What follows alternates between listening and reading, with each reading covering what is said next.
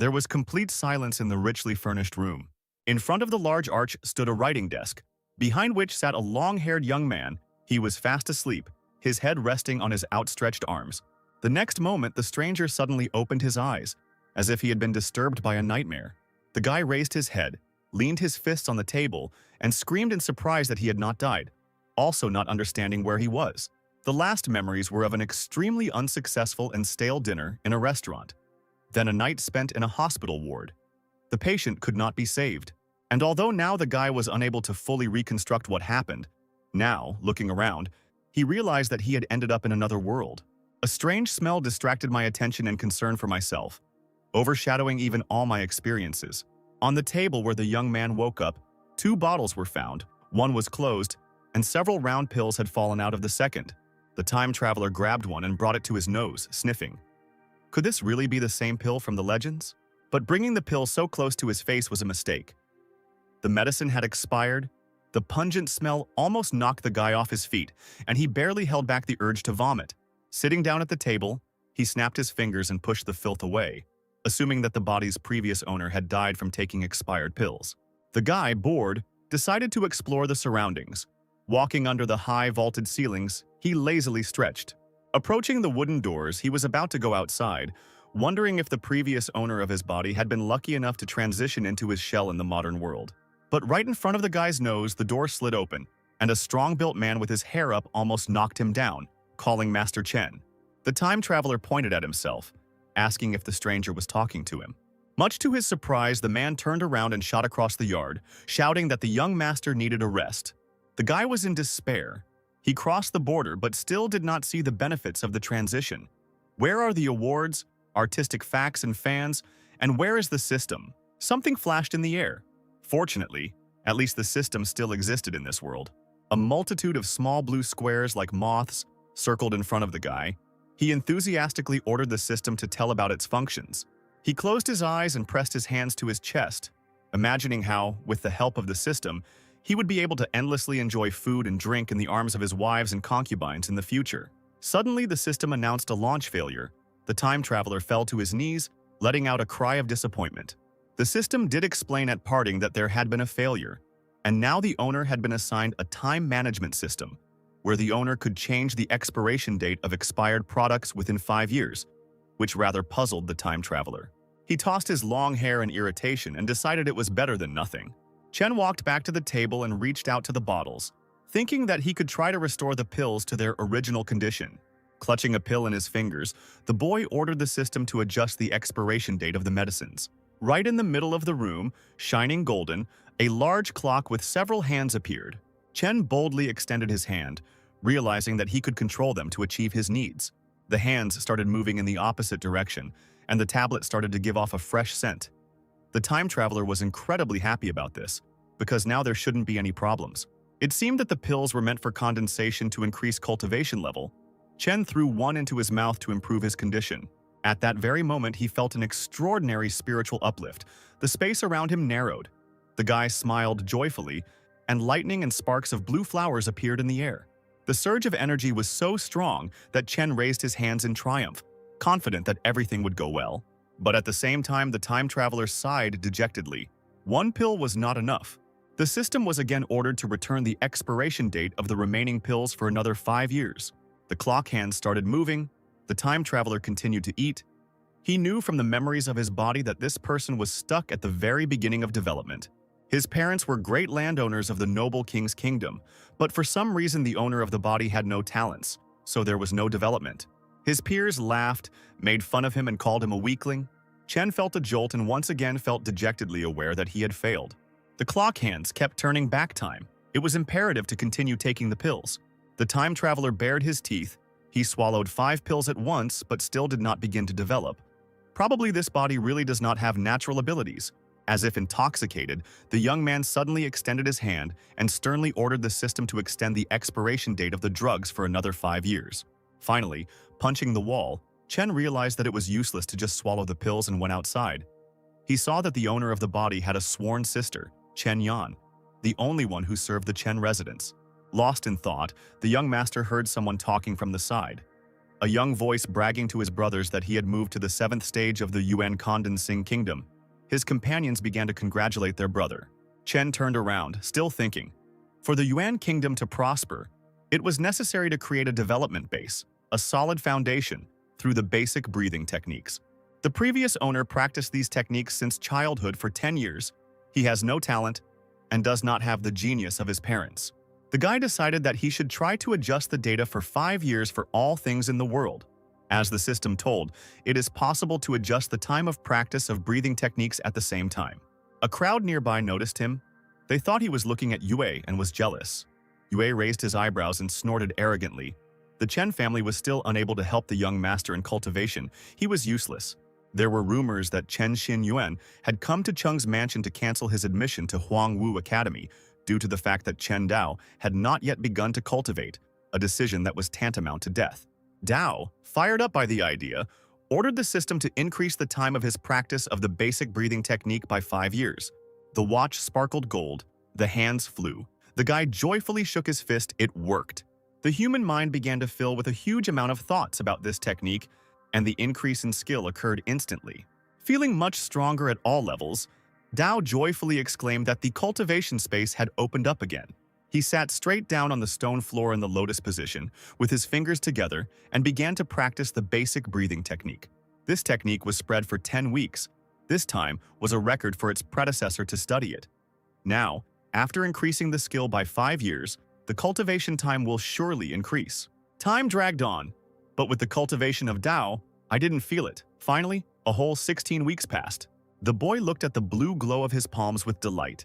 He was able to advance to the Yuan realm thanks to the increase in the effectiveness of the basic breathing technique. Time compensates for the low status. Dao walked along the pavement through the stone arch. He knew that there would be a big show at Chen's estate today, and this was the reason for the death of his predecessor, who ate expired pills. Meanwhile, in the main hall of the Chen estate, many nobles had gathered, and on the dais in the center, on a high throne, sat a stately girl. She sharply spoke out against some decision.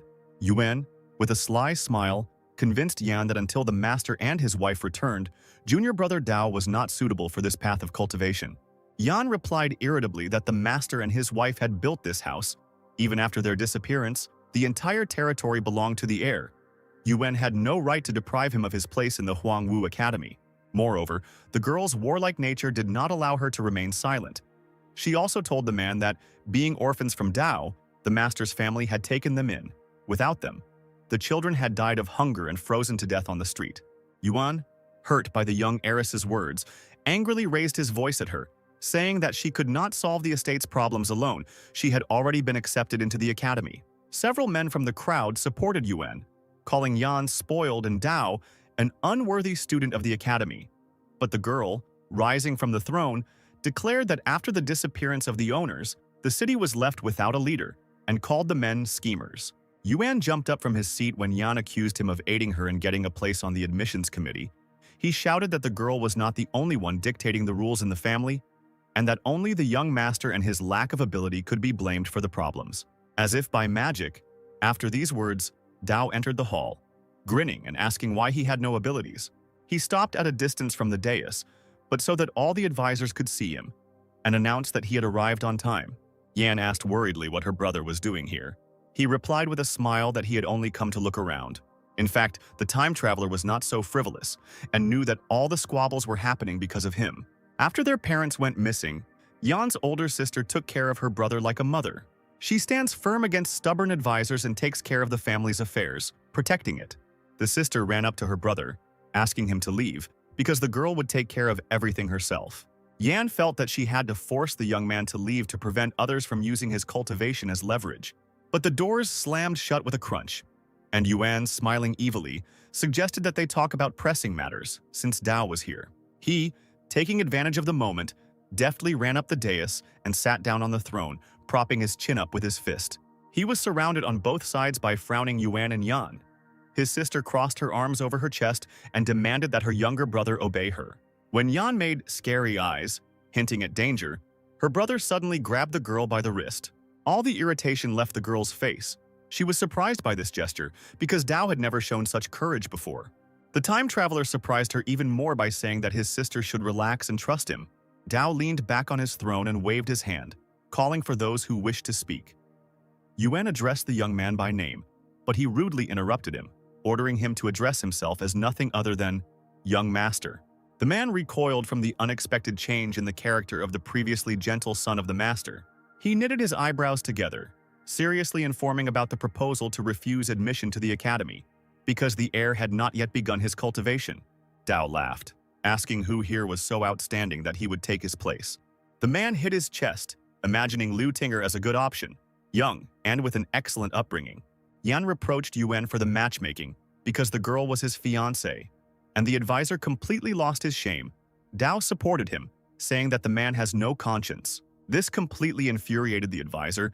He almost attacked the brother and sister with his fists, shouting that Tinner had started cultivating 5 years ago and could compare to the young master. Dao rose from the throne, telling Yuan the reason why the Tang dynasty provided free education to aristocrats. They were rewarded for their contributions to the dynasty. And how is Yuan's fiancé going to study there? Not being from a rich family? Yuan, drooling, shouted in Dao's face that Tinger had joined the family, and after studying at the academy, her contribution would be greater than that of someone who had not yet begun cultivating. One of the advisors drew attention to himself, folding his arms. He predicted the decline of the aristocratic Huo Seihold, and hoped that the young master would think about his family. The gray-haired man raised his eyebrows and also expressed hope for the imminent return of the master and his wife. Yan tried to defend her brother again, shouting that the men were conspiring to intimidate him. Let them attack her. Yuan, holding his head high, declared his unwillingness to argue with the girl about such nonsense. Pointing his finger at Dao unceremoniously, he said that the young master could not begin his cultivation and was to blame for his own uselessness. Dao, grinning, asked mysteriously why he couldn't start. The man just laughed at this statement, humiliating the time traveler. He did not remain silent and simply decided to demonstrate his own abilities. The fiery flashes that swirled around his entire body proved to the advisors that the young master had begun his cultivation. Yan almost cried with happiness at the sight of her brother, who had begun his development. The young man smiled tenderly and asked forgiveness from his sister, whom he had made suffer all these years. The girl, smiling, asked not to apologize. She was incredibly happy about what happened. Dao assured Yan that he would become better and would no longer be so worthless. But the girl convinced her brother that she believed in him. They turned in unison to the dumbfounded Yuan, asking if he had anything to say. The man reacted very violently to this appeal. He was deeply offended. Dao laughed and said that the advisor was not worthy of the name Chen.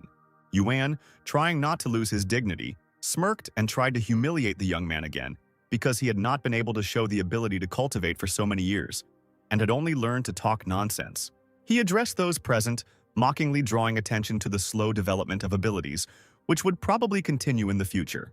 Yuan concluded his speech by saying that the young master should not enter the academy. Yan couldn't stand to see this and activated her magic, angrily addressing the advisor who dared to bully her brother. An enraged Yuan challenged the girl to shut up as they were discussing official matters. But there was no stopping her. Yan waved her hand, and the advisor was thrown several meters away from the place where he had just stood. The man was so taken aback that he couldn't find anything to say. Only his chest heaved heavily from the tension.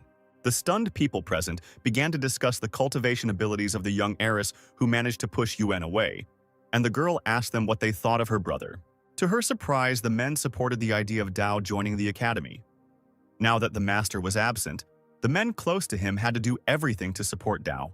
But one of the advisors scratched his chin and did not change his mind, as he believed that the young master's cultivation progress was too slow, and the Chen family might remain in decline. Yuan, with a mean smile, proposed to arrange a duel between Tinner and Dao. The winner would be allowed into the academy. He added, looking sarcastically at the young master, that he would not be able to refuse, following the rules. Yan stepped forward, stating that the Dao was just beginning to be mastered, while Tinger had a lot of experience behind her. The brother took her by the hand, sternly telling her that he would have to decide this issue himself and that his sister would let him figure it out. The young man agreed to hold the fight, but set one condition: he would choose the location himself. Yuan exclaimed that there was a month left before the start of classes at the academy. The battle should take place during this period. Dao, after a moment of silence, agreed to these conditions. A little later, when the advisors left the hall, Yan carefully warned her younger brother about the upcoming defeat, because the advisor had turned him against himself. Dao smiled, assuring that he could defeat Tinner. The girl looked at her brother in surprise, not knowing what to say because he had never behaved like this before. Still, Yuan had always believed in her brother, and she wasn't going to change anything now. Dao remembered the face of the advisor at the moment of their argument. He must have had unconditional faith in his bride. And the guy had no choice but to agree to fight even after such a short time. The time traveler decided to find out more about those strange pills and asked his sister directly where they came from. The girl cautiously replied that Dao himself had bought them. Smiling awkwardly, the young man scratched the back of his head and tried to justify himself. Recently, he had completely forgotten about everything due to the advancement of his cultivation. The sister added that the pills were sold to the heir by Master Yue from the Qin Prince's mansion. Besides, the brother spent a lot of money on the purchase. Yuan knows about it and will definitely blackmail Dao. Suddenly, the time traveler remembered something about Yu. If the predecessor's memories are true, then he had a good relationship with the master.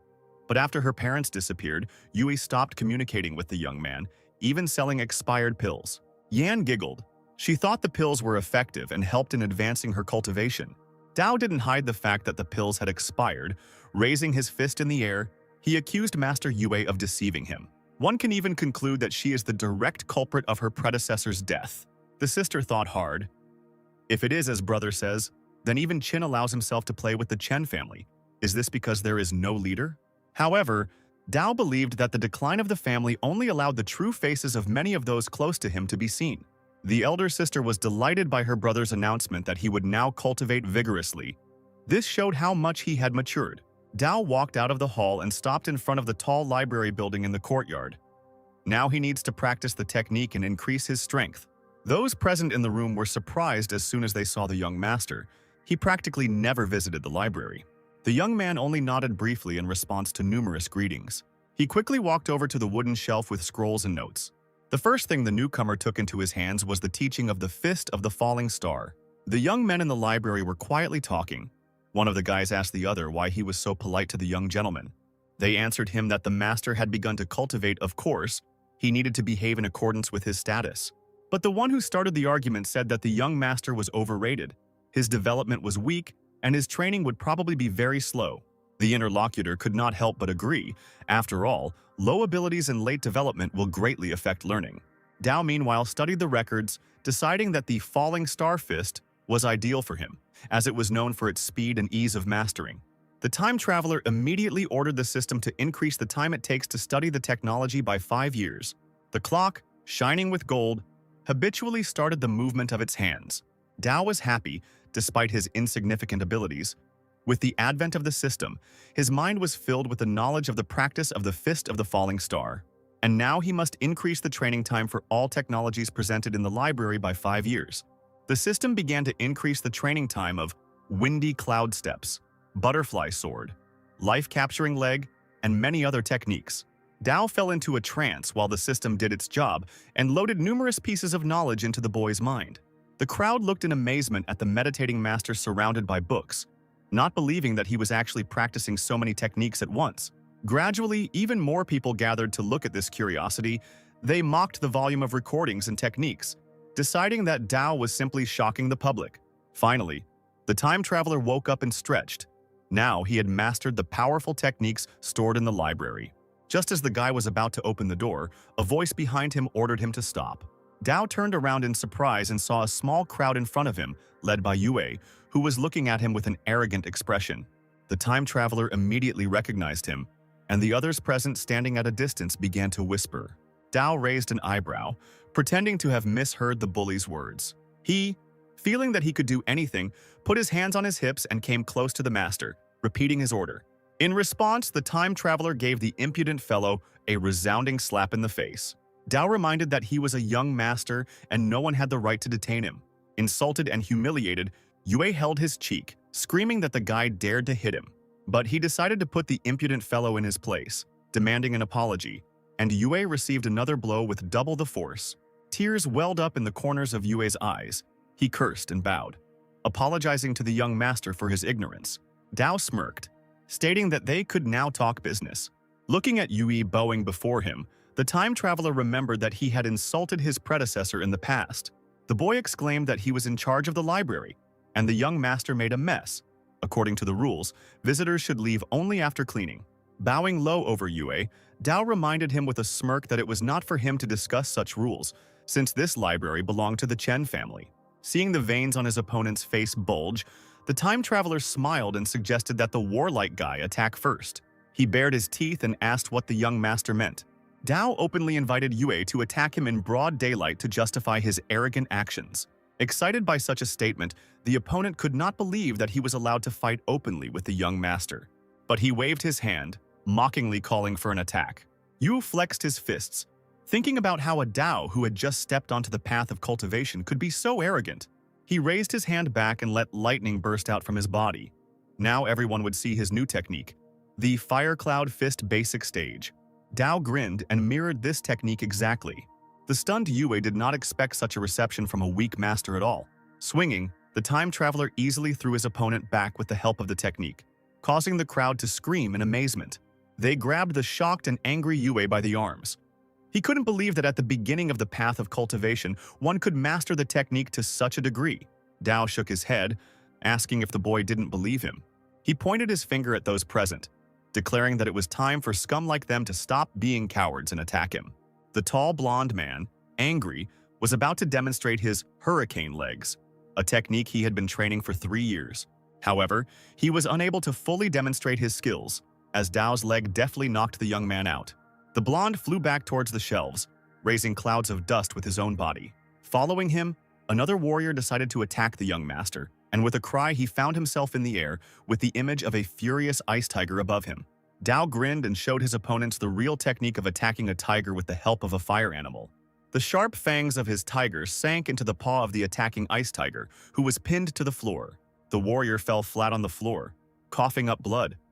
Those present could not believe their eyes because they knew that little time had passed, and the young master had already improved his techniques so much. Dao put his hands behind his back, looked at his defeated opponents, and asked if they were satisfied. The young men, without getting up, began to bow to the young master, sitting on their knees. The time traveler looked menacingly at the others, as if asking whether they would dare to do anything. But they began to beat their chest with their fists, convincing Dao that they were completely confident in his strength. The guy knew that he had to take extreme measures to unite people and stop the war. When the library was empty, a respected old man of majestic appearance entered. Seeing the pile of notes, he immediately understood what was going on and turned to the master and madam. Their son had blossomed after so many years. They would certainly be proud of him. Dao walked around the courtyard of the estate, thinking about what to do next. Seeing the young master, a man ran up to him shouting, folding his hands in a welcoming gesture. The time traveler turned around and asked what was going on. He held a skillful box in his hands and exclaimed that Master Yue had sent the pills again. Dao stared at the outstretched item with his mouth slightly open. The pills smelled noticeably sour. The guy immediately felt sick. He asked what it was. The servant relayed the master's words. These are freshly prepared preserved Yuan pills that enhance mental abilities and aid focus. Dao grabbed the box and turned to leave, then asked the servant to thank the master on his behalf. However, the servant was not going to let his master go so easily.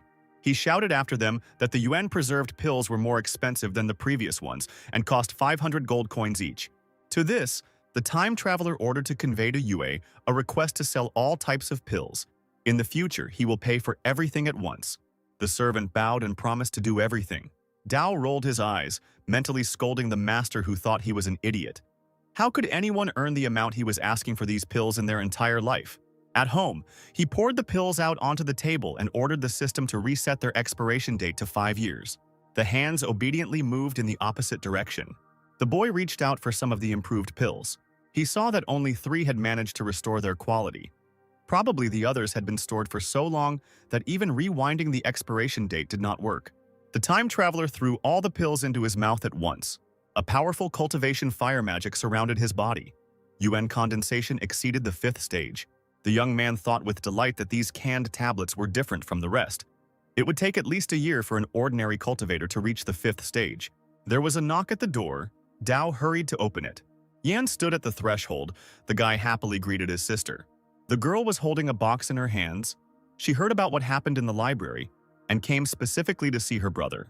He smiled, scratching the back of his head, assuring that everything was fine. Yan excitedly approached her brother, feeling that his chi aura had increased significantly. Did that mean that his cultivation had also increased again? Dao smiled and confirmed the rise of Yuan condensation to the 5th stage. Yan almost dropped the box on the floor from joy, jumping up and down. The girl embraced her burden with one hand. She saw the improvements and was convinced that Dao was an unusual genius, a true son of his parents. Now she had no doubt that Dao would be able to defeat Tinner, and brought him the pills she had bought with the prizes she had saved up from the academy, her own money. At first, the time traveler tried to refuse, but the headstrong Yan didn't want to hear anything. She added that the vile Yuan had blocked the Chen family's accounts, and Master Yue was even selling the guy expired pills. Dao worriedly asked Yan what would happen to her if the girl gave him these pills, since cultivation required a lot of resources. The girl, smiling, convinced her brother not to worry, because everything she did was part of her older sister's duties. Turning around, Yan said that she was going to Mount Yuanlin to get the Yuan condensation activation stone. Then the guy would successfully attune with it and move to a new level of cultivation improvement. Dao tried to stop his sister because Mount Yuanlin was considered very dangerous. She shrugged and replied that everything was fine. The girl was not an ordinary cultivator. The time traveler made a cute face, clasping his hands in a gesture of supplication. But even this did not stop Yan from leaving. She only said as a parting word that her brother needed to take his pills and wait for her return. A golden chariot with several passengers stopped at Mount Yuanlin. The second prince, the emperor's son, and his entourage. Yan knelt in front of the chariot, clutching a sword in her hands. The second prince introduced her to the beast of all the Yuanling mountains, Zhengning Shou, who guards the highest level stone on the mountains. The prince, in response to the girl's indignant cries, said that he had come here not only to help her in battle, but that he needed a bride to strengthen his position in the eyes of the emperor's father. He pointed his finger at the girl, declaring that she was one of the most outstanding people in several centuries and was the best suited for him. The man assured that he fell in love with the girl at first sight. With her status, talent, and beauty, they would become an ideal couple. Yan stamped her foot, shouting that this was completely impossible. But the prince convinced her that he was very patient and could wait. He waved his long hair and glanced at the huge beast, saying that it would take the stone for itself and swallow it. And if that happens, Shaw will simply disappear. The young lady was not going to give up so easily and immediately rushed at the monster. She cursed. The technique she used wasn't much help in fighting such a giant. Shao waved his paw and pushed Yan back. She grouped herself and landed successfully on her feet, the hem of her dress falling gracefully after her. The girl clapped her hands, and a majestic, magical female figure of extraordinary beauty appeared behind her. Yan used the heavenly fairy seal technique. The second prince watched the unfolding battle with rapture and did not interfere. Scratching his chin, he thought with satisfaction that Yan really lived up to his reputation. This was the first time he had witnessed a heavenly art that had emerged from fantasy. The prince's confidant said that such power rarely manifests itself, even now, when the image of the girl's heavenly power has not yet been fully formed. The old man advised the prince to win this person in order to become like the sun in the sky with incredible achievements. Meanwhile, the rivals waited for someone to make the first move and watched each other carefully. Finally, Yan raised her right hand and straightened it, ordering the image to detain the enemy. The woman's beautiful face lit up with a bright light. She was ready to carry out the order of her mistress. The beast stood on its hind legs, trying to increase the success of its attack. He threw his head back and growled loudly and shrilly, revealing rows of sharp teeth. The monster created a dangerous field around itself and began to transform. Yan immediately realized that this was a bad sign, and the next moment the monster grew huge golden wings and rushed forward. The girl stepped back, stunned by what she saw. Even the second prince and his minions did not expect this. The beast, opening its mouth wide, put its paws forward and flew straight at the cultivator. She, controlling the magical image, forced the figure in the air to repeat her movements. The woman put her hands forward, defending herself from attack. The beast flew through it, making a hole in the translucent entity. Yan looked ahead in shock, as well as at the trail left by the monster. The prince's follower exclaimed that this was no ordinary show beast. It had the blood of the phoenix god flowing through it. Yan was not Shu's opponent, since her heavenly power image had not been formed. If their battle continues, the girl will undoubtedly lose. After these words, the beast swung and struck with a powerful paw at the place where Yan stood. The prince, seeing that the girl had managed to regroup, ordered his followers to immediately help his bride obtain the Yuan spiritual stone. One of them tried to object to the ruler, suggesting to wait until Yan was in a critical situation to accept the prince's terms. But he was not stupid, and recognized the uniqueness and pride of the girl. She would prefer to die than bow before him. The man ordered his minions to help Yan, and perhaps then he would be able to conquer her. The old men obediently carried out the order, hanging directly over the beast. The lady looked at the unexpected help in surprise. The men fired 2 powerful beams of purple and yellow at the beast. After some time of fighting, Yuan managed to jump right on the monster's head, causing it to open its mouth. He spat out a powerful stone, and the girl caught it and squeezed it tightly in her palm. The trio watched as the beast flapped its wings and flew away. Such a monster with the Phoenix God's bloodline did not fall before noble king stage cultivators. The second prince, his golden robes glittering, landed softly on the ground behind Yan. He congratulated her on acquiring the Yuan stone. Even he himself couldn't obtain a stone of this level when he broke through to the new stage of Yuan condensation. The girl thanked the prince and was about to say goodbye to him, citing urgent matters. The prince, crossing his arms over his chest, silently glanced at the girl's graceful figure. His follower turned to the prince, asking if this person was not too proud to leave just like that. But the man didn't care, because this is the kind of girl who deserves a real prince. He clenched his fist, promising himself that he would conquer Yan, especially since he had some free time now. In the manner, Chen Dao opened the box containing the pill from his elder sister, which was full of spiritual power and the fragrance of strength. He thought that even at first glance, the pill was not comparable to what Master Yue had slipped him. Closing his eyes, the newcomer concentrated on accepting the power, deciding that as soon as Yan brought the spiritual item to Yuan, he would immediately establish contact with it. The Yuan condensation stage breakthrough consists of 2 halves. The first is the breakthrough in the cultivation process. The second is the adjustment of contact with the Yuan spiritual item. A cultivator of the original continent spirit needs a corresponding Yuan spirit item when they break through to a new stage. For those who have passed through the stage of Yuan condensation, the spiritual stone remains. Cultivation stages require different Yuan spiritual items. These can be plant or animal spiritual items. Regarding the grade of the Yuan spiritual stone, which directly affects combat strength, the cultivator advances to the next stage, so Dao waited impatiently for his stone. Finally, the time traveler announced a break. The fiery energy turned into a powerful stream around his body and disappeared. The pill from the sister was indeed powerful, and raised the cultivation to the 9th stage of condensation. A servant's voice was heard from behind the door, and the young master was informed that Madame Yan was asking him to come immediately. Hearing this, Dao was delighted. Finally, his sister had returned. Outside, Yuan, Tinger, and Yue learned the latest news from the servants. Yan had returned with the rainbow-colored Yuan spiritual stone. Yuan knew that this was the highest grade of spiritual stone from Yuan Soul Mountain. Such stones were protected by special beasts. The man clenched his fist and bared his teeth angrily. He couldn't believe that there was such a big gap in cultivation between him and some girl. Tinner, seeing the groom's irritation, asked him if the Dao stone was used to break through the condensation stage. The girl was at the 9th stage of Yuan condensation, just 1 step away from the spiritual C stage, and this guy was still the weakest. Yuan nodded his head. He was confident in the bride's abilities, and considered it a waste for an ignoramus to use such an artifact.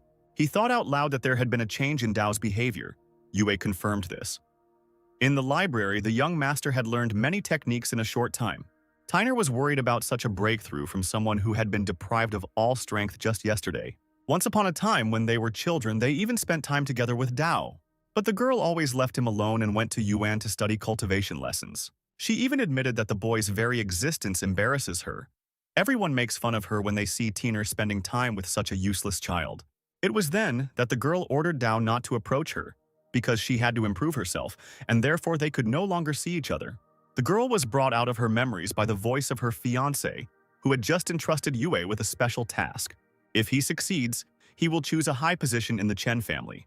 The guy winked at his older brother, assuring him that he will fulfill the request. After a few seconds, Yuan called out to Yue, asking him to wait. A sheet of paper was placed in the guy's hands. Yuan, grinning evilly, assured that this thing would help the matter go perfectly. The man watched his younger brother go, then turned around. He approached the bride and put his arm around her shoulders, assuring her that the high position would go to her. The girl ran her finger over Yuan's chest, saying that she had infinite confidence in him. At this time, Dao ran to his sister to meet her. The girl immediately handed the sacred stone to her younger brother. The boy was stunned. When he saw the highest grade Yuan spiritual stone from Soul Mountain, he heard that the stone was protected by the strongest demonic beasts. Previously, cultivators died trying to get it. After his sister urged his brother on, he returned home and began to meditate to gain the power of the stone. Hearing someone's footsteps outside the door, the time traveler quickly put the jewel back in the box. There was a servant standing at the threshold, asking the young master to hurry to Madame Yuan. Dao impatiently asked to be shown where to go. He went after the servants and did not see that a mysterious figure in a mask was hiding nearby. Someone knew that Dao would leave his home and sneaked into his house. Yue, standing at the table, chuckled out loud. Dao was such an idiot. The young man carefully took the box with the stone in his hands, not hearing how the door slowly opened. He was brought out of his blissful state by the voice of Dao, who informed him that stealing the Yuan spiritual stone was a serious crime that betrayed the family. The guy almost dropped the object from his hands, frightened, and began babbling something incoherently. The time traveler mockingly warned that breaking the family rules would result in the confiscation of cultivation and exile. Yue pulled the mask off his face and smiled back, saying that he had underestimated the guy. He tore off his cloak, not letting go of the box. He didn't care about breaking all the rules. Dao slowly reached into his bosom, distracting the thief's attention. The next moment, like a magician, he pulled out that same sacred stone from the sleeve of his hanfu. The guy opened the box so abruptly that he almost broke it and cursed, "It really was empty." Yue immediately threw the item onto the floor when Dao began to tease him, saying that it was an amazing coincidence. The time traveler approached the enemy, offering him cooperation in exchange for his life and the opportunity to manipulate Yuan. The warrior grinned, declaring that the Dao could not stop him, and rushed forward. But suddenly Yue realized that the young master had disappeared from sight and began to look around nervously. The next moment, Dao's mocking voice was heard. One sharp movement, and Yue was thrown to the side, blood flowing from the corner of his mouth. He landed right on the wall, shattering it on impact. Yue clutched his chest and coughed, unable to understand how the young master's cultivation had reached the 9th stage of Yuan condensation. Dao just smiled broadly, crossed his arms over his chest, and said that when he counted to 3, he would kill the guy. He raised his hands up, not intending to give up at all. He took out a heavenly talisman from his pocket, waving it around, boasting that the power within it was equal to a full-force strike from a cultivator at the peak of the spiritual sea level of cultivation. Dao frowned, and at that moment, shouts were heard from the street. People heard the noise from the young master's room and rushed there to find out what was going on. Yue waved the talisman, wishing Dao a safe journey to the afterlife. A purple sphere appeared right above him. The warrior pointed his hand towards the young master, commanding lightning to kill him. The time traveler didn't have time to react. The flash knocked him off his feet. He clutched the sacred stone in his hand, not understanding what this fierce light was. Lightning, much larger than the previous one, coiled around his body like a snake, lifting the newcomer into the air. He opened his eyes wide, thinking that he would meet an inglorious end. But when he realized that he was still breathing and remained unharmed, he turned his gaze to the rainbow Yuan stone in his hand. It had split right down the middle. Yue growled, not understanding why his magic didn't kill the young master.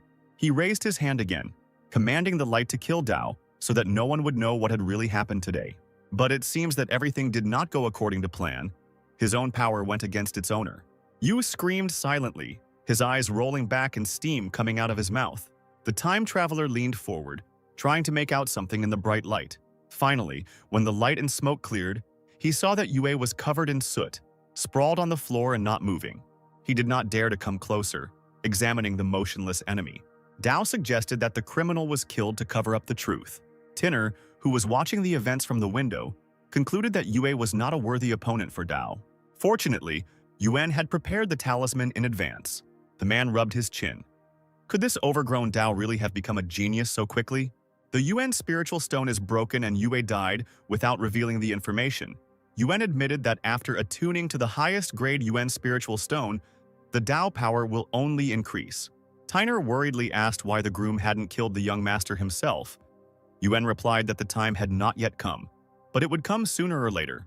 Even though the couple had protected Dao from tuning into the strongest Yuan spiritual stone, he would certainly continue to search for a way to break through to the spiritual sea stage. The girl hastened to reassure the groom that she would definitely win over the young master. Tyner's cheeks turned red as she clung to her fiancé and promised that she would do everything for him. The door to Dao's room was opened by Yuan and her advisors. The girl ran up to her brother, asking what happened. It was only then that those present saw the charred body of Yue, whose mouth was frozen in a silent scream. The young gentleman showed his sister the stone, and she could not believe that such an artifact could break. One of the advisors was furious when he learned about the assassination attempt on the young master. Dao expressed hope that the elders would soon reveal the whole truth. Surely someone was behind all this and watching from the shadows. After a pause, the time traveler directly stated that the real conspirator was Yuan. He also ordered that everyone be immediately informed about the Chen family meeting to convict the criminal. The advisor tried to appeal to the young master's prudence since they had no evidence that this man was behind all this. Dao ordered the man to be silent, as Yuan had taken action against him before, which was against the rules of the Chen family. The advisor was skeptical, but still followed the young master's advice that if there was evidence to the contrary, Dao should be prepared to take responsibility. Left alone with his sister, the time traveler asked her if she considered him reckless. Yan stated that Dao was the young master of the Chen family, and his decision was the decision of the entire family. The girl would definitely support her younger brother. She was worried that Yuan would not admit his guilt and would go against the guy. Then it would be even more difficult to convince people. But Dao reassured his sister that he was completely confident in himself. Yan was upset that the Yuan stone of the highest degree was broken. Otherwise, the Dao would have tuned into it and moved to a new stage of Yuan condensation. The girl was going to return to the mountain again and get another stone, maybe not as strong, but the best of the remaining ones. Dao stopped his sister, saying that he had a way to fix the artifact. Taking the fragments of the stone in his hands, he mentally asked the system to rewind the time of the rainbow spiritual artifact by 2 hours. An image of a watch appeared before Yuan. She stared at this miracle in amazement, and soon her brother handed her the whole stone. Dao decided to trust his elder sister and not hide anything from her, telling her about his strength. The guy became serious and said that he was going to deal with Yuan today, because he only brings destruction to the family. His sister supported him here too, assuring him that she would definitely help. The time traveler asked Yan to convince the elders, who had sided with Yuan, to support the Chen family. A little later, in the hall of the Chen family's manor, the advisors, Yuan and Yan herself, gathered for a serious discussion. Yuan asked with a smile. Why was the young master going to blame him for something? Such news only made him laugh. When the girl shouted that Yuan knew what she was talking about, he shook his head, objecting that Dao was talking nonsense, publicly expressing his dislike, and was not worthy of being a young master. Yan stamped her foot upon hearing this statement. Unfortunately for her, many of her advisors supported Yuan because the man had done a lot for the Chen family, and now he was accused of attempted murder.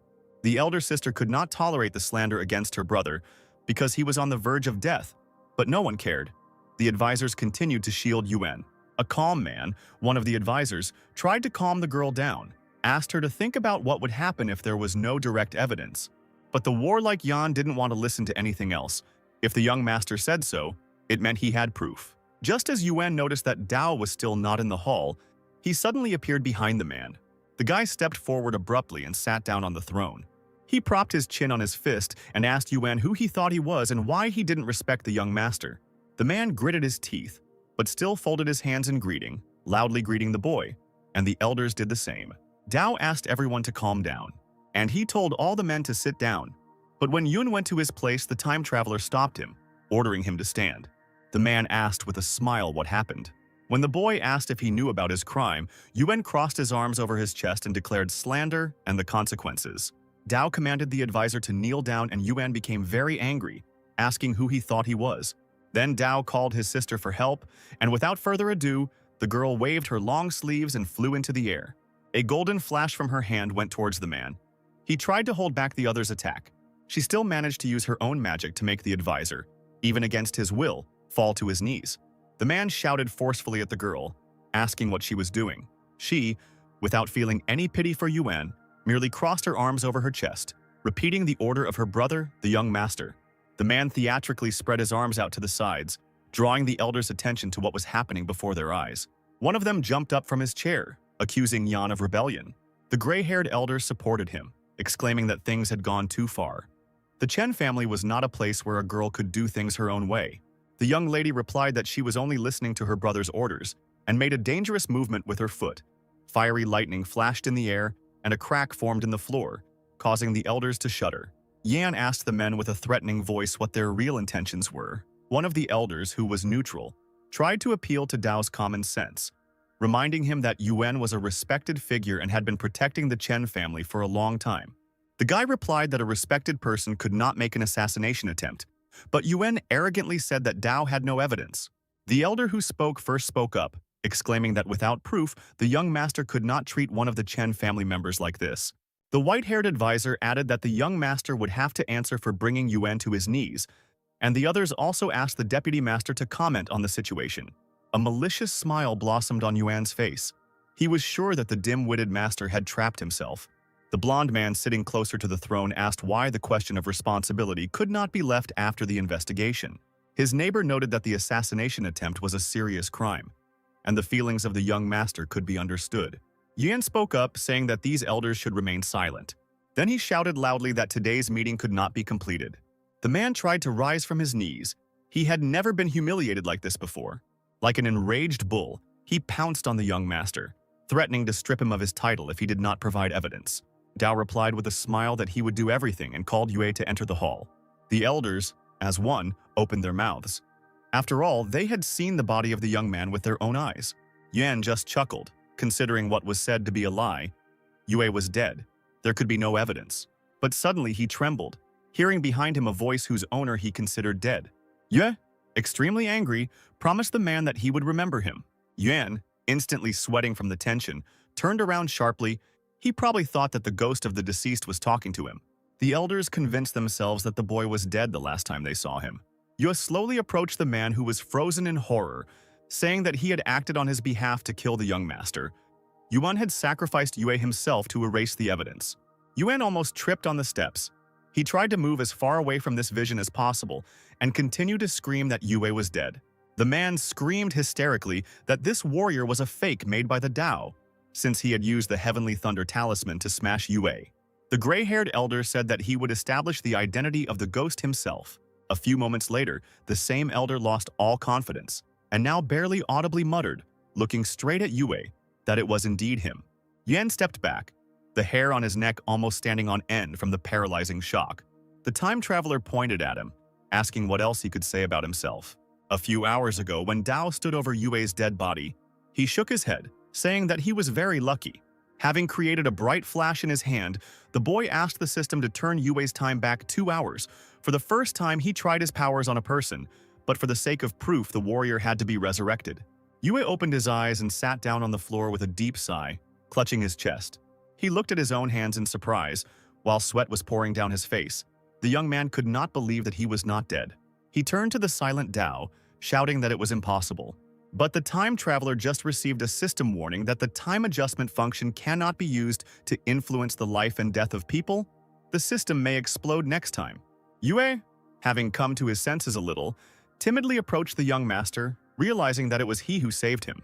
Dao grimly replied that it was true, and he made it very valuable, then asked if Yue knew what he should do next. Instead of words, the guy immediately fell to his knees in front of the master. Bowing to the ground and hiding his face in his hands, the boy repented of his deception and swore that now his life belonged to the Dao. He would do everything he ordered. And now, in the hall before the assembled people, Yuan tried to justify himself, saying that he never ordered Yue to do anything. All the guy's actions were based solely on his own hatred for the young master. Yue, in turn, accused the man of lying. He said that on the day Dao received the Rainbow Stone, Yuan ordered it to be destroyed to prevent the young master from increasing his power, and also gave him a Thunder Talisman. Little did Yue know that, in addition to destroying the stone, the man would also kill his henchmen to cover up his tracks. Now the elders could not doubt such absolute evidence, and they began to accuse the man of betraying the Chen family. Yuan could not remain silent and again addressed those present, urging them not to believe Yue. The guy spat in his direction when he heard the man call himself a worthy person. Yue told the young master that Elder Yuan had committed a huge number of crimes over the years. The guy began to reveal the man's secrets, but he attacked him, activating his power. No one should know the truth. He couldn't do anything. Blood spurted out of Yuan's mouth and he was thrown away from the guy by a golden beam. Yan pinned the criminal to the wall with one graceful movement. She ordered Yue to speak, and he did, revealing that Yuan was involved in the disappearance of 2 of the greatest masters of the Chen family. As it turned out, Yuan had been lining his pockets with money all these years, profiting from the family's assets, and half of the property was stolen by him. For many years, he suppressed the young master, and his position in the family was lowered, and also developed his faction, all with the goal of completely subjugating the Chen family. When the boy called Yuan a thief, he cleared his throat and asked how the warrior would prove it. We took out a book from his clothes where he wrote down all the man's crimes. Yuan trembled when he heard this and pressed himself even more tightly against the wall. Yan flipped through the book with an inscrutable face. She loudly asked if Yuan could still be on the same level as Master and Madam after all. The people who adopted him when he was still young could not have imagined that their adopted child would become a real criminal. A dangerous, fiery aura ignited around the girl. Yan promised that she would kill Yuan right here and now to rid the Chen family of the threat. The man with tears in his eyes begged her to stop. He admitted what he had done, adding that he had wanted to break the Yuan spiritual stone, assuring that he would never have aimed at the young master. The time traveler quietly but clearly ordered to kill the traitor. Obeying the order, Yan activated her power and flew towards Yuan. He fell on his back, hysterically asking the elders to save him. They tried to stop Yan, asking her to lower her hand, but the junior master immediately stopped any attempts to pardon Yuan, stating that anyone would be considered a traitor if they asked for pardon for the man. The elders had no choice but to remain silent. Yan had almost touched the point on the screaming Yuan's hand with a clot of power. But at that moment, someone's power from outside deftly moved her palm aside. The girl did not understand what had happened and deftly jumped back, leaving the sudden enemy room to maneuver. Covering the elders with her hands, Yan loudly asked who the impudent person was who dared to interrupt the execution of the sentence. One of the elders warned the girl that this man's cultivation was very strong, and he ordered Yuan to flee. Yan watched helplessly as two male figures rushed headlong towards the open door, but the helplessness was momentary. She clapped her hands and used the heavenly seal of the fairy. A majestic female figure in gold-embroidered clothes appeared directly above the girl. The fairy, stretching out her arms, walked with golden fire straight over the figures of the fugitives. The stranger tried to resist the powerful force on the run, but he underestimated the strength of Yan. And yet, the man had to leave this place. He threw the explosive straight at the fairy, who barely managed to cover herself with her hand before the explosion occurred. The image disappeared and the criminals managed to escape while the room was filled with smoke from the explosion. Dao picked up the remains of the stone, threw it in the air and said that Yuan was a stray dog. Clenching the stone in his fist, the newcomer turned to the elders, asking whose side they were on. The men immediately found themselves on their knees before their young master, promising that they would join him. A man in a cloak and mask helped Yuan escape execution and brought him to safety. The man immediately thanked the savior, but he only silently continued to lead him somewhere. Yuan could not restrain himself and asked where they were. Finally, he got tired of it. The man said that he would leave if the stranger did not speak, but suddenly a slender girl in noble clothes appeared before them. The girl called the fugitive by name and asked where he was rushing to. Yuan was incredibly surprised to recognize Princess Yue, and the silent savior immediately took off his hood, revealing his manly, tense face and gray hair. The princess reclined in a large chair while her confidant poured tea. The girl asked if Yuan was surprised. He nodded, assuring that since the process itself had come to the rescue, Yuan would definitely repay this debt. The princess, after taking a sip of tea, interrupted the stream of gratitude and announced that the elder must help her capture the Chen family today. The princess smiled as she looked at the man's dumbfounded face. She knew for sure that Yuan had ambitions and had always wanted to take control of the Chen family. Clinking her cup against the saucer, Yue Wu added loudly that the elder had been defeated. The man flared up, starting to blame the young master's younger sister for everything. The princess only drawled that Yuan had already become a homeless vagabond. Thinking about it, Yue was even surprised by the audacity of the man who said such things. The elder believed that the changes in Dao were insignificant, because without his sister, he was completely useless. The princess furrowed her brows, ordering Yuan to stop believing the lies he was telling the others. Yu was sure that the guy would still surprise everyone with the speed of his development. Because he was the descendant of a noble king, and the master's parents were great rulers, he should not be underestimated. Yuan, hearing this, clicked his tongue in irritation. The princess, after a moment of silence, asked the man to support her, especially since she only needed one thing. The elder guessed that the thing the princess wanted was the Chen family's noble king's token. Yu smiled, pleased with the man's guess.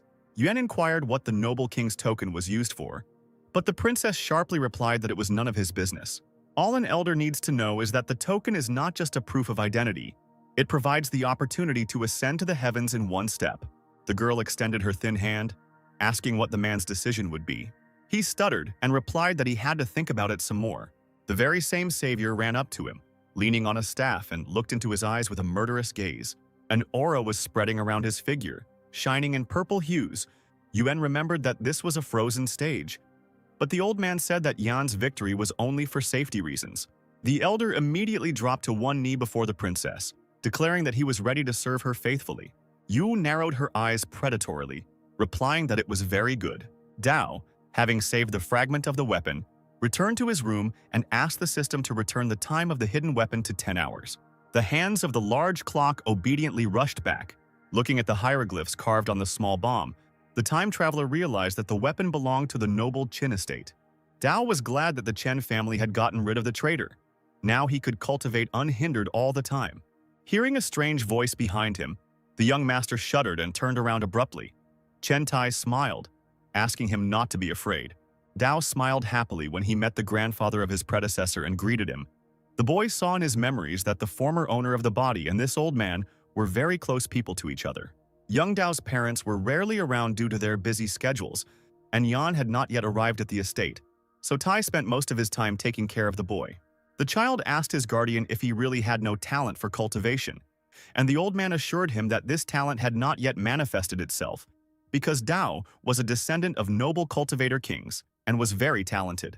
Tai patted the boy on the head, assuring him that his grandfather wouldn't lie, and the boy eagerly promised that he would continue to practice cultivation. One day, a group of people in black clothes kidnapped a young master.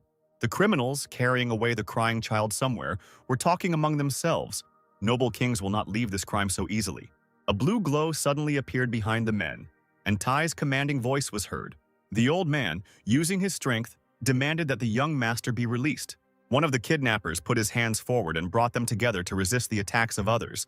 He ordered the others to leave first, but the old man made a few moves, and being a powerful cultivator, he knocked out his opponent. Dao screamed and struggled, and the men realized that this stranger was very strong. Tai slammed his palms together, causing a cloud of smoke to rise, and the villains decided to play with him. The pursuer swung and threw the small body of his captive into the sky. The boy burst into tears and desperately called his grandfather for help. The criminal threw several kunai towards the boy. Dao, waving his arms, screamed with all his might, trying to somehow dodge. Tai, carefully watching the trajectory of the weapon's fall, could not allow the young master to be injured. He caught the boy, shielding him from the sharp arrows that pierced the man's back. One of the men in black ordered his accomplices to continue attacking the young master of the Chen family. Tai put his hand forward and sent a blue beam at the criminal, which immediately knocked him back. The boy clung to his grandfather, quietly sobbing. The ninja made a deft movement with his foot, ordering the old man to say goodbye to life. Tai, tightly hugging little Dao, fell to the ground, taking the full impact on himself. Quickly getting up, the old man put the boy on his feet and hid him behind his back, assuring him that no one would touch Dao as long as his grandfather was here. After that incident, Tai suffered serious injuries and took a long time to recover, but was always close to his predecessor. The man said that he had been closely watching Dao, who was faster than lightning, had grown greatly, and was worthy of being called the descendant of a noble king, asking the boy not to be left without protection. The time traveler asked if the grandfather was referring to the threat coming from the Qin estate. The old man said that Fenyan City was guarded by 3 royal families, including Chen, and there was also the Qin Manor. As long as Dao's parents were here, no one dared to cause trouble. Tai took out the box, saying that the master did not want the man to interfere in his son's affairs unnecessarily. But now, in order to see things in their true colors, Tai must give something to the master. The time traveler extended his hands and asked what kind of thing it was. Tai explained that before the lords left, he gave instructions for the day when the young master would take control of the Chen estate. Dao's fingers trembled as he asked if he could open the box. Tai warned that it had the seal of a master on it, and the box could only be opened when the young master had reached a certain level of cultivation. The predecessor missed his parents very much, so the time traveler asked Tai about it. He replied that there was no need to worry about them. After all, the parents were noble kings of cultivation. The cup shattered with a clang, spilling the remaining water around. And the servants listened with frightened expressions to Tinger's cries that the entire Chen family was held together by Yuan's efforts. The girl paced the room angrily, indignant at the unfair accusation against her fiancé. She bared her teeth, cursing the powerless young master who had nothing but his personality. Tyner turned on her heels, loudly declaring that she would go to the elders to have them abolish the position of young master. The girl heard someone calling her and turned around abruptly. She saw Yuan and immediately ordered the servants to leave the room and not tell anyone what had happened. Tyner promised that she would kill anyone who spoke out and make sure that his mortal body was buried in the ground. The rumors trembled and swore that they would not tell anyone anything. Behind their backs, Tyner approached the groom with love in her eyes. The girl began to feel the man, as if making sure that he was really in front of her, asking if everything was okay. Yuan immediately said that he came for an important reason. The bride assured him that there was no need to worry. She will definitely achieve justice. Yuan said that the priority now was to undermine the prestige of Dao and prevent it from taking root in the Chen estate. Tyner understood the groom at a glance, so she immediately asked what she needed to do. The man reminded him of the upcoming battle, which needed to be carried out immediately, since Dao was left without the Yuan spiritual stone and would not be able to comprehend the spiritual sea.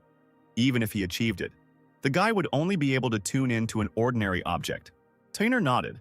She would challenge the young master to a competition tomorrow. Meanwhile, Dao was meditating in his room, thinking that in this world, only the strong are respected. Becoming a noble cultivation king, he will be invincible, reaching the level of the spiritual sea. The youth's body was filled with an incredibly powerful energy of delicate blue flowers. After breaking through to the level of the spiritual sea, the energy will manifest in the dantian inside the body. The size of the spiritual sea determines the amount of qi a cultivator can hold, and this determines the strength of the cultivator. But as long as the attunement to the spiritual item is strong enough, one can change the fate of the cultivator. The time traveler received a system notification. The cultivation level has been increased. The time adjustment range has been increased to 50 years. The system is now even more useful under this condition. Previously, 5 years of adjustment was too little. Dao clenched the stone in his hand. This spiritual artifact is very strong, but this does not mean that there is nothing more powerful than it. They say that the Yuan spiritual stone increases its power over time. Dao decided to order the system to shift the time of the Yuan spiritual stone by 50 years. Sitting in the lotus position, the time traveler felt the artifact rise into the air. The hands on the clock began to move. Streams of power passed through the room. The guy felt the changes when it was all over. The stone in his hands seemed to be on fire, throwing off golden lightning. But suddenly, thick streams of air blew upward from the artifact, and Dao was surprised to see that the stone turned black after the system's actions. The time traveler looked out the window and stared in amazement at the black sky with its hurricane of clouds and lightning. It seems that this spiritual stone has influenced the weather. There is a legend that only objects above normal levels that have achieved immortality can cause thunder in both the sky and the earth. Princess Yue looked intently at the unusual sight. Against the backdrop of the blue sky, lightning was raging and thunder was rumbling in one area. She frowned, not understanding what was happening. Her close advisor immediately explained to the ruler that this phenomenon was similar to the discovery of a treasure. The man had previously encountered something similar in the imperial city. The girl wondered if this could be a token of a noble king, because history says that this thing is extremely mysterious and made of extraordinary iron. There was also confusion in other houses, as lightning was visible from all over the city. The fair-haired man realized that this phenomenon was coming from the direction of the Chen Manor. His stately father thoughtfully recalled the line of the noble king with the legacy of the Chen family. He also added that these were possibly traces of the discovery of the greatest treasure, perhaps even the token of the noble king of the family. The heir perked up, asking his father what this token was that all the families were talking about now. It turned out that it was a priceless treasure worthy of cultivators at the level of a noble king. The token helps one overcome oneself. Cultivators can dream of such a thing. The artifact provides the highest mandate, and the ordinary person who receives it can rise above hundreds of thousands of others. The man said that over the past years the noble king's family line had not changed, and no outsider had seen this token. The son asked dejectedly, "What to do now that the young line of the noble King Chen is in decline? Every family can seize this opportunity." The lord ordered the heir to go to the Chen estate to see the artifact with his own eyes. Meanwhile, in the estate, Chen Dao was examining the stone that had changed its color. Now, after fast-forwarding 50 years, his powers had definitely advanced.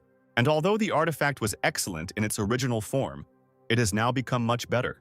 The time traveler decided to tune into it by sitting in the lotus position and creating a magical sphere in which he placed the stone. The process of breaking through to the level of the CC also had to be completed. A little time passed, the meditation ended, and the guy suddenly opened his eyes. He realized that the assimilation with the Yuan spiritual stone had been successful, and he was overjoyed. The next moment, Dao found himself hanging in the air in the middle of a vast blue ocean. He realized that after assimilating with the black Yuan spiritual stone, his spiritual pool had become a vast ocean. He continued to enjoy the echoes of power when he heard someone calling him from the street. If Dao was not mistaken, it was Tinner's voice. The reckless girl ran to his estate, screaming that they must fight, and today is the day that Tyner challenges the young master to a duel. The elders who came up behind her asked Yuan's bride to be careful with her words. The girl turned around and boldly announced to the fifth elder that the matter seemed to be between Dao and her only. Let the others do their own thing.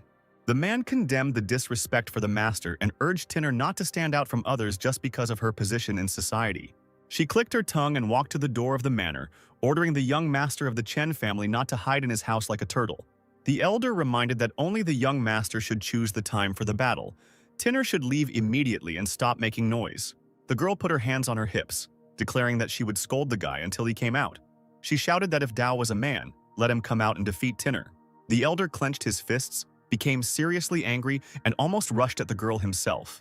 The door slid open abruptly, and the young master of the estate himself appeared on the threshold. Tyner smiled predatorily. Finally, he dared to come out. The time traveler, crossing his arms over his chest, accepted the challenge of Yuan's bride. The fifth elder tried to stop his master, but Dao waved his hand, saying that there was no need to say anything. The young master knew what he was capable of. Princess Yue and her advisor walked slowly along the palace corridor, and Yuan ran towards them headlong. The girl stopped and looked at the man in surprise. He was in such a hurry. Was it really something urgent? Yuan happily announced his decision to send Tinger to fight. Then Dao's position would be completely destroyed. The elder would be able to return to the Chen family and help the princess get the token.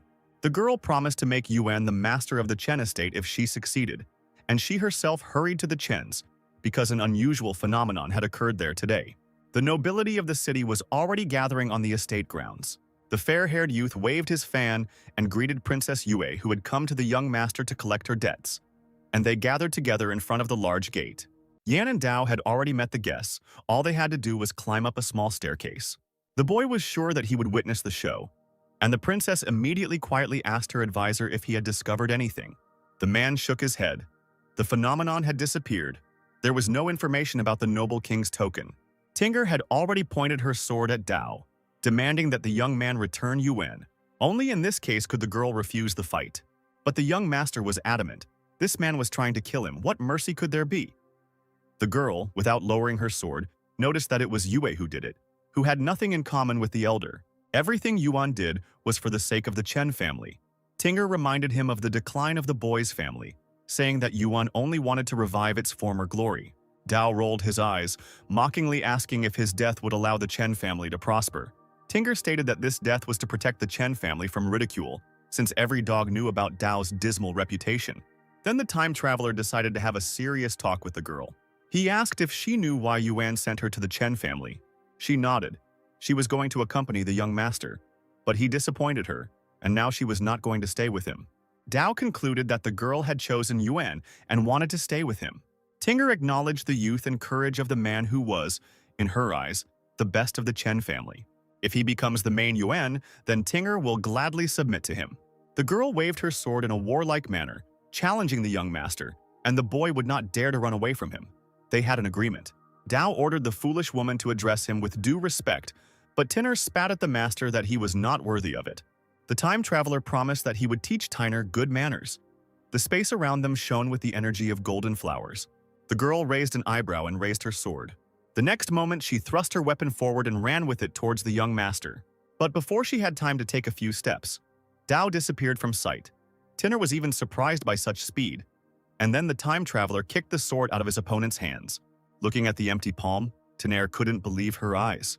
Princess Yue guessed that the Dao cultivation had reached the world of the spiritual sea. Tinner admitted that she had underestimated the young man, who had already passed on to the next world. She accelerated and shouted that she had already reached the 7th level of the spiritual sea world, and that the Dao was no match for her. Time seemed to slow down. The guy waited for the girl to get closer and then hit her in the face with a backhand. Tyner grabbed her face, shocked by Dao's action, who, hanging over her, called on the girl to remember what dignity was. Turning into a real fury, Tyner swung her fist at the young master, threatening to kill him. Her hand was intercepted by a man's palm. Dao watched the girl dispassionately. Their forces clashed, and it seemed as if the rivals could not defeat each other. Finally, Dao was able to push back Tinner and take a step forward. He gave the girl's hand a stronger squeeze, and she stared at the man opposite her, not expecting such a reception. All confidence gone from her face, Dao asked if she now realized how strong he had become. Approaching Tyner, he gritted his teeth and called his rival a nobody. How dare she mock him? Tyner bared her teeth and tried to hit the guy in the face with her free hand.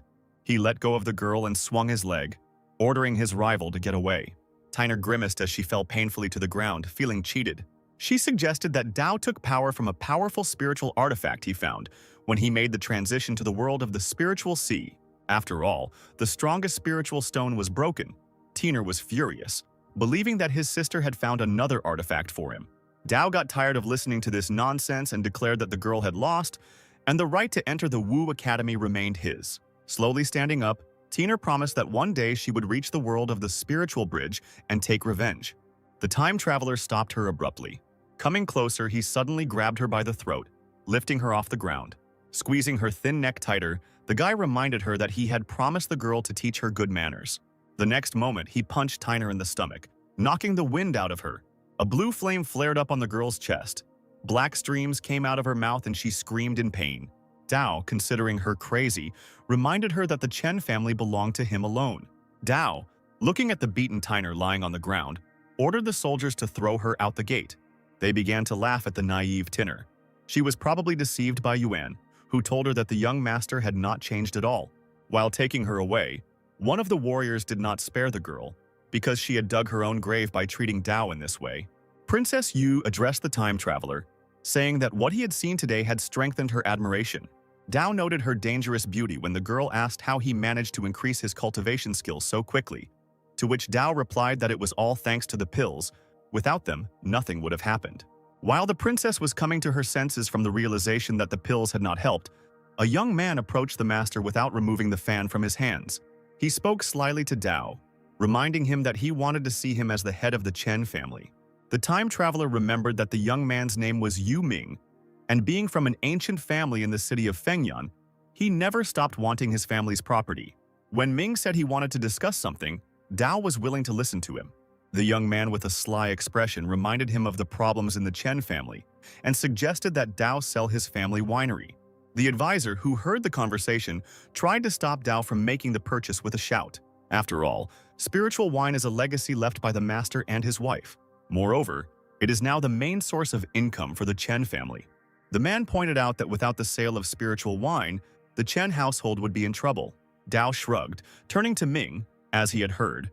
There was no point in selling the winery now. After all, spiritual wine was the main income of the Chen family. The young man clenched his teeth in anger, barely keeping himself from cursing. But suddenly, after a few seconds of silence, Dao asked how much money Ming was willing to offer. Hearing these words, Ming shouted with blazing eyes that the Yu family was willing to offer 500 spiritual stones. The advisor, shocked by such a proposal, protested, "The winery is worth no less than 2,000 stones, because it is one of the best in the city of Yuan." Dao shrugged, turning to the guest, who himself had heard that the price he had offered was too low for one of the best wineries. The young master frivolously leaned his elbow on the other's shoulder, smiling as he repeated the price that the advisor had announced. Ming grinned, thinking that Dao was either joking or didn't want to make a deal at all. Dao chuckled and patted the guest on the shoulder, replying that he really wanted to, but he just couldn't afford it. The advisor wiped the sweat from his forehead. He was scared, thinking that the young master was really going to get rid of the Chen family's family business. Ming threw the hand off his shoulder and shouted at Dao to think about it. Because the sales of his family's spiritual wine would fall, Chen would not be able to withstand the competition from the Yu family. Roughly poking his finger into the young master's chest, Ming said that he was doing this for his own good. Dao winked and asked the young man to draw 2,000 stones and buy the winery from him. The offended guest, hitting his palm with a folded fan, decided to take his leave, but Dao indifferently replied that he knew the way himself. Taking a few steps back, Min, without turning around, addressed the owner of the house. He suddenly opened his fan and waved it, then shouted over his shoulder that Dao, who had just become the head of the family, had yet to find out how hard it was. After this, the guest left, leaving Dao and Princess Yue alone. The woman, thoughtfully looking at the stately figure of the guy, thought that he had changed a lot. It was not a fact that the young master would blindly trust her words, as before.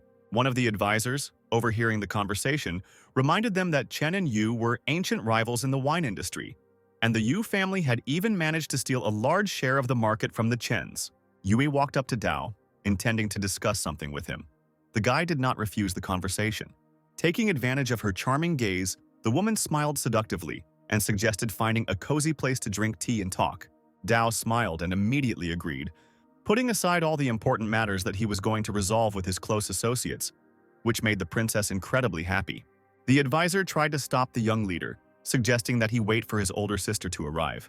Dao turned around and winked at the man, saying that he would handle everything himself. The young master glanced at Yue. The woman was not a bad sponsor. He couldn't give her a reason to suspect something was wrong. Smiling, he threw his arm over the princess's shoulder, assuring her that he had missed her madly. Her assistant, seeing such frivolous treatment, immediately shouted at the guy. He abruptly removed his hand, apologizing. But Yue pretended that it didn't bother her and hurried her companions. Upon entering the room, the woman remarked that she was pleased to see how the cultivation of the Tao was growing with each passing hour.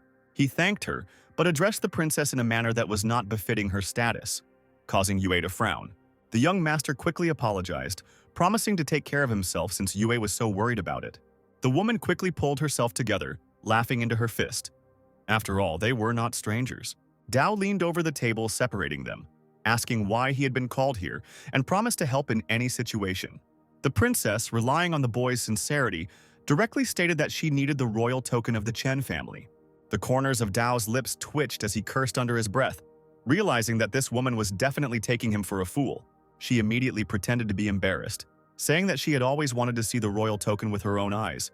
But if he was asking too much, then there was no need to bother. Dao replied with a smile that he couldn't refuse Yue herself, but since the Chen family had very strict rules, he would have one condition. When the princess looked at the master with interest, he blurted out that Yue Wu must give birth to a healthy heir for the Chen family. Seeing the woman's angry face, Dao added that he was not joking, because the royal token was a very important thing, and if Yue Wu gave birth to an heir, he would become part of the Cheng family. The princess stood up abruptly and slammed her fist on the table, shouting that while the families were not that close, it was too early to talk about an heir, and she wanted to see the royal token right now. Dao stood up from the table after the woman and demanded sincerity in exchange for sincerity, since she did not want to accept his condition. The guy dreamily closed his eyes and burst into loving speeches addressed to the princess, declaring that she had knocked him off his feet. For the sake of the royal seal, Yue Wu was obviously willing to do anything, so Dao demanded that she show her sincerity towards him in front of the entire Chen family. The princess turned sharply on her heels, saying that she would return when she had thought everything over. The young master ran after her and his assistant, offering to accompany them. As soon as the three of them stepped outside, a loud, irritated voice called out Chief Chen's name. An angry Yuan walked towards Dao and the guests, waving her arms angrily, the hems of her long robes fluttering in the wind. Dao shielded the princess with his body, hoping to calm the raging storm by asking his sister why she had come. Yan's power began to rage around her, and she knew that Yue had come to deceive her brother again.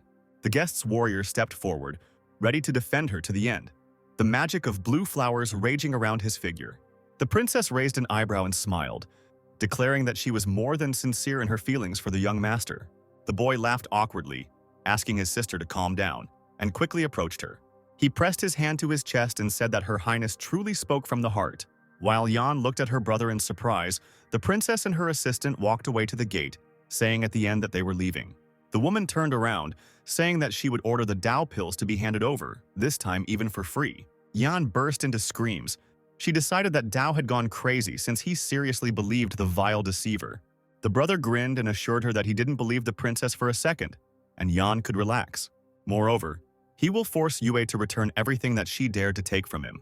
After leaving the Chen estate, the princess asked an attendant how strong Yuan was to be able to frighten her so much. Meanwhile, while the brother and sister were talking, Yue ran up to them, agitated by something. After listening to him, Dao asked his sister to help him with fishing, which greatly surprised the girl. She couldn't even guess what her brother meant. She just looked at him with a suspicious gaze. The wounded tinner, holding onto the walls, looked for Yuan to help her get even with Dao. Finally, the couple met. The girl threw herself into the groom's arms. Grabbing her by the shoulders, the man began to examine Tinner, worriedly asking what happened and who had hurt her like that. Yuan, listening to the girl's sobs, decided that she had won the battle with the young master, even though the youth had reached the level of cultivation of the spiritual sea in a short time. Tina raised her head and looked at her fiancé with tears in her eyes, timidly saying that she had lost. The man instantly turned cold and angrily pushed the girl away from him. not expecting such an answer. Looming over her, Yuan continued to ask how such a scumbag could defeat the strong Tinner. As anger boiled within him, the couple heard footsteps and a strange, hateful voice. Dao approached them with a smile, saying that Yuan would die today, followed by Yan and Yue. Yuan was momentarily at a loss, looking at the guests, his mouth silently opening and closing. Finally regaining his composure, he asked the young master if he had been following Tinner. The girl hugged herself by the shoulders. She was humiliated even more than before when she realized that Dao had managed to deceive her. The guy chuckled. Because he had only let the girl go for this reason, she was no good for anything else. Tinner burst into tears and turned to Yuan, ordering him to teach a lesson to the one who had insulted her so much. While the girl was generating mana, the man told her that together they must fight to the end, even if it cost them their lives. Tinner assured that no matter how it ended, she would die without regrets if her fiancé was nearby. Without further ado, Yan decided to attack first and rushed towards the traitors of the Chen family to punish them. A fire ignited in Tinner's palm and she exclaimed that she was not afraid of the young master's elder sister. But the next moment something happened that she did not expect at all. Her fiancé suddenly pushed the girl hard in the back. With tears in her eyes, she turned around, whispering his name, not believing that a man could do such a thing.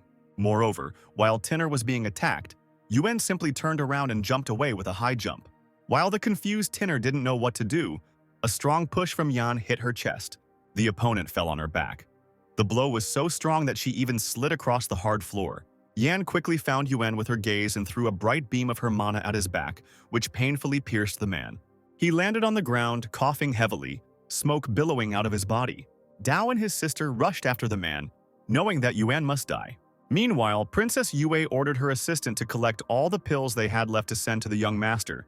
To the man's surprised look, the princess replied that they were worthless and useless anyway. The confidant was worried. He assumed that in such a situation Prince Min might get angry. The woman raised an eyebrow and replied that he wouldn't dare do anything anyway. The old man lowered his head, smiling slightly. It was indeed true. Yue had hoped that once she took the royal token from this fool, she could get rid of him right away. After walking a little further, the princess and her assistant stared in amazement at the exhausted Yuan lying straight on the ground. He, barely moving his lips, asked the princess for help, raising his head with some difficulty. This angered the woman. Instead of helping her accomplice, she immediately asked what happened to him. As he trembled and tried to rise, Dao and Yan arrived, and the young master mockingly greeted the princess. He said that he was chasing a family traitor, and it just so happened that he ran straight to the woman. The boy smiled broadly, concluding that Yuan had run into the trap himself, foolishly trusting the princess. The woman and her assistant stood motionless. Yue blushed slightly, thinking hard about what to answer. Meanwhile, Yuan was weakly reaching out to her, holding out his trembling hand, begging her to save him. Dao, approaching him from behind, cheerfully asked why Yue didn't save him if the woman was interested in the young master. The princess's face was frozen in a cold mask, and without raising an eyebrow, she ordered her warrior to kill the traitor in the name of young Master Chen. The man, sobbing, covered his bloody face with his hand, screaming hysterically. The princess's warrior, following a direct order, struck the traitor in the solar plexus with all his might, finishing him off on the spot. When it was all over, Yue Wu told Dao that the man had come running into her arms himself, and so that the young master would not have to execute him, the princess did it herself. The guy responded with a smile, waved his hand, said goodbye to the princess, and left with his older sister.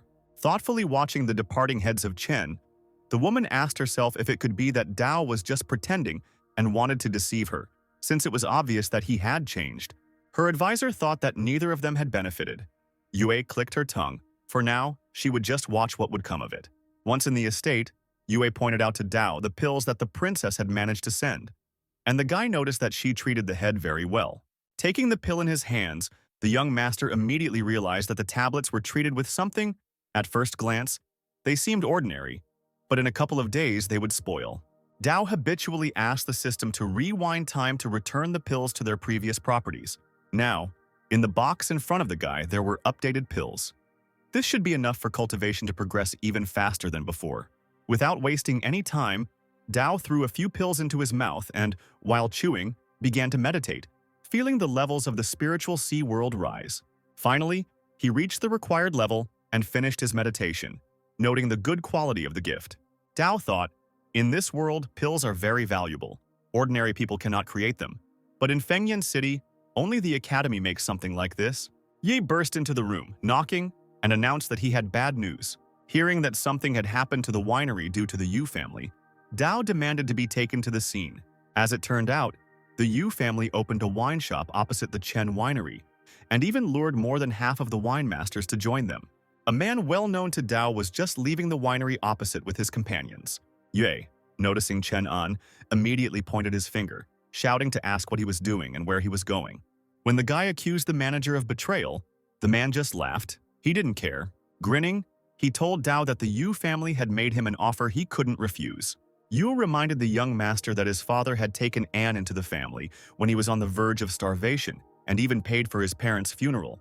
Chief Chen immediately offered the manager twice the salary that the Yu family had offered if he stayed.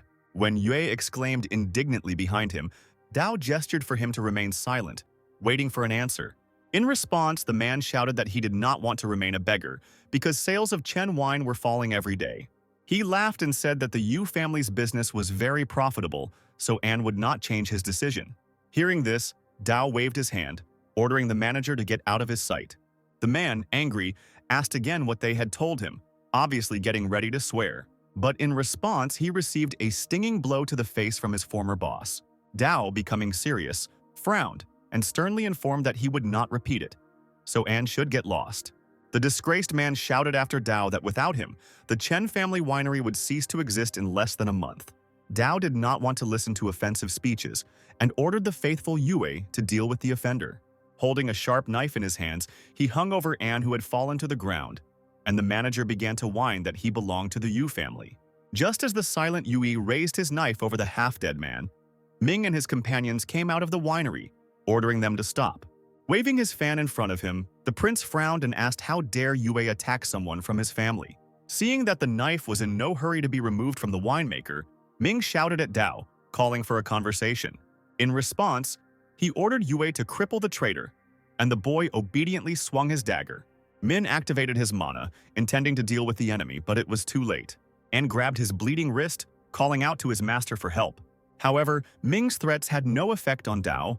He turned to leave and called his men. The enraged prince shouted and warned the young master that in less than a month, the Chen family's business of selling spiritual wine would be ruined. Dao did not answer. He went to his winery to see how things were going there. The depressed workers greeted the head of the Chen family with shouts. The guy immediately asked who was in charge of the winery. A gray-haired man approached him and bowed respectfully. He was now the eldest after Anya left. Dao asked his name. The man introduced himself. His name was Chen Lian.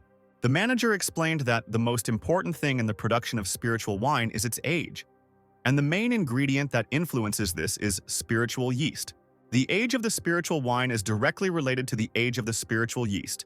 Previously, the traitor An was responsible for creating the spiritual yeast. Hearing that there was no one left to do this, the young master asked what to do now. Lian said that he would take several people under his leadership, and together they would find a way to produce yeast older than 10 years. The manager would not allow the Chen family winery to close. Moreover, the scoundrel An will see with his own eyes how this winery will continue to live without him. Dao put his hand on the shoulder of such an inspired employee, and he was surprised. The guy smiled and said that from this day on, Lian would be the head of the Chen family winery. Dao also asked Lian to give him some spiritual yeast to study, which surprised the man. The manager hesitated, and the guy immediately realized that something was wrong. Lian admitted that there were only 4 portions of such yeast left, and only those that were over 30 years old were capable of reproduction. The scoundrel and deliberately used up all the reserves before leaving, sincerely wanting to bury the Chen family winery. But Dao did not stop smiling and asked the manager to give him only 1 portion of yeast, which he promised to return untouched. The man was embarrassed but still fulfilled the request. When Dao and Yue left the winery, Yan and her escorts were already heading towards them. The younger brother was happy to see his sister and smiled widely as he greeted her. The girl had already heard about the situation with the winery. She asked to tell her what would happen next. The young master convinced Yan that he had temporarily settled the problems. A stranger standing next to Yan suddenly addressed him. Dao replied that he was the young master of the Chen family and noticeably tensed up. Yan immediately introduced a young man in golden robes. This was the second prince of the current dynasty. Dao lowered his head after greeting the prince. But the high-ranking man's advisors became alarmed, ordering Dao to kneel before the prince. The young man waved his hand, smiled, and declared that relatives of the royal family had the exclusive right not to kneel.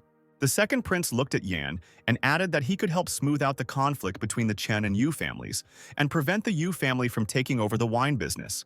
The girl was embarrassed, realizing what the prince was leading to, and did not answer. The young man assured her that he sincerely wanted to help the Chen family and Yan should not worry.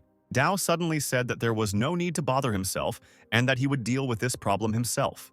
The prince urged the young master not to act so formally, because he knew very well what situation Chen was in now, especially since he was close to Yuan, now her younger brother, and his brother too. A grin spread across the young master's lips when he heard this, adding that he didn't know his sister had mentioned him before. The prince was confused for a moment but then crossed his arms over his chest, saying that Dao's words had taken him by surprise. Yan turned to her brother with a smile, noticing that he had changed dramatically in just a few days, becoming much more eloquent, especially when compared to his previous behavior. The young master extended his hand to the prince, declaring that he was waiting. The prince raised an eyebrow, asking what the boy was waiting for. Dao spread his arms out to the side and exclaimed that he was expecting gifts from his adopted elder brother. The prince grinned and ordered his advisor to hand over the yellow rank pinnacle technique, charging bullfist to the boy. The old man bowed and nodded. He approached the young master, handing over the notes with a slightly dismissive air. With a dissatisfied face, the old man said that this technique was worthless, just a yellow rank technique. Dao took the notebook in his hands, grimacing that this was all he received. Then he threw the notes on the floor, ordering them to take the gift back. Seeing the prince's offended face, Dao mockingly said that this was just a yellow rank technique and he deserved more. The old man was indignant at this behavior, but the prince waved his hand again, ordering him to bring the Dao technique of the mid-mystic rank, Divine Wind Legs. Muttering under his breath, the advisor took out a notebook and handed it to the young master. He crossed his arms over his chest and shook his head. Still not enough? The old man's face darkened with anger, and he hissed angrily that Dao was just asking for trouble. He, looking the prince straight in the eye, asked him not to give him any trash if he had nothing worthwhile, and not to take the head of Chen for a fool who knew nothing about the world. The advisor, crumpling the notebook in his hand, asked His Highness to allow him to teach this scoundrel good manners in the name of the prince. Yan and Yue immediately appeared next to Dao, ready to protect the young master until their last breath. The prince immediately placed his hand on the advisor's shoulder, calling him to stop. The young man himself approached Dao, holding out a notebook with a sword technique. He himself did not know its rank, but he was sure that this technique definitely belonged to the rank of the earth. The young master opened his mouth. This prince really had something worthwhile. Even relatives of the royal family don't always have earth rank techniques. The prince concluded with a smile that he was doing all this for Yan's sake. Taking advantage of the fact that his interlocutor was distracted by his older sister, Dao snatched the notebook, saying that he was quite happy with it. The advisor immediately ordered Dao to thank the second prince. The young master thought that the thanks were just a formality, and turning around, he shouted one last time that the prince and his entourage could go free. The second prince said goodbye to Yuan, saying that he would definitely come back to see her. As he was leaving, the old man turned to the ruler, noting that he had never met such an impudent and disrespectful person before. He added that relatives of the royal family should not behave in such a way, especially since such unique and valuable equipment was given to a real swindler. The prince waved his hand dismissively, replying that Dao would still not be able to comprehend the sword technique. After all, who, if not the prince, would know how many resources it would require? Even after spending a huge amount of heavenly materials and treasures using the power of the dynasty, the prince was only able to slightly comprehend the technique of the first sword. The technique of the second sword requires even more resources, and the young master now has nothing to count on at all, despite all his problems. This equipment is a priceless treasure. He will not get more from it. Yan stopped her younger brother halfway, saying that she wanted to discuss something with him. The girl reminded that the entrance exams to the Huang Academy were approaching. She added that in half a month the academy would open its gates to recruit geniuses from all over the world as students. Members of noble families could enter without an exam. Yan said that the academy is divided into 4 schools: Tianwu, Diwu, Xuanwu, Huanwu. Although the last one is considered the lowest in rank, it is still legendary. The girl didn't even talk about people who managed to get into the more prestigious schools of the academy. Dao should also experience this. The young master told his sister that he understood everything. He had to become stronger so that the Chen family could rely on him. Yan stroked her brother's head and smiled at how manly he had become. Dao intercepted his sister's palm and squeezed it, promising that after entering the academy, he would work hard on his cultivation and also hurry to enroll in order to be by his sister's side. She blushed with emotion and replied that she would wait. A little later, sitting in his chambers, Dao studied the notes, thinking about how smart the second prince was to give him the notebook without further ado. To attain the first sword, it is necessary to prepare tens of thousands of bundles of 50-year-old spiritual grass, as well as thousands of bundles of special sword spiritual grass for developing sword energy and desire. This herb will cost an incredible amount of money, and only a member of the royal dynasty with all the resources available to him will be able to master such a technique. Dao has a system. He needs to find time and go to the spiritual mountains of Yuan. Even though there is no 50-year-old grass there must be young ones. The guy picked up the container with spiritual yeast. Since it was a spiritual artifact, he was not sure that the system would be able to influence it.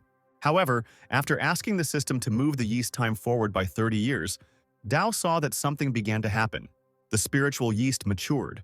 The container in which it was located exploded with growth.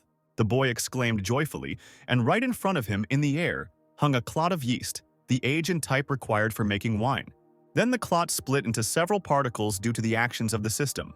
Dao decided to try to move the yeast growth time forward by 50 years. A little later, the young master and Yue returned to the courtyard of the family winery. Looking around, Dao saw a huge line standing outside the store of the hated Yu family. They were selling 30-year-old wine and were lowering the prices. As expected, inside the Chen family winery, the workers were in despair. They had failed to cultivate the 30-year-old spiritual yeast. Lian, completely in despair, lowered his head, calling himself insignificant. The workers began to encourage the manager, who had managed to create 20-year-old yeast, and this was already a miracle. But unfortunately, 30-year-old yeast can only be created in a year and a half, and the Chen family winery cannot last that long. One of the winemakers suddenly remembered that the young gentleman had taken one of the bottles with him, in case something could work out for him. But his partner advised him not to hope for this, because even those who devote their entire lives to winemaking cannot achieve results in a short time, and the young gentleman even more so. Besides, he is slightly lacking in talent.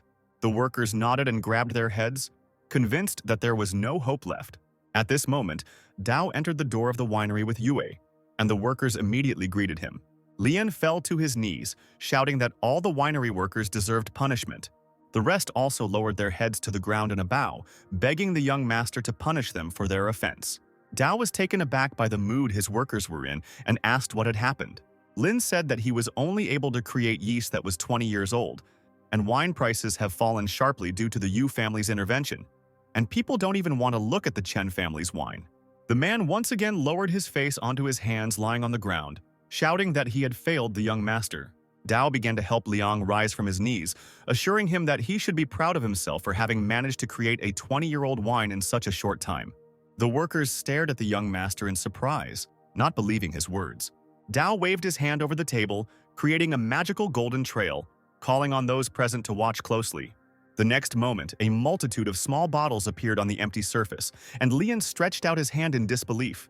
The man carefully, as if looking at a ghost, approached the table and opened one container. Several shining golden balls instantly flew out from there, which almost made the winemaker drop the bottle from his hands. Dao looked at the worker with a smile, who could not believe what he saw, looking in amazement from the containers to the master. Lian was amazed and asked the young master if he had managed to find the great master of producing spiritual yeast. The guy awkwardly scratched the back of his head, embarrassedly revealing that he had made the yeast himself, which caused general exclamations of surprise. Lian grabbed the young master by the shoulders, exclaiming that this was a blessing from above, because Dao's father had previously been a prominent master in creating spiritual yeast. Meanwhile, the line at the Yu family winery was not getting any shorter, and personally urged the crowd not to be shy and come over. The man was sure that without his participation, the Chen family's business would come to an end, and the scoundrel Dao, who hit him, would be punished. The workers at the table continued to call out to people, shouting that they still had plenty of wine. Suddenly, the people standing in the crowd began to look around, distracted from their purchases by the incredible smell of alcohol that was not coming from the Yu family shop. The man pointed towards the Chen family winery, shouting that the aroma was coming from there. Dao personally stood by the large wine barrels, announcing that this was 50-year-old spiritual wine from the Chen family winery, and, hearing the young master's voice, exclaimed in bewilderment that this could not be.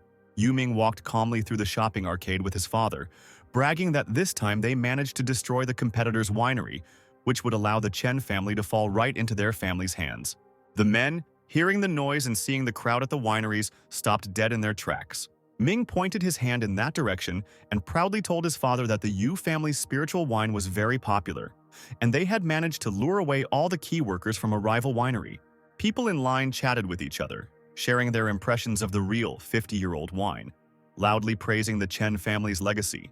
Ming's father immediately tensed up when he heard who the people were talking about. Could these really be the names of the Chen family's people? Meanwhile, the line gradually moved from one shop to another, demanding more wine. Min was beside himself with anger, walking closer to his workers, clenching his fists and asking what happened. He saw Anya sitting alone on the steps of the building.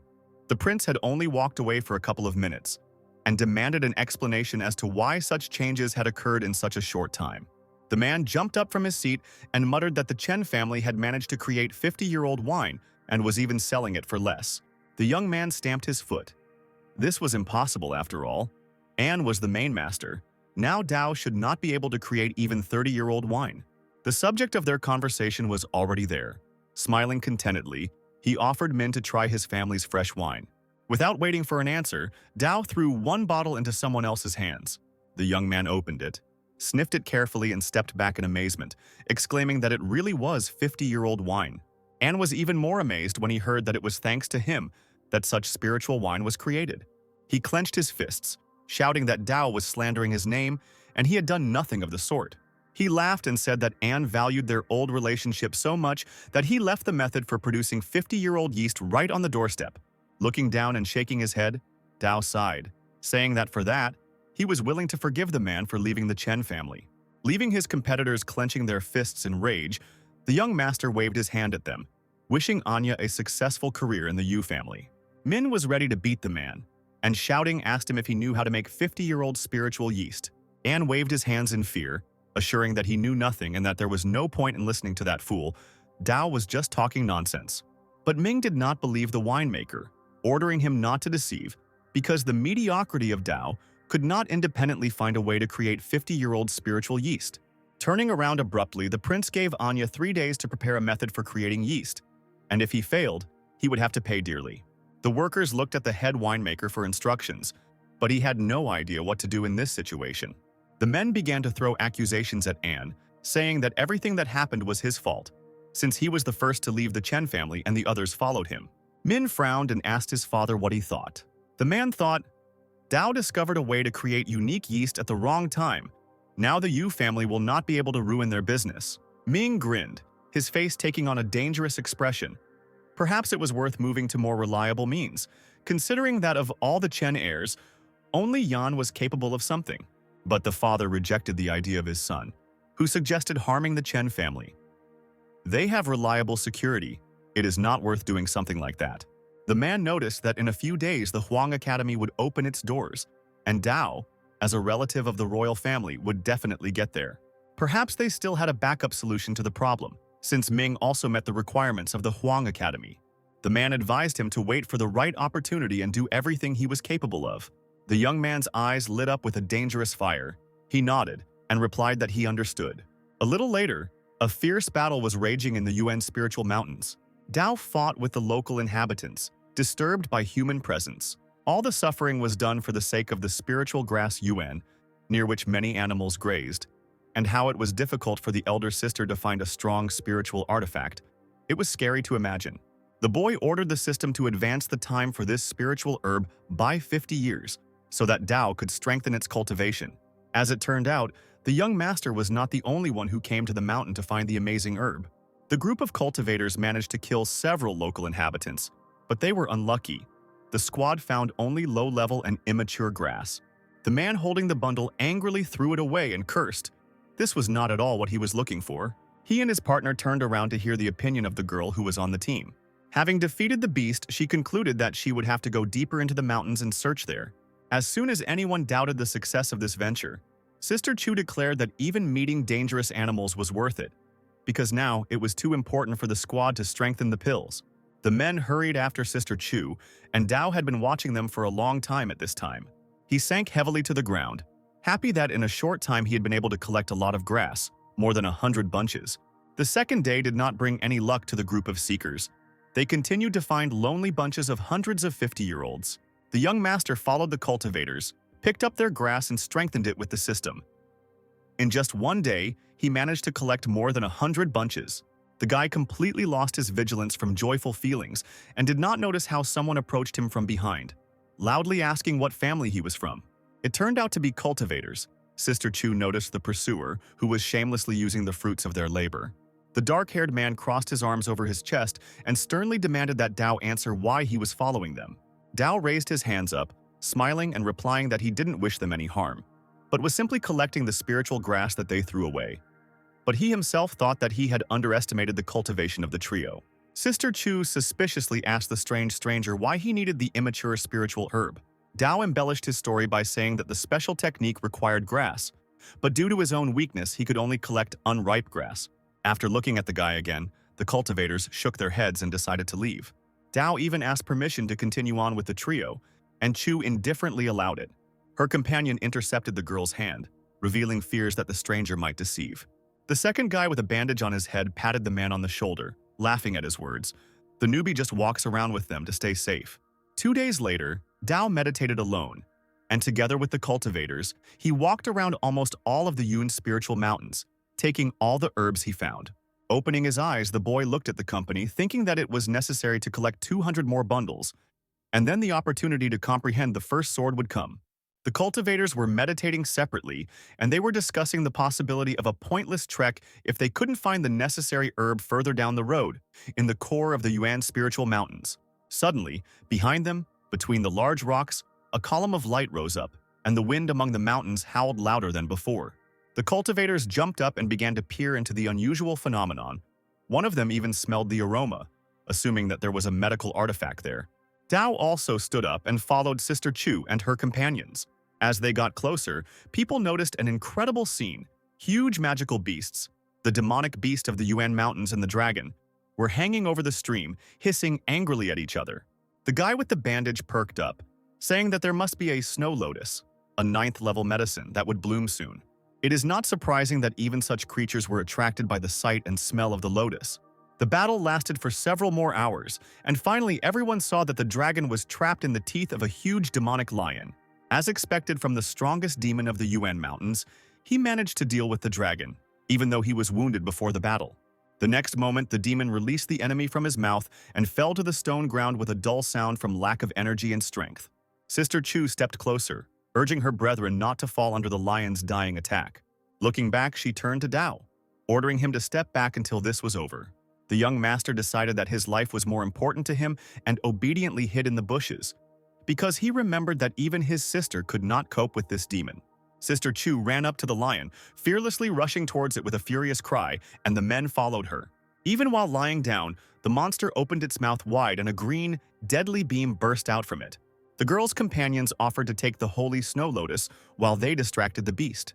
The cultivators swung their swords furiously, trying to break through the monster's energy shell. Another blow made them jump back a large distance, both of them cursed, convinced of the demon's strength. The mountain monster gathered strength, rose high into the air, and extended its claws forward, aiming at the intruders. The men froze and realized with horror that the demonic beast had overwhelmed them with its presence, so much so that their legs refused to obey. Meanwhile, Chu tried to carry out their joint plan as quickly as possible and take the flower. She noticed that her partners were in trouble, and, using a few pieces of fabric from her own dress, she managed to grab them by the waist and pull them out of the dangerous place. They fell on their backs, looking at the monster, whose strength the people had underestimated, crouched low to the ground. The boy with the bandage on his head screamed as the mountain monster approached the snow lotus. The cultivator noted that this attack should be the last one. The beast was too exhausted. They needed to hold out a little longer, and then the sacred lotus would fall into the right hands.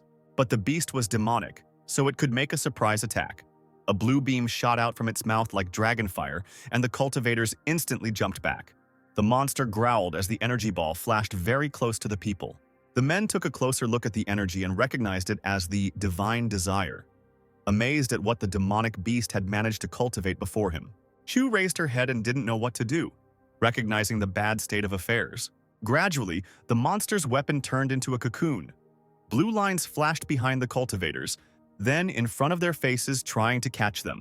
Chu screamed, calling the men to follow her, but her path was blocked by a blue beam, which now encircled the entire clearing, preventing the uninvited guests from leaving. The Trinity, thrown back by the alien force, fell to the ground. Dao couldn't just watch others suffer and ran out of his hiding place. The blue rays slipped past him, hitting his entire body painfully, and the guy cried out in pain. He fell to his knees, seeing only energy lines moving rapidly before his eyes. The cultivators froze in inaction. The chances of breaking free were decreasing. Chu screamed as she approached the trap and tried to break through it, but her sword, describing a bloody line in the air, was completely unable to harm the demon's trap. Chu realized that the divine desire of this demonic beast was too strong. It could not be broken through by brute force. The beast roared and the energy block fell. The cultivators saw the lying Lord of the Mountains. The guy with the bandage on his head suggested that he locked them here to heal and then deal with them. Dao, standing behind, still couldn't understand why he was trapped at such a great distance. Sister Chu straightened her shoulders and raised her blade, offering to attack the beast itself. The men also enthusiastically took out their blades, realizing that otherwise they would not survive. The three of them attacked the beast from different sides, intending to pierce it with their swords. But they suffered failure after failure. Despair overwhelmed the cultivators. Because the beast could not even be wounded, soon they would exhaust all their spiritual strength, and the beast would simply kill the people. The master of the mountain threw his head back and roared loudly, his whole body emitting lightning bolts. Sister Chu managed to resist the flow of energy as several others forcefully pushed her partners far back. They fell on their backs with a dull sound, their swords falling from their weakened hands. The corners of Chu's lips turned down. The hand holding the blade trembled, and at that moment, Dao walked up to her, smiling slightly. He turned to the girl, offering to try to fight the demonic monster. She, infinitely tired, looked at him with a surprised look and a bit of disdain. The time traveler added that he would need the spiritual grass that the cultivators had collected. The men, who still hadn't had the strength to get up, grimaced and began to scold Dao, shaming him for making such a request at a difficult time. But the guy didn't even bat an eyelid, replying that he was trying to master a special technique that required a huge amount of spiritual grass, and he only had a little bit left. Meanwhile, the monster stood on the ground, leaning firmly on the ground, saliva dripping from its mouth. Seeing this, Chu, who had a trickle of blood slowly dripping from her mouth, ordered her partners to give him what the boy asked for. The man shouted at the girl, reminding her that they had spent several days collecting spiritual herbs.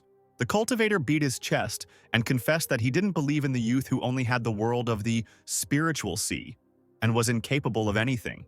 Chu angrily asked what other options they had. The man had nothing to say in response to this, and he angrily threw something at Dao without even looking in his direction. He quickly caught the object, glad that he had enough grass to comprehend the first sword. After bowing to the cultivators, Dao asked them for a little time. Stepping back a little, the newcomer began to meditate, and magical energy of turquoise color rose into the air from his hands. The beast walked around the clearing, demonstrating its patience to the aliens. The cultivators were surprised at the ability of the stupid guy to absorb grass for such a long time.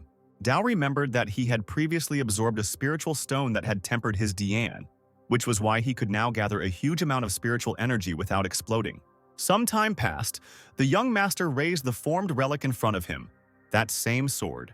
The master of the mountains let out a loud roar, heralding his imminent recovery.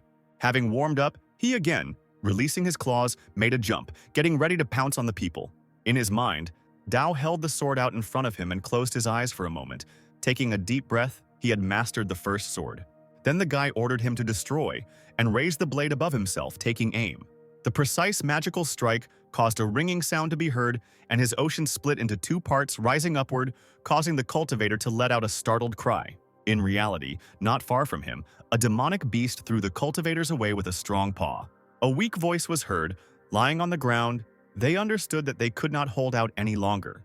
The guy with the bandage on his forehead crawled a little further away and shouted aggressively at Dao, asking how the process was going. Seeing the serene youth in the cocoon of his mana, the cultivator cursed. How could he count on this weakling? The beast had no intention of waiting for anyone. He roared again and rushed at the uninvited guest with renewed strength. Chu, barely rising, leaning on one hand, sobbed in fear. She would not be able to dodge. The men, all wounded and battered, stretched out their hands to the girl, who was in incredibly dangerous proximity to the monster. Just when they thought there was no more salvation, Sister Chu suddenly disappeared from under the lion's paw. The cultivator saw a figure in blue robes and couldn't believe their eyes. Could it really be that young man who saved their sister? Holding the precious burden tightly in his hands, Dao asked Chu if it was okay. Carefully placing the girl on the ground, the guy asked her for a sword. Nodding, Chu handed her weapon to the man who saved her without hesitation. Dao, clutching the warm handle, turned to the enraged mountain master, promising Chu that he would sort everything out. The girl, her eyes wide open in shock, could only ask him to be careful. Dao calmly met the mountain master's huge open mouth, mockingly asking if he was angry. Holding the blade out in front of him, the young master shouted and ordered him to attack first. The furious demonic beast, having fed on the energies, lunged forward, reaching out to the man with its clawed paw. The cultivator smiled, confidence shining through in all his movements. The monster was about to taste his blade. As the blue energy flowed towards Dao like a wave, he immediately swung his sword and ordered it to cut. Something incredible happened, something that left the observers in shock. With just one swing of his sword, the cultivator pierced the monster straight in half with just mana. The man from the group of travelers, who until the very end did not believe in this young man who came out of nowhere, now did not believe that what he saw was happening in reality. The Dao energy beam from the advanced sword technique was so powerful that the demonic beast body was flattened on the ground. Sister Chu's mouth dropped open in amazement as she realized that the young man had dealt with his opponent with one blow. The young master did not lower his blade until he was sure that he had finished the beast. The cultivators were puzzled as to why a person with the spiritual sea world had so much power. The guy in the bandage sank to the ground in front of the holy snow lotus and almost cried. The flower had been damaged in the battle and now it was of no use. Finally, a girl approached Dao and introduced herself, asking him to state his name in return. The young master knew that without proof of his strength he could not count on their communication. But he still answered Yuan. Blushing, the girl thanked Dao for his help. If it weren't for him, something terrible could have happened. The time traveler nevertheless politely insisted that it was the cultivators who helped him master the sword technique. Yuan bowed her head, saying that their group was studying at Wu Academy and hoped to meet them soon. Finally, the cultivators left the clearing, and for a long time, the crying of one of them could be heard, who regretted the loss of the snow lotus, a 9th-level plant. Dao approached the flower, whose petals, touched by the battle, lay chaotically around the base of the lotus. The guy thought that he had the right to take the treasure for himself. He instantly asked the system to roll back the time for the holy snow lotus by an hour. A few seconds later, the petals were in a magic circle, merging into one. The flower, whole and unharmed, shone with a gentle blue light. Dao held his breath and carefully picked up the 9th-level plant. It was the first time he'd seen something like this, and the spiritual power of the lotus was truly divine. Having glanced at the mountains, the time traveler decided to return, because he didn't have much time. In the dead of night, a group of cloaked men landed on the roof of the Chen Manor. 6 years ago, they already tried to get here, but then their attempts to take the royal token were unsuccessful. One of them walked to the edge of the roof, looking around the courtyard, deciding that the Chen family was dying out. Not a single living soul was in sight. His thoughts out loud were interrupted by the sudden laughter of old man Tai. The man grimaced. He remembered that Tai was seriously injured when he defended the young master. The strangers even managed to laugh at the old man when suddenly a girl's figure blocked their path. The young master's older sister, Yuan, looked at them angrily, her arms crossed over her chest. The figures in cloaks were talking to each other. They expected that the lady had already left for Huangwu Academy to study long ago. But one of them shouted at his comrades that no matter what, they had to do their duty. A crowd of villains came closer and surrounded Yuan, calling on him to fight them. The villains split up, half of them attacking Old Man Tai, sarcastically offering to evaluate their technique. Tai, wielding his fists, demanded that his opponents explain on whose behalf they had arrived at the estate. The old man coughed, and the figures burst into laughter, mocking him for his old wounds making themselves known. The senior member of the group ordered them to be silent and not to talk too much, but to immediately get rid of Chen Sr. The opponents, with bloodthirsty expressions on their faces, slowly approached Tai like wild animals. He thought about how he had dedicated his entire life to protecting the Chen family, and when he saw the fist rushing towards him, he decided that those days were coming to an end. At that moment, a golden flash flashed before the man's eyes, and the opponents flew back under someone else's attack. It turned out that Yuan had flown up like lightning to protect the old man, and now the villains didn't know what to do. The girl turned out to be too strong an opponent. Several men decided to split up to look for the young master. The rest remained in the yard. Yuan instantly used her power, creating a majestic image. the perfect deadly weapon in the form of a beautiful goddess. The figures were dumbfounded when they saw the manifestation of Dharma before them. They froze for a few moments, disarmed by such power. The men became nervous and began to scurry about, taking special tablets out of the hiding place. Those who accepted them began to change before their eyes. Enveloped in a red, ominous light, they felt their bodies filling with power. The red eyes, like those of demons, glowed ominously, and the men pounced on Chen and the large figure that the cultivator had created. The girl moved her finger, ordering the image to grab the opponents. It didn't take much effort for the figure to stretch out its long, ghostly arms and grasp the two people in its palms.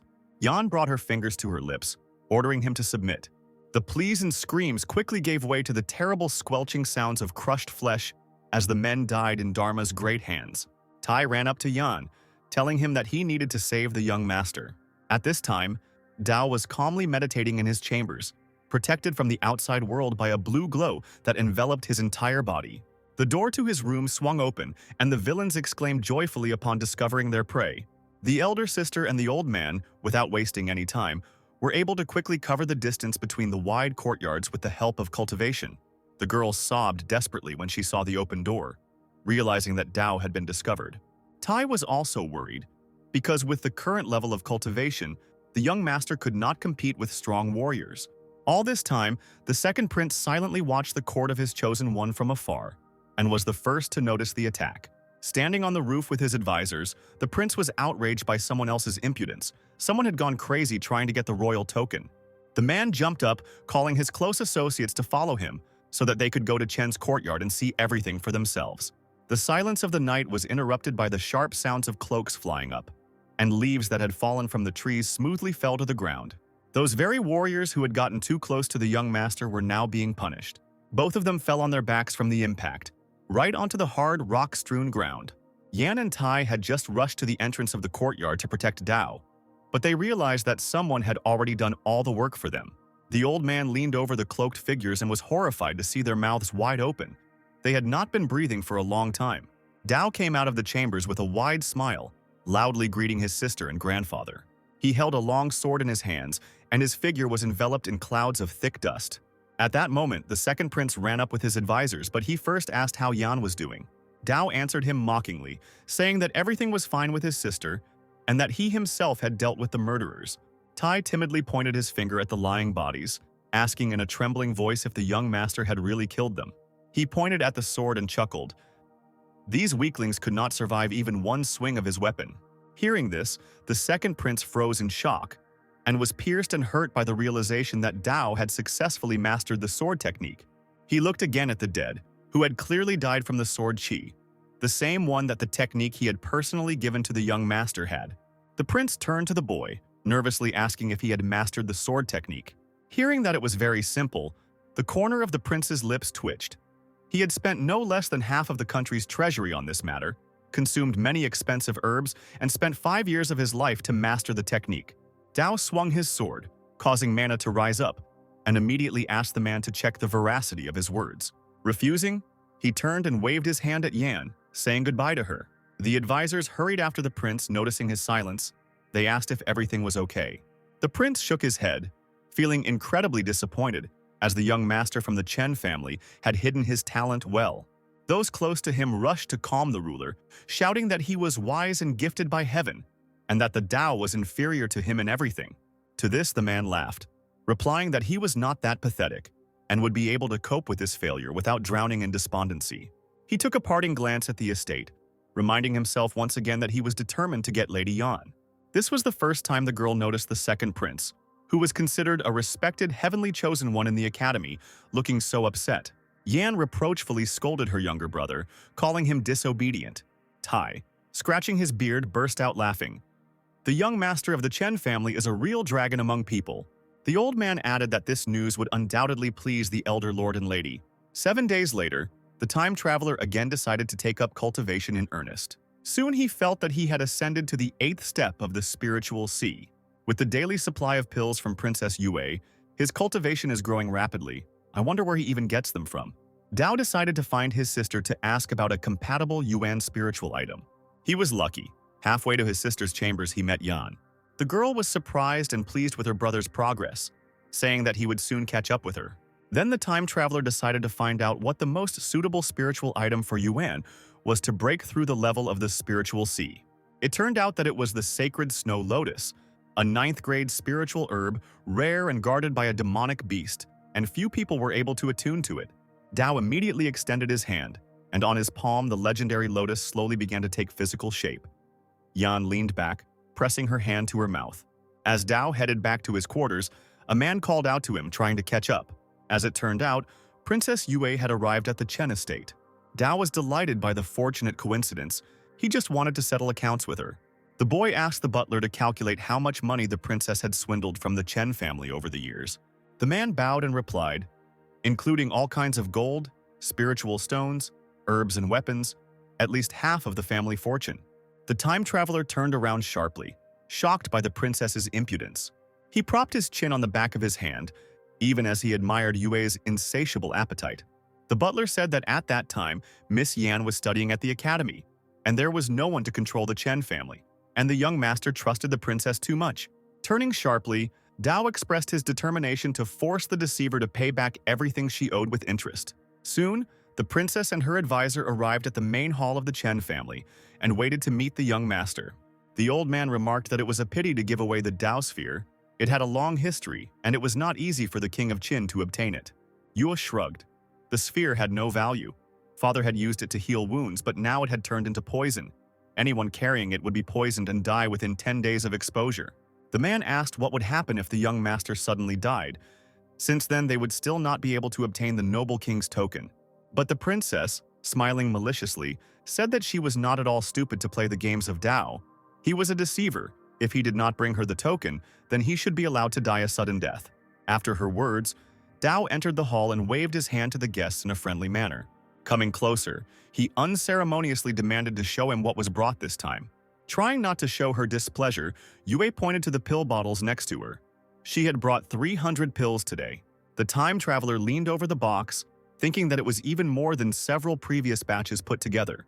The princess said that this was the last batch, because the pills were difficult to prepare, and she would not be able to offer more. Dao guessed to himself that the source of these pills had long since dried up. But it didn't matter. They should last for a long time. The princess also announced that she had brought an important treasure of the Qin family. Dao was surprised, and the woman slowly lifted the red cloth that was hiding the object. It was the Xuanyan ball, a protective treasure that nourishes a person's self-cultivation by keeping it close to the body. The item is capable of significantly weakening high-level enemies by reducing damage. Dao smiled widely at Yue, exclaiming that she was too kind to him.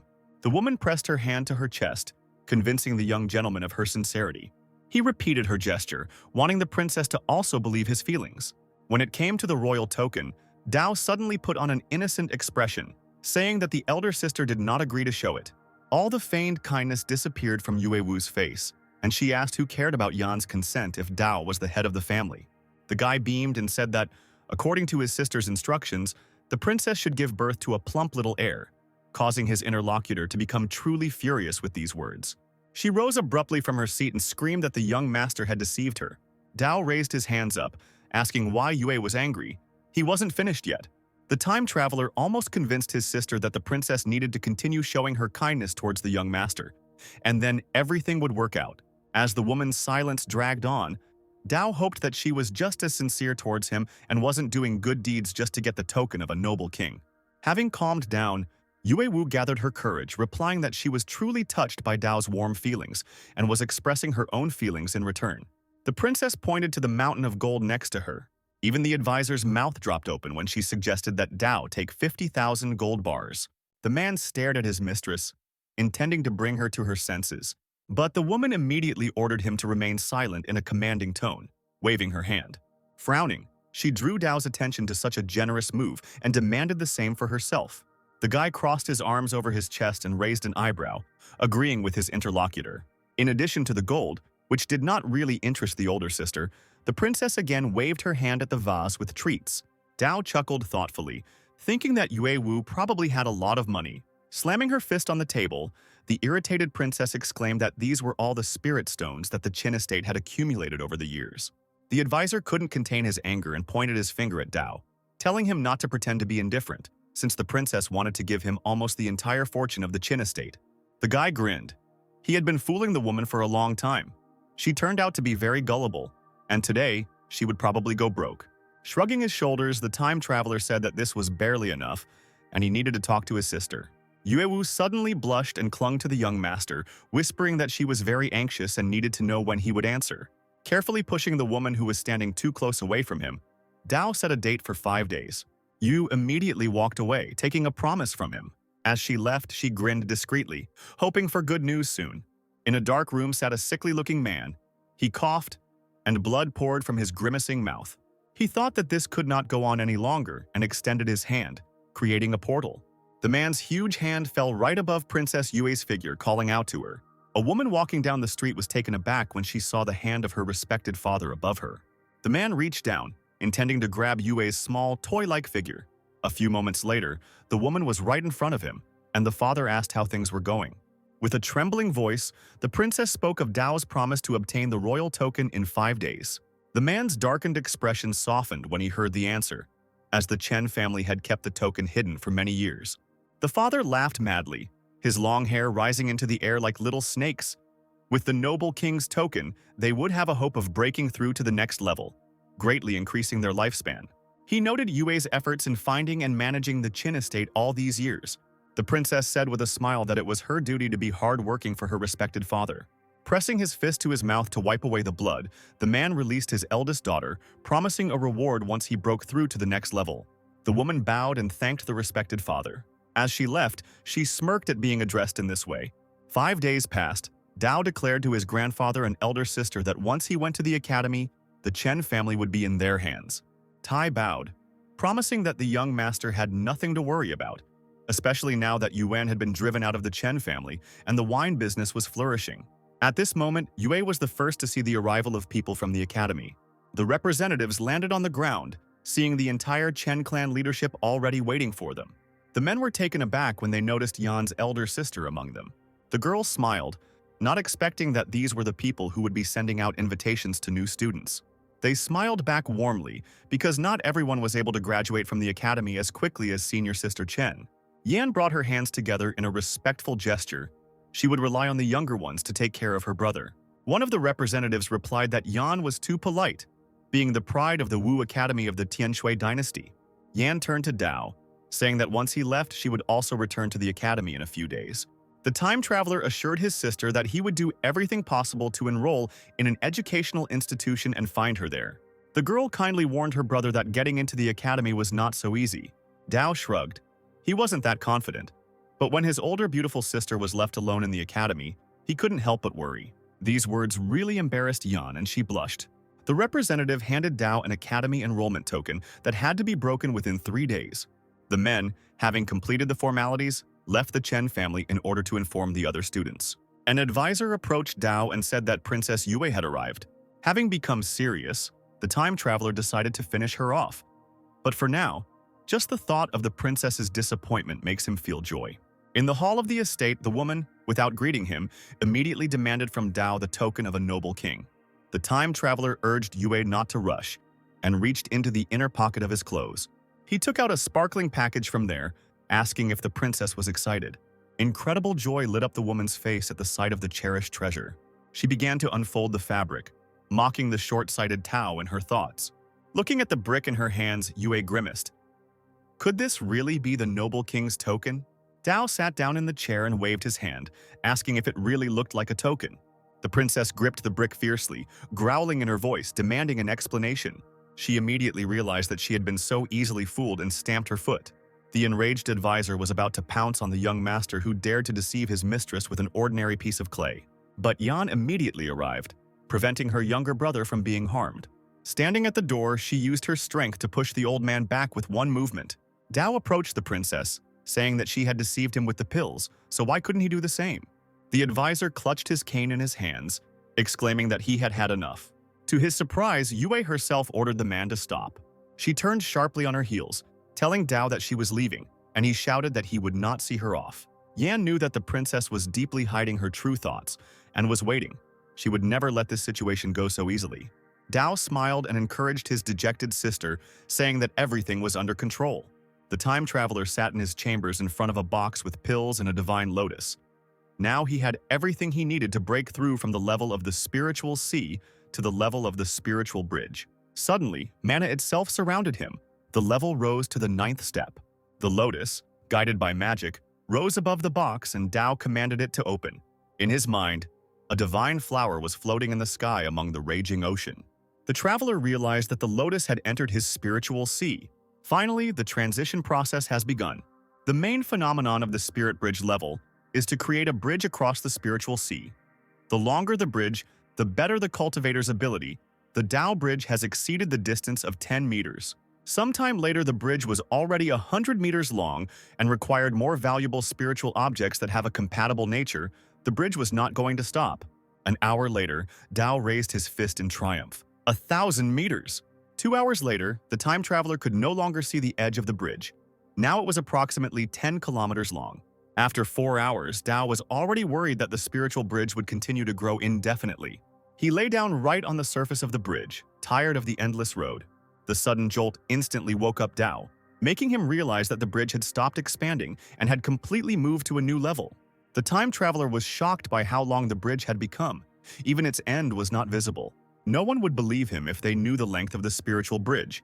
And it was also interesting what was at the end of the spirit bridge. Even after several hours, he still had not reached the final point, being thoroughly tired. Deciding to deal with this later, the young master returned to his body. The main advantage of the spirit bridge level is the ability to comprehend the laws of heaven and earth, to have a deeper understanding of one's own strength. Suddenly, the guy felt something burning him, shining golden. In Tao's hands was an iron box that his parents had left behind in this life. Since he reacts, it must mean it's time to open the gift. Having escaped from his hands, the object opened itself, practically blinding the guy with its light. Moreover, even those on the street saw and felt something unusual coming from the young master's room. Yuan turned in that direction, sensing an unfamiliar aura. There was a token and a letter in the box. The first thing Tao did was open the letter, curious about what could be written there. It was a message from the parents. If their son read this letter, they would probably no longer be there for him, which is what happened. Mother wrote that they had gone in pursuit of the stars and the sea, and for now, the heir should obey the words of his elder sister and work hard, waiting for the return of his parents, who would become great cultivators. Tao was surprised to read about the mistress and master's goals, finding them admirable. They bequeathed to their son a noble king's token. If the boy follows the path of cultivation, the item may be useful to him. As it turns out, the token emits special chi vibrations that can be detected by others. This thing is very valuable. Many people want to get it. So the token should be hidden in your body. This will block the vibrations of qi. Tao was taken aback by this statement, but still took the object in his hands. The token burst into flames of gold and seemed to melt in the owner's hand. The time traveler covered his face with his hands from the realization that the noble king's token had been on display for so long that anyone could notice the fluctuations in qi. And so it happened. These fluctuations were noticed even in the neighboring estate. Something suddenly stirred up the head of the family, making him forget about everything in the world. He instantly clenched his hand, breaking the cup of tea in his hand. The man's heir was taken aback and asked what had happened. He suddenly stood up from his seat, shouting that he felt the aura of the noble king's token. After so many years, he appeared again. The princess and her advisor were returning to the Qin estate after an unsuccessful meeting with the Chen family. The old man did not understand why the woman did not simply kill all the family members since they had deceived her. Yuan shrugged. There was no point in destroying the estate. Then the noble king's token would have disappeared anyway. And now Tao has the Xuan Yin ball. If you use it, you can die in 10 days. The advisor wanted to offer something to the princess, but she waved her hand at him. Yo demanded silence, declaring that she was leaving. The old man shouted after her that the princess should be careful, but she did not even turn around to say goodbye. The father, sitting on the throne, was displeased with his ward. His eyes did not hide his contempt. The princess dropped to one knee, asking the man for a little more time. He quietly hissed that there was no time left. His life was coming to an end. If the father cannot live, he will destroy everything in his path. Yui trembled, lowering her head. She thought that her father had gone crazy again. The discovered token was now safely hidden in the flesh of Tao. The man suddenly perked up and extended his hand. He began to laugh, which puzzled the princess sitting in front of him. The father burst into mad laughter. He felt the aura of the noble king's badge. But Yue was taken aback. She didn't understand what was happening. Yan and Tai rushed to the young master's chambers after sensing the vibrations from there. The door swung open and both Chens rushed into the room.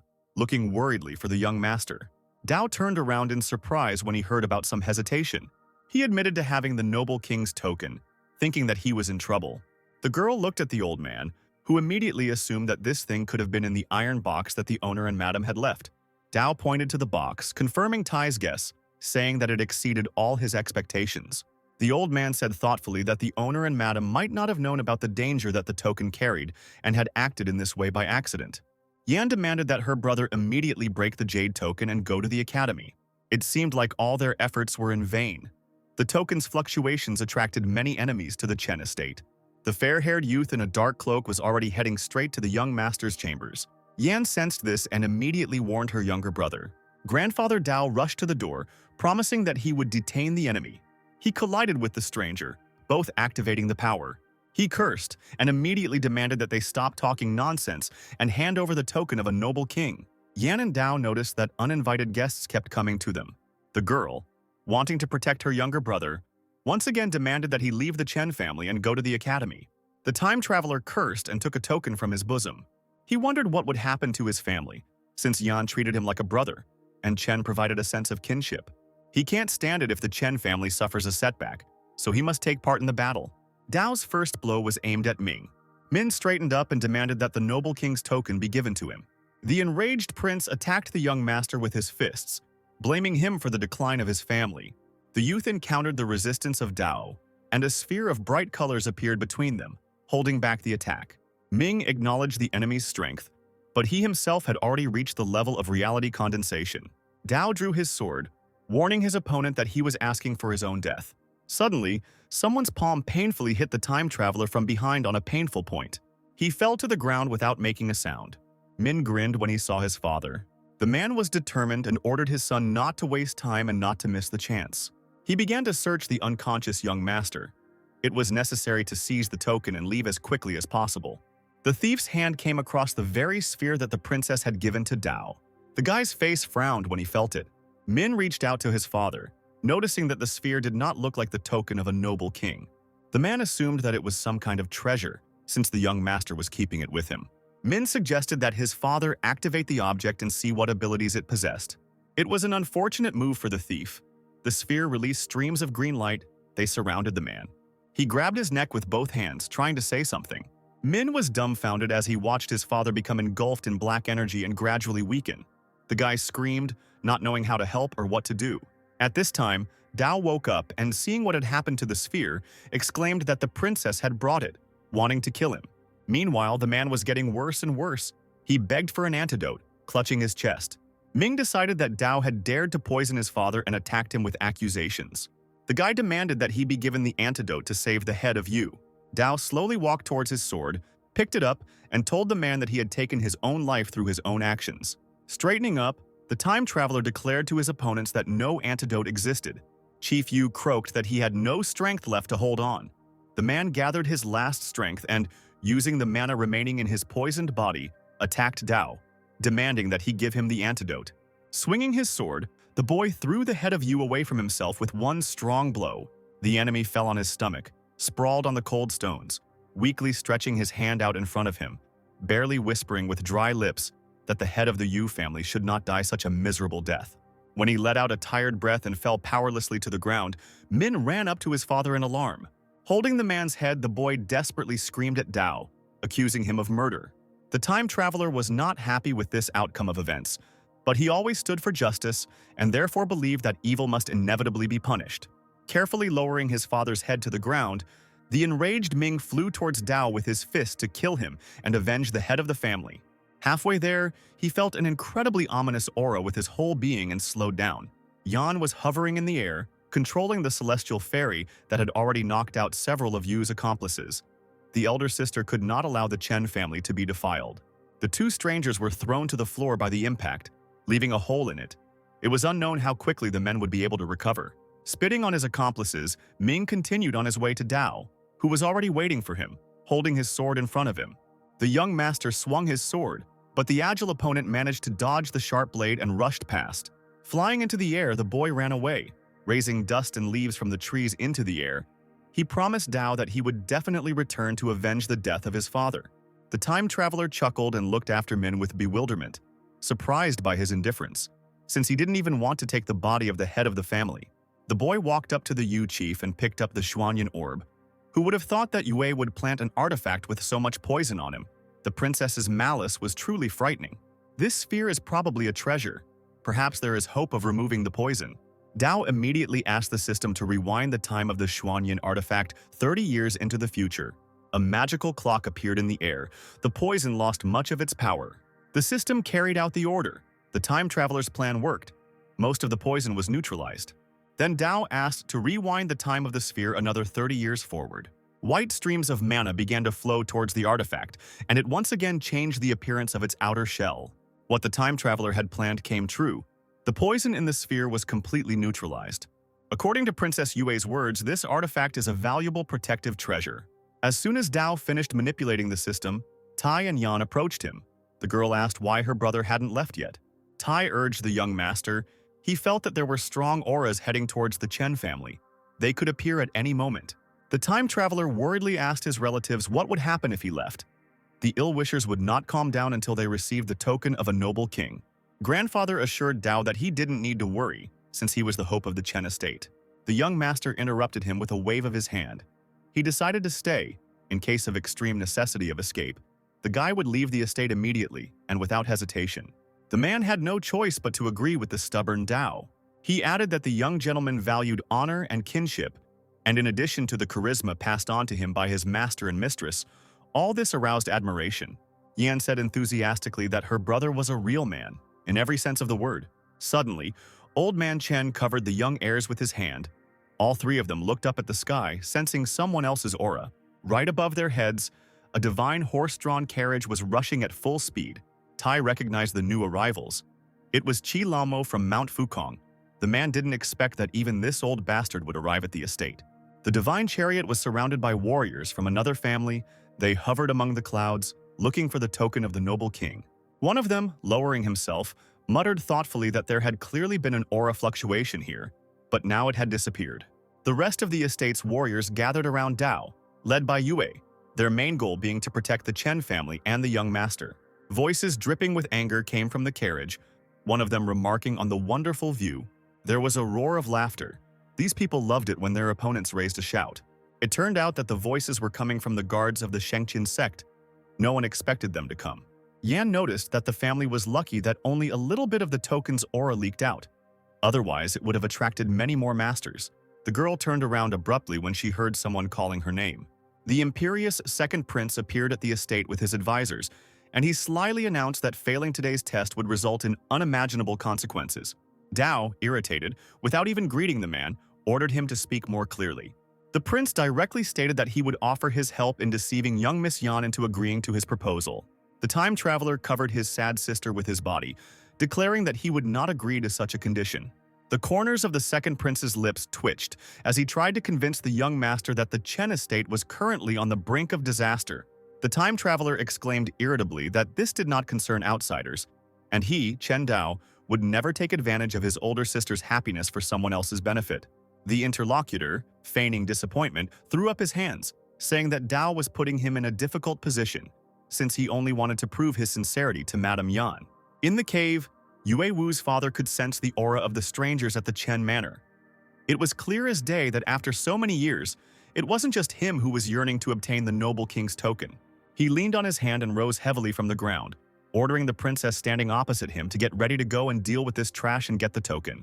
The girl suggested waiting until they killed each other and only then attack, since her father was seriously wounded for a big battle with unworthy opponents. The man exhaled and sat back down, agreeing that the noble king's token was already in his hands. There was no need to rush. Yue Wu said that she would go to the Chen Manor and spy on the enemies to pass the information to her father. The old man, looking through the princess with sick eyes, allowed her to go, saying that he would wait for the report. The woman clasped her hands in a respectful gesture and bowed. Meanwhile, strangers were arriving from the sky at the Chen estate, demanding the token of a noble king, threatening to wipe the family off the face of the earth. The second prince beamed a smug smile as his ambassador took the floor to persuade Dao to accept the great favor of siding with the Chen family that the prince was offering.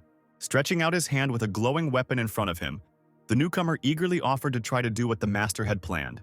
The opponents did not wait. Uniting in a circle, they gathered to attack in order to capture the young master of the Chen family and take away his noble king's token. Yuan and Tai stepped forward as Dao, and the old man challenged the enemy to ask if they thought the Chen family was helpless. The guards of the Shengtian sect jumped out of the carriage with mocking smiles and rushed at the time traveler. They also wanted to join in the fun. One of the brothers was already confidently extending his hand to Dao, shouting that he would take this brat on himself. The second one, grimacing, demanded that his brother slow down and give him the head of the family. Yuan, generating mana in her hands, turned to her brother, demanding that he hide and not fight so recklessly. But Dao, leaning forward, was ready for battle. He swung his sword around, releasing a wave of light blue light into the air. A furious force struck one of the brothers in the chest. He coughed up blood, and a ridiculous expression froze on the guard's face. The energy of the newcomer threw the man back, hitting the other warriors. The second prince's advisors were amazed by the youth's powerful sword swing, and they realized that he had reached the level of the spirit bridge. The second prince, watching this, was no less surprised. One of the young master's swords had become several times stronger than his. The younger guard dropped to the ground and picked up his unconscious older brother, clutching the wound on his shoulder as the man sobbed in grief. The enemy's eyes turned bloodshot and he roared, claiming that Dao had killed his brother. The time traveler spat in his direction that it served him right. They asked for it. Suddenly, the guard increased in size, becoming taller than the manor building. The clothes on his body cracked. Black mana wafted from the man's mouth. He lifted his older brother's body with one hand, which now looked like a rag doll. The guard, clasping him with both arms, began to sob, demanding that they become one and never be separated. Shedding huge tears on the floor, the man pressed his brother's corpse, swallowing it whole. He stood up, straightened up, and shouted furiously that he would make Dao pay with his life. The second prince's confidant warned his master because the aura of the dwarves had grown several times when they united into one. Seeing the giant bending over her brother, Yuan screamed, realizing that he was in trouble. She had to protect him at any cost, and immediately flew in that direction, calling on Dharma. A voice rang out from the heavens, saying that the Chen family was now doomed to die. Commanding the huge avatar, the princess ordered the enemy to get away. The sky fairy squeezed the chariot in her huge hand, leaving only splinters of it. But the avatar's palm was stopped by an old figure with a face withered from age. Chi Laomo exclaimed that Yuan was just a helpless baby in front of him. The girl screamed furiously, threatening the old man with the destruction of his Fukong mountain if he dared to hinder her any further. Laomo shook his gray hair and fixed his pitch-black eyes on Yan. He would immediately obtain the noble king's token. At the same time, the maddened guard of the Shengtian sect stretched out his huge hands towards Dao, demanding the return of his elder brother. Yu and the Chen family warriors rushed straight towards him to protect the young master. Closing his eyes, the junior guard ran at the men, knocking them down with his fist like bowling pins. The time traveler did not stand aside. He immediately ordered the system to increase his swordsmanship by 50 years. Although he had already mastered this sword technique, it remained to be seen whether the young man could further increase the weapon's power. At the moment when the guard almost grabbed him, Dao realized that he had succeeded. A huge number of secrets about this sword technique appeared in his consciousness, and the power of the weapon increased several times. The wounded Yue jumped to his feet and screamed the young master's name, looking at him tensely. Lamo Yan, who was fighting with the old man, turned around and also saw the giant guard looming over her brother. A long blue stripe from the Dao sword appeared along the junior guard's arm. Then a stream of force hit the man, causing him to stumble back and fall onto his back. The time traveler, completely engulfed in bright light, raised his sword up, calling on everyone present to listen to him. The young leader declared that anyone who attacks the Chen family today will be killed. All the opponents gathered above the estate let out a breath of amazement upon seeing the master's technique. They had never even seen anything like it before. The second prince opened his mouth in confusion. How could the weapon become even more powerful? The man's pride was hurt. After all, Dao was mediocre. But why did his abilities exceed the second prince's strength? A portal opened high in the sky and a burial box floated out. Everyone present looked up, recognizing its owner. Tai said that the old demon Yinshan is half human, half demon. No one knows how long he lived. A sepulchral, otherworldly voice came from the box, demanding that the Chen family give him the noble king's token. But the time traveler was not frightened by such tricks. Pushing off from the ground, he flew up to the box, shaming the demon for his arrogance. The sister tried to stop the master, and Yinshan rumbled that the young man thought too much of himself since he killed the guard of the Shentian sect. Dao rushed with his sword at the box, shouting that he was not afraid of the demon. The moment the metal touched Yinshan's abode, a bright explosion was heard. The young master flew to the side, not expecting that this enemy was beyond his strength. Gritting his teeth, the boy acknowledged the demon's power. The coffin opened, and the bloodless hand of the enemy appeared from there. And then the whole half-rotted body wrapped in ribbons. The dead man had not left his shelter for 2 years, but now, finally, he would come out to fight. The strangers froze in midair, not daring to approach Dao now. They had heard about the guy as a scumbag, incapable of cultivation. It was worth taking a look at what he could show. Princess Yue and her advisor also arrived at the estate, and now they too were watching what was happening in the sky. The woman's confidant growled softly, realizing that Dao truly had power. Moreover, he hid it so carefully and deeply, it is not surprising that the guy managed to deceive even the princess. The demon bared its teeth, revealing a row of sharp teeth, and pushed off from its tomb to pounce on Chief Chen. Immediately, the avatar of Yuan blocked his path, spreading her long arms out on both sides. The elder sister shielded her brother, controlling the Dharma and creating a spell in her palms. Yinshan creaked that in another 10 years, even he wouldn't be able to resist the girl, but for now she was still too weak. A long, purple glowing dagger appeared in his bloody hand. Swinging his arm, the demon began to fall down like a stone, intending to cut the spell. He succeeded, the sharp, magical steel piercing the avatar's chest. Dharma bound. Yuan recoiled, thick blood spurting out from her mouth. Seeing his sister lose consciousness and fall, Dao immediately broke away from the fight, screaming desperately. The second prince rushed towards the girl, no less worried. He managed to pick up the young lady in his arms, asking if everything was okay with her. The powerful demon Qi caused even the heavenly fairy, Dharma Yuan, to crumble into pieces. Laomo took advantage of Dao's distraction and jumped on him, holding the blade high above his head. He had been honing the weapon for over 100 years to deflect the blows of gods and Buddhas. This time, Tai came between them, deciding to sacrifice himself for the sake of the young master. The demon's blade struck the old man, blood spurted from his mouth and chest. The man lost his balance and began to give in to the laughter of his opponent. Seeing Tai hit his head on the hard ground, Dao cried out in pain. He gritted his teeth, knowing that he had no right to surrender to this group of thieves. Lamo played with the blade in his withered hands and egged on the young master, suggesting that they measure their strength. Seeing the demon flying towards Dao faster than lightning, the outsiders watching shook their heads, thinking that the young master had overestimated himself. The men thought that the boy was finished because the old demon would definitely cut him into pieces with one blow.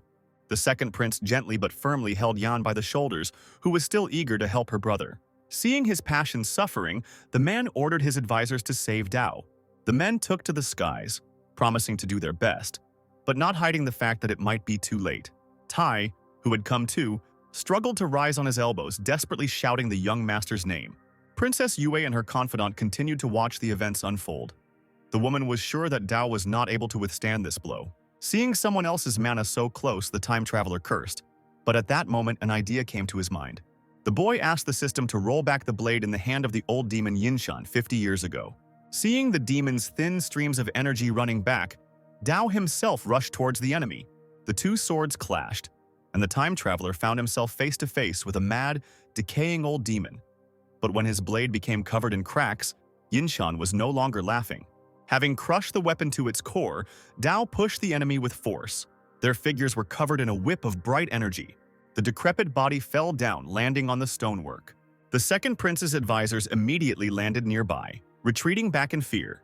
One of them could not even imagine what he would witness, and could only open and close his mouth, stuttering. The demon rose to his feet, holding in his hand only the stub of the blade he had cultivated for over 100 years. Yuan, with her spirit revived, blossomed before our eyes, watching her younger brother's success.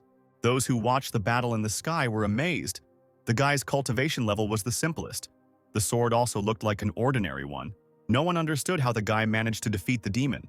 Princess Yue stepped forward, seriously reporting that the young master had amazed her with his strength. But the confrontation was not over yet. Disgraced by how easily a man could destroy the work of many years, Yinshan rushed towards Dao with his bare hands, threatening to wring his neck. At this, the time traveler pointed his sword forward, ordering the old demon to stop lying. The guy brought the sword down on the enemy with all his might, and the blade immediately lit up with an incredibly bright golden glow.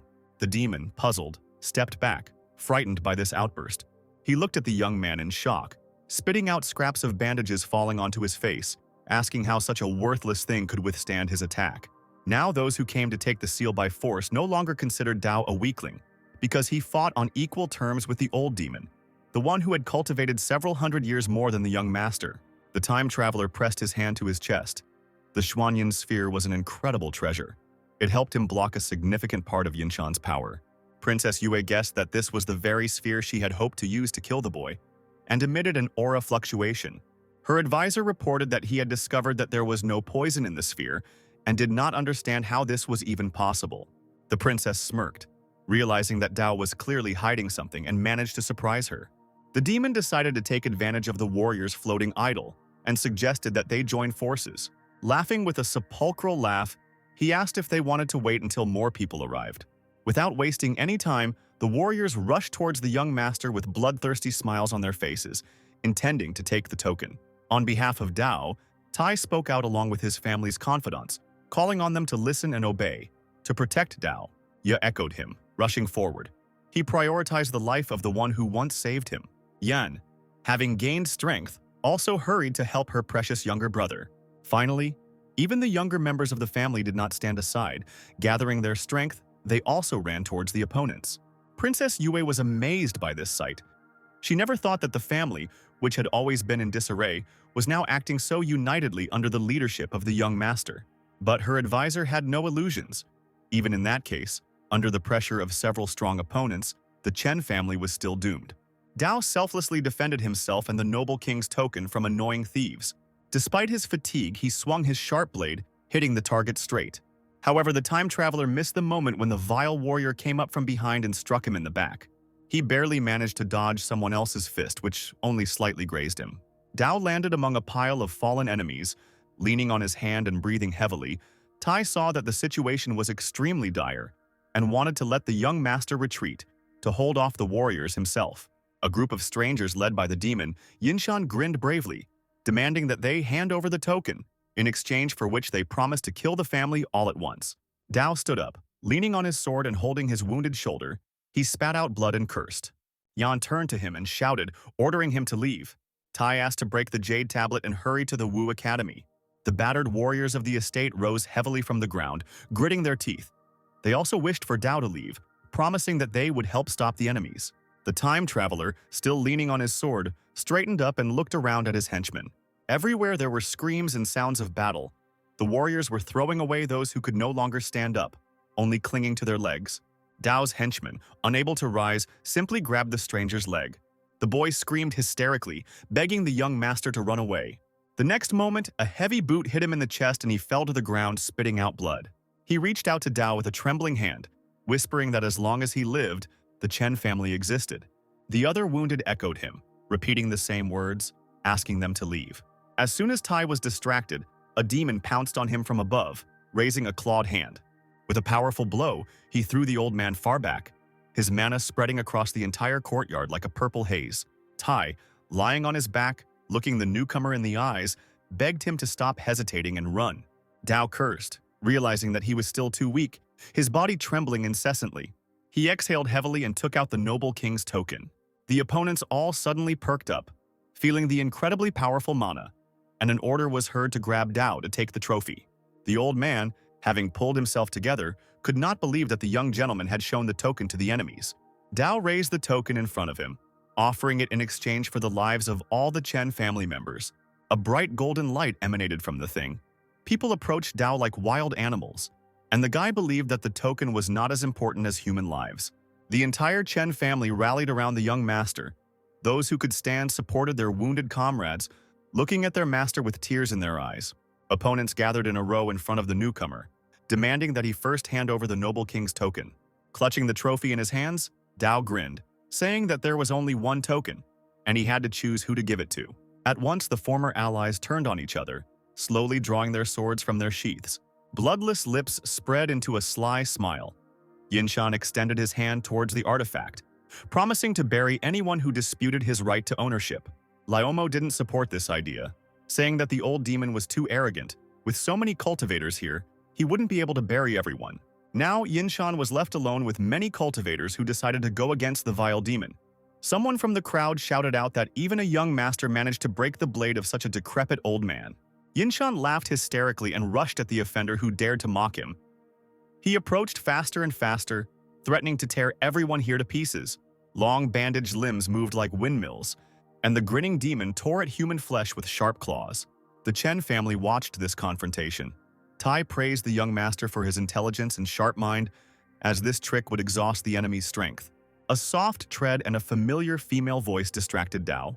Turning around, he saw Princess Yue along with her faithful companion. Clutching the token in his palm, the guy took it aside, greeting the woman, then asked if she also wanted to fight for the artifact. She crossed her arms over her chest and dropped her deceit, replying that the young master would not believe it if he heard that she was not interested in the token. The time traveler repeated her pose and shook his head, agreeing with the assumption. Smiling, Yue suddenly suggested that the guy make a deal right now. This proposal made Dao smirk. Was it not enough for the princess what he had already done? The woman suddenly frowned, her eyebrows drew together, and anger surged through her to the tips of her fingers, causing her to tremble. The princess's advisor could no longer treat the lady in such a way, shouting that the guy was clearly tired of living since, in such a situation, he dared to anger her. Having regained her composure, still frowning, Yue Wu asked Dao if he really thought that this method would be enough for the enemies to kill each other. To her surprise, the young master admitted that it wouldn't work entirely. The princess added that these people, although stupid, were not fools, and would not continue this senseless battle for long. All that Dao got was a temporary respite, but it was not a solution to the global problem. The traveler looked thoughtful and asked if the princess was offering her help in this. The woman nodded, confirming his suspicions. Then the guy briefly demanded to tell him his plan. After some time of explaining, Yue asked what the young master thought about it. First, he decided to clarify what the benefit would be for the princess. She did not give a clear answer, limiting herself to saying that Dao himself would find out when the time came. Realizing that the choice was limited, the time traveler agreed to trust her. Yue voiced his thoughts, directly saying that in the absence of a choice, her help was the only hope for victory. Meanwhile, Laomo spoke up from Mount Fukong, calling on his newfound troop to listen to him, as they would achieve nothing if they continued to kill each other. The old man suggested that we first get the noble king's token, and then think about who would get it. There were shouts of approval and calls to listen to Laomo. The mass brawl was only good for the Chen family. The cunning demon approached Dao with his hand outstretched, demanding that he hand over the noble king's token. He shook his head, replying that such scum were not worthy of receiving his family's artifact. The warriors did not seem to expect disobedience. Since the young master was going back on his word, he wanted to be beaten. The old man gnashed his teeth. This brat young master was truly tired of life. Flying into the air, he headed towards Dao, intending to dig his claws into his neck and rip his head off. Princess Yue stepped in front of the boy, pushing him away with her hand, and demanded that he stop. This actually made Laomo pause and look puzzled at the unexpected alliance. The warriors mockingly asked who this woman was, but it didn't matter. Just tear off her head at the same time, let her join young Master Chen in the afterlife. Yue stood fearlessly in front of the old demon, saying that Dao had spoken correctly. None of those present are worthy of the token of a noble king. The old man was amazed at the impudence of the little girl who dared to provoke them. He didn't care what clan Yue was from. Laomo was going to deal with her right now. The woman, without losing her composure, just smirked in response to these words. She suddenly raised her hand up, calling out to her father, and a purple summoning portal immediately appeared above the princess's head. The old man recoiled, not understanding what was happening. At that moment, a hand extended from the portal and reached straight towards the demon's gray head.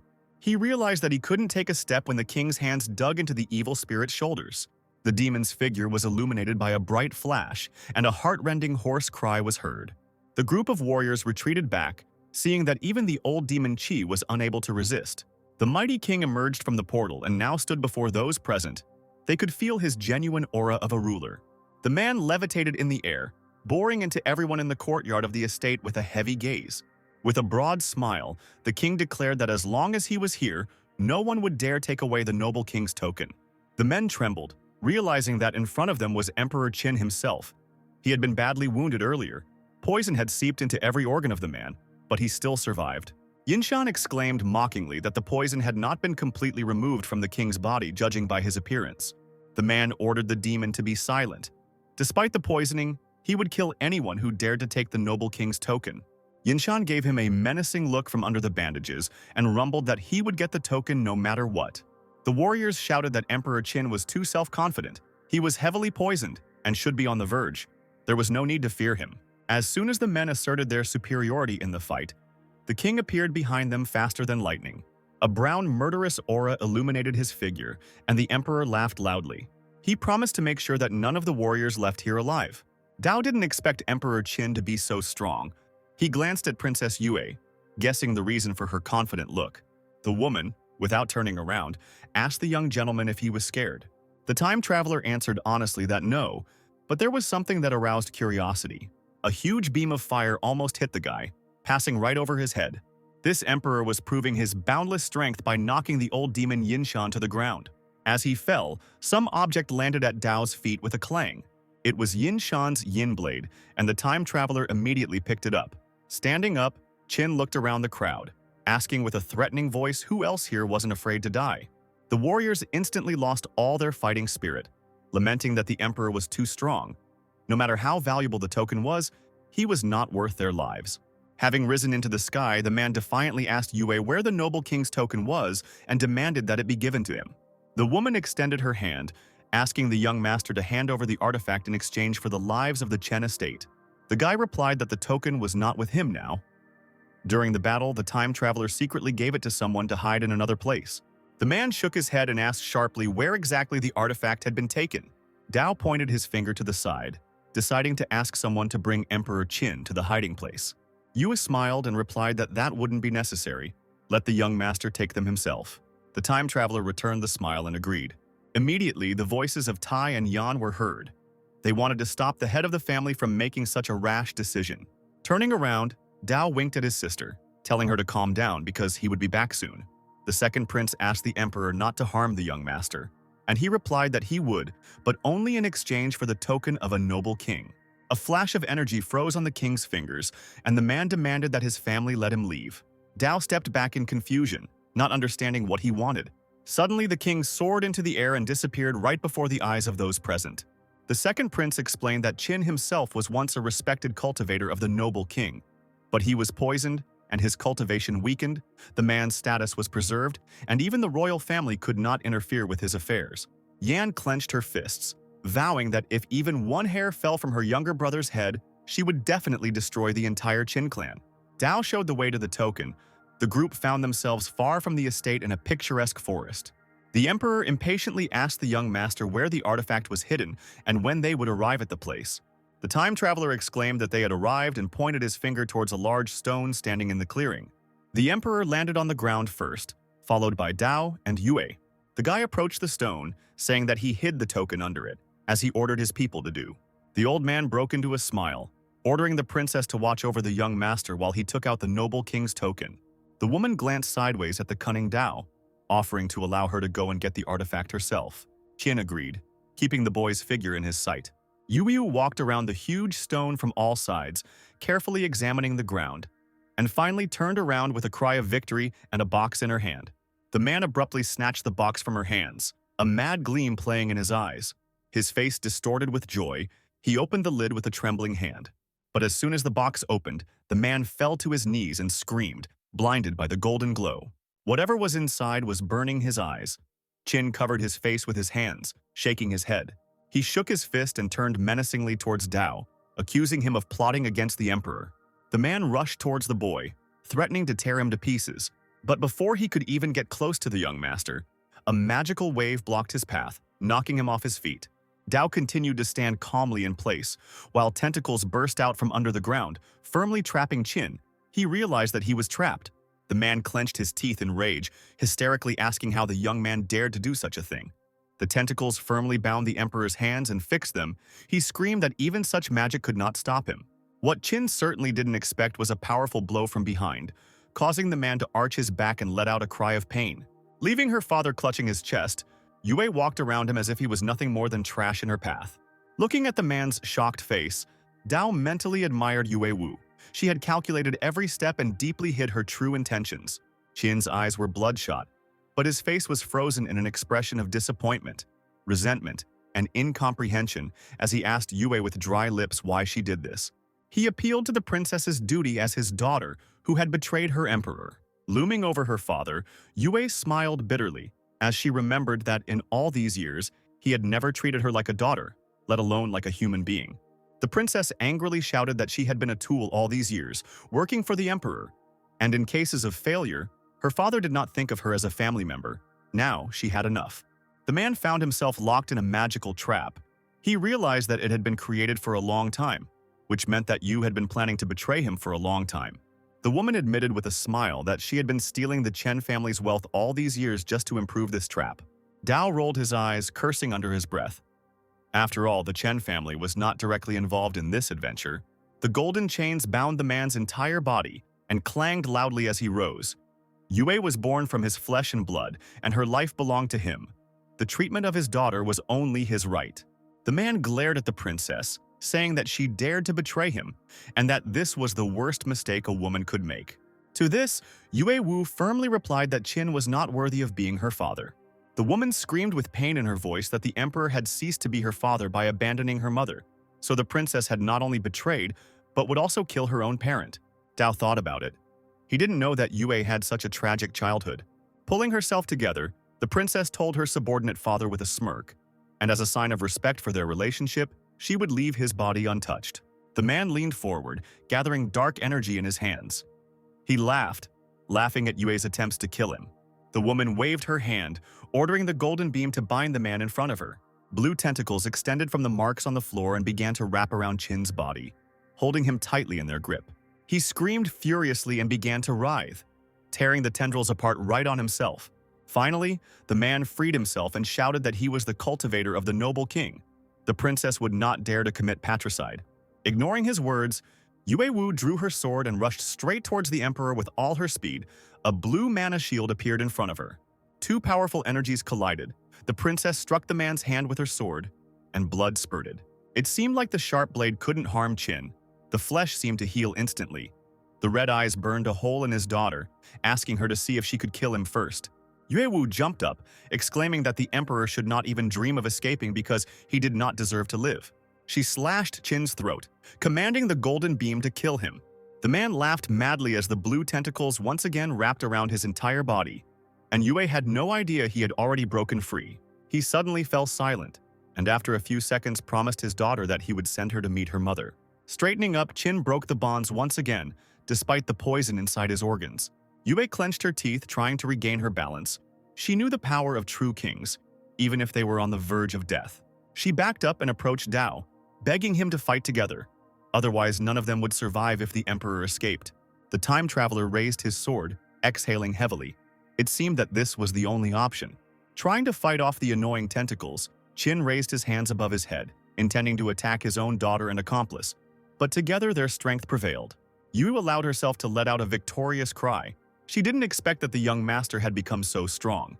The emperor was shocked, but he stood his ground. Noble kings are not creatures that can be humiliated.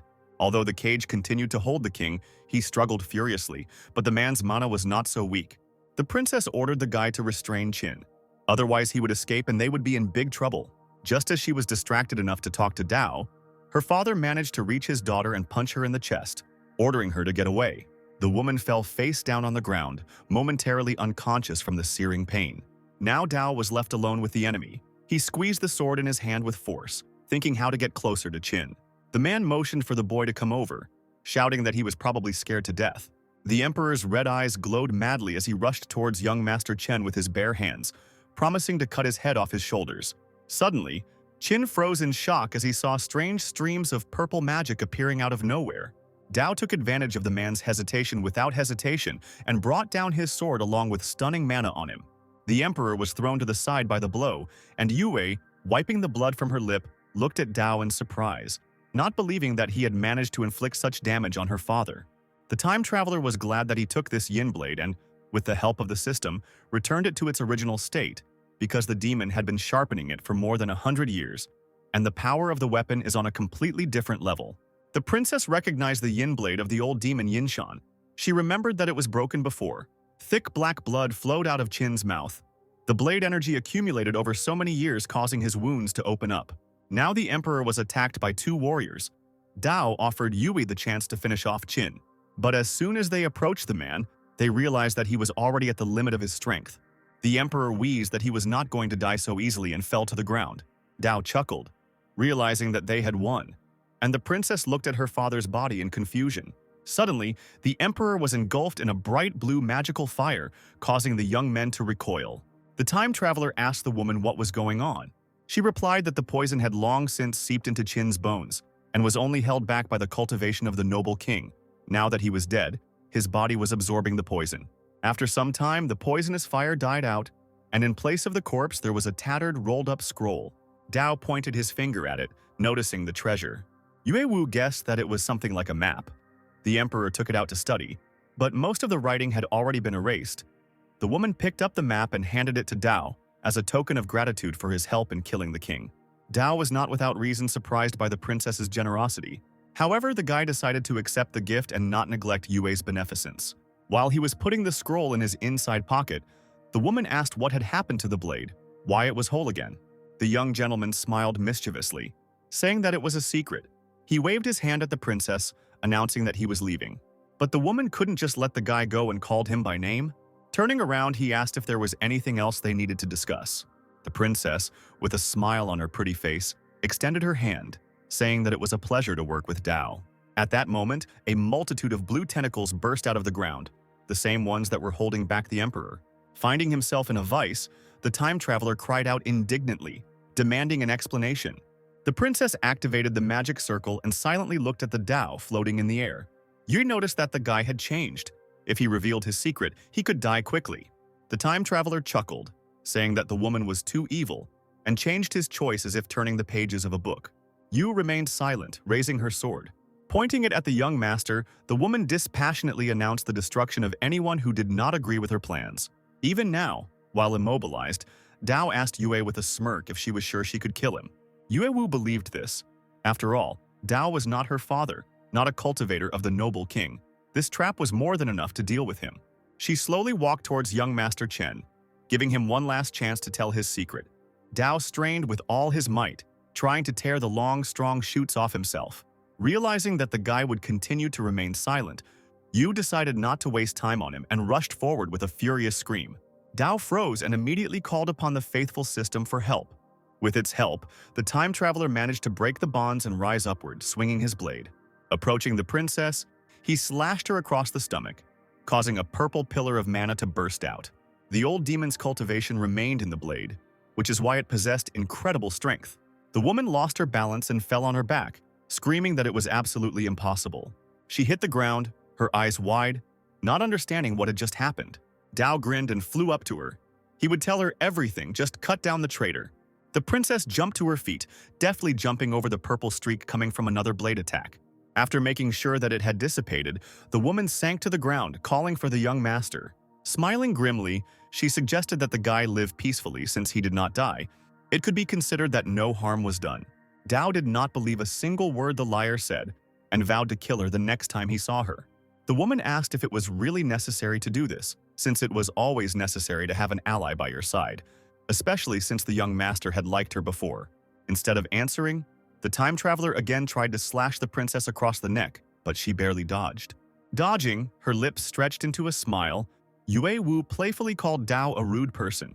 The woman jumped up and flew into the sky, shouting that she was in a great mood today and had no desire to quarrel. Sometime later, Dao returned to the Chen estate, where he was already joyfully welcomed. Tai bowed, grateful to the young master for the family's victory. Yuan ran to her brother, exclaiming that since the noble king's token had been discovered, he could no longer remain in the estate for long. Suddenly, the sky turned gray and split open, and a huge golden hand appeared from there. Those present froze in fear, trying to comprehend what was happening. The old man knew that this was a true cultivator of the noble king, and now he decided to attack them. Yan and Tai tried to protect the young master and ordered him to flee. Meanwhile, the hand continued to reach out, and under its pressure, the stone floor of the estate collapsed. Even the warriors of the family felt it, falling to their knees, blood spurting from their mouths. Yan screamed again, calling for her younger brother to escape. Dao looked at the token in his hand. Was there nothing he could do to stop this? The guy squeezed the artifact in his palm with all his might and cursed foully from impotence. Tai fearlessly stepped right under the palm, gathering all his strength together. He exclaimed that he would put all his strength on the line and would not pay attention to the origin of the enemy. The circle from which the palm extended lit up with a bloody light, and the owner of the hand reached out to the old man. Dao couldn't watch them risk their lives for him and immediately ran up to his grandfather. The older sister overtook him, protecting him. She again ordered her brother to run so that the family's sacrifices would not be in vain. The time traveler, looking at the huge enemy, screamed in horror. The owner of the palm, knocking Yuan off her feet with his pressure, rumbled that she was overestimating her strength. The girl fell to the ground, struck by the heavenly blow, and sobbed loudly. The voice laughed, praising the resilience of the little doll, who managed to survive the blow of the noble king. Yan cursed. She was disgusted to hear these words. She had to buy enough time for her younger brother to escape. The second prince, running to the epicenter of events, dumbfoundedly called out to Yuan. Dao turned around and noticed the second prince standing nearby. He demanded with all his might that the man save his sister, so that he might think that he had done a service to the young master. The second prince replied sarcastically that Dao must value him very highly to have him deal with a cultivator of a noble king. The time traveler shook his head, replying that the prince would not be here if he could not. Crossing his arms over his chest, the man replied that it didn't matter. He would accept the request, since he was going to protect Yuan anyway. And judging by what the young gentleman has done recently, his services will be worth a lot in the future. The second prince tried to resolve the issue diplomatically, and respectfully asked the esteemed noble elder king to introduce himself and show his face. The answer was a dismissive cry, ordering the second prince to mind his own business, and a hand came down with force on the warriors, scattering them to the sides. Innocent bodies lay on the broken stones, and a voice boomed, ordering them to get away. This made the second prince extremely angry, and he began to create a strong magical barrier in his hands to protect the remaining survivors. A golden bell rose into the air. The man commanded the golden beam barrier to open. A golden, tangible bell spread out above him, his advisors, and Yuan, protecting them from the elder king. The hand fell right next to the protective bell, destroying the earth again. Dao made a difficult decision. After examining the area, he decided to leave the estate. The time traveler squeezed the seal in his hand, and his figure began to slowly dissipate into the air. The elder king began to destroy everything around him again in anger after seeing the escape of the young master. The heavens opened up again and swallowed the huge limb, a voice warning Dao that it would not escape. The older sister rose to her feet, standing in the middle of the ruined estate. With tears in her eyes, she was forced to admit that the Chen family had been destroyed in the end anyway. The second prince exclaimed that they simply could not stay here any longer. The girl clenched her teeth, promising that she would definitely get retribution for this pain. Gathering her strength, Yuan wandered off somewhere, leaving behind the puzzled second prince. Min, standing on a hill in the distance, watched as the majestic estate turned into ruins. He gloated because the Chen family was destroyed. The Dao deserved it for killing his father. As he walked down the stairs, the young man crossed his arms behind his back, preparing to report everything to Wu Academy. What happened did not escape the sensitive gaze of Princess Yue and her advisor. She wondered out loud, who was the noble king who attacked the family? Wasn't he afraid that the two noble cultivators would take revenge? The advisor assumed that the king must have known about the disappearance of the lord and the master, because if he had been sure of the opposite, he would never have attacked the estate. The woman raised an eyebrow and acknowledged that her confidant was right. The advisor reported the message from the demonic sect. They were pleased with the assassination of the emperor and offered Yue a chance to become a heavenly demon. They also sent a jade pendant to the Wu Academy. The woman looked defiantly into the distance, peering at the ruins of the estate. The princess proudly exclaimed that her ambitions were not limited to the area, since she had the opportunity to become a heavenly demon, and she had no intention of going to the academy at all. Meanwhile, Dao materialized on the territory of the Wu Academy. The time traveler deftly landed on the stone floor of the territory. An incredible sadness filled his heart as the young master once again recalled the death of grandfather Tai and the rest of the Chen family. Dao's heavy thoughts were interrupted by someone's mocking voice from the side. Three young guys led by a strong man pointed their fingers at him, but the time traveler seemed not to even see them as he descended the stairs of the platform. A dark aura engulfed his body. Bitterness turned into rage. The guy was ready to destroy the noble king right now and take revenge on him. Brother Scar blocked his path, hanging over him and flexing his muscles, ordering him to stay put. These words dispelled Dao's thoughts, and the traveler, as if he had just noticed the strangers, stopped dead in his tracks. They grinned and asked if he was new to the academy, and that those like him should be taught the rules of this place. Dao was surprised and asked what other rules there were. Scar pointed his thumb at himself, indicating that the newbie just needed to listen to him. A group of other guys passing by noticed that Scar was bullying the newbies again. His older sister was a level 9 disciple in Huangwu Academy, and no one dared to stand up to her brother. Raising an eyebrow, Dao lazily asked how he could obey. Scar's cur, standing behind him, immediately called Dao an idiot and ordered him to hand over the most valuable thing he currently had on him. With a heavy sigh, the time traveler walked past, brushing against the rude man with his shoulder. His eyes lit up with indignation. He grabbed the student, intending to teach him a lesson. Without stopping, Dao grabbed the opponent's arm and twisted it. The guy screamed shrilly in pain. Having let go of the guy, the young gentleman went on. The same one shouted that the new guy had broken his arm and begged Scar to kill the impudent fellow. Scar clenched his fists and looked mockingly at Dao, who was the second person in many years to dare to oppose him. The disciple enthusiastically walked towards the newcomer, intending to teach him the rules of the Wu Academy.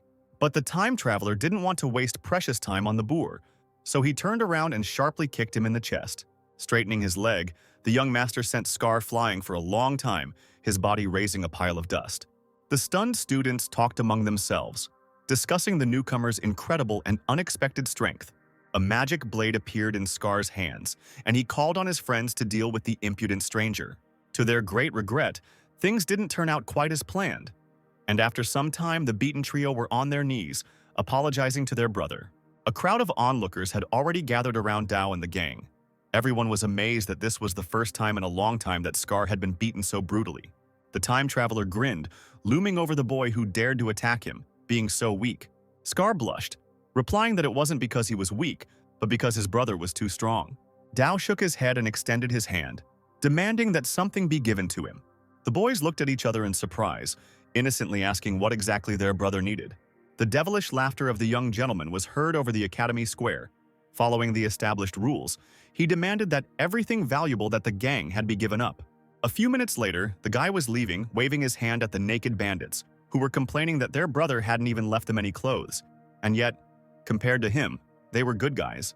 The time traveler turned around cheerfully, asking who was the first to dare to speak out against such students. Scar laughed and replied that it was the famous lady Chen Su Yuan. The young gentleman blossomed upon hearing his sister's name, and he had no doubt that it was she. Immediately forgetting about the bullies, Dao thought hard about how to become strong to avenge grandfather Tai and the entire Chen family. Someone loudly reminded the newcomers to head to the square immediately to get their identification badge. Scar's friend touched him on the shoulder, asking worriedly if they were going to let things slide. The boy growled, shaking his head. He had been greatly humiliated today. The beaten bully realized that it was time to find his sister. Finally, all the newcomers lined up in several rows to receive their tokens. Just as Dao was about to stand in line, someone's plump hand touched his shoulder. Turning around, he saw a plump, good-natured student with a bag on his back, who asked if the guy would help him carry his things. The time traveler asked with an indifferent look what benefit he would get from this. The stranger had an answer and held out several stones in his palm, offering to pay with them. The young master stared at the middle-class spiritual stones. For this disciple to give them away so easily, he must be very rich. The stranger took the intense gaze for doubt and gasped, suggesting that this was not enough. Several more spiritual stones instantly appeared on the palm of his hand, and the guy offered to double the reward. Dao swallowed hard and grabbed the edge of the bag, exclaiming that this was enough. With one jerk, he threw the huge bag over his shoulders, surprising the student, who immediately offered him his patronage. He beat his chest and declared that it was not easy for newcomers to the Wu Academy, and this acquaintance would be a great fortune for the student. The guy also quickly introduced himself. His name was Lin Hu. Without even looking at his new acquaintance, the newcomer briefly stated his name. The academy administration handed the boys tokens, ordering them to keep them carefully. The men said that they were a form of identification. Whether it was for accumulating merit or exchanging pills, the tokens had many uses in the academy. After accepting the item, Dao thanked the staff with a smile. Just as he was about to leave, a female voice was heard calling him to wait. The men immediately bowed deeply and greeted elder sister Chu Yun. The newcomers in line began to whisper among themselves, discussing Sister Yun's beauty, but the others advised them to be quiet, since the girl ranks third among the geniuses of Wu Academy. Yun looked closely at Dao, who stood in front of her, not knowing how to act. Hu whispered that senior sister Yun was a celebrity in the academy. It would be great if the newcomer got to know her better. To everyone's surprise, the girl smiled happily and personally greeted Dao, saying that she didn't expect him to appear at Wu Academy.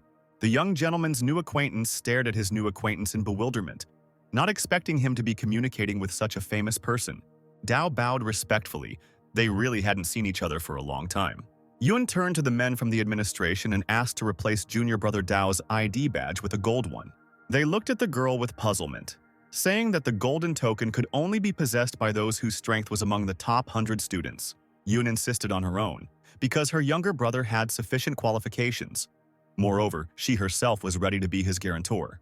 The man hesitantly held out the gold token, shrugging his shoulders. Pulling himself together, he straightened up and said in an official tone that this token had more authority than a normal token.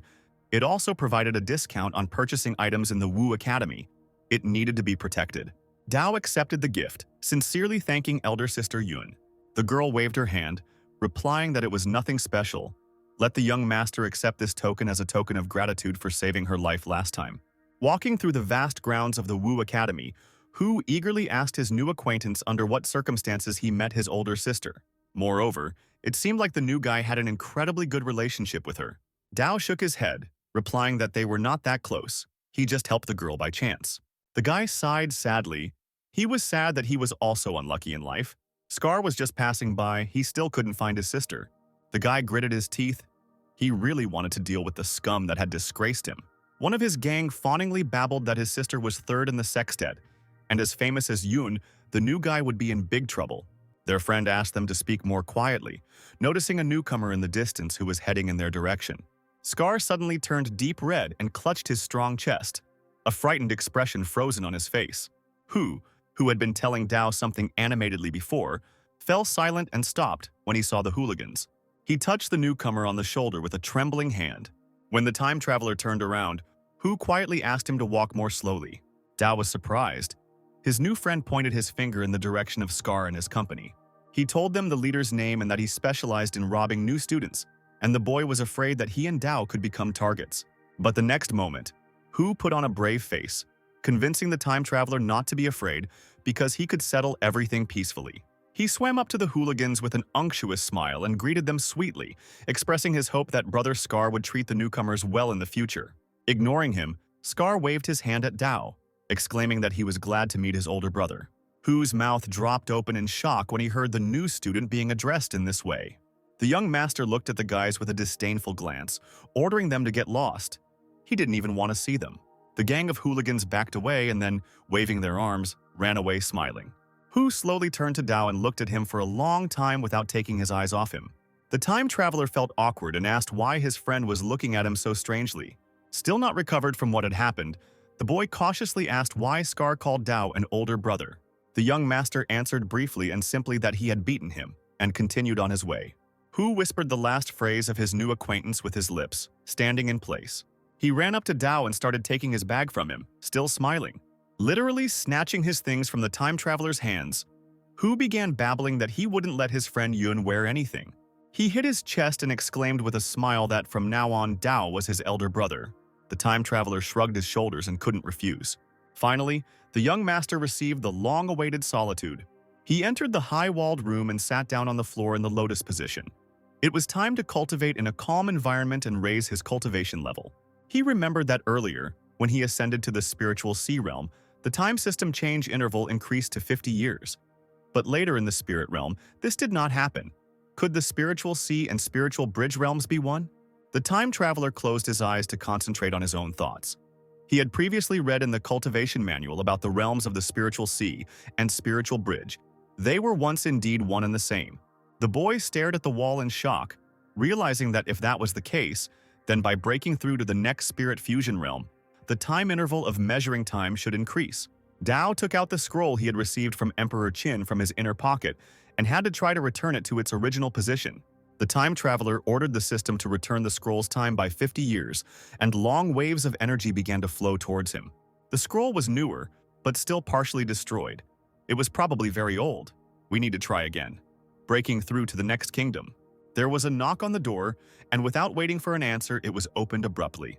It was Hu. He suggested that Dao go to the library tower to pick up some techniques.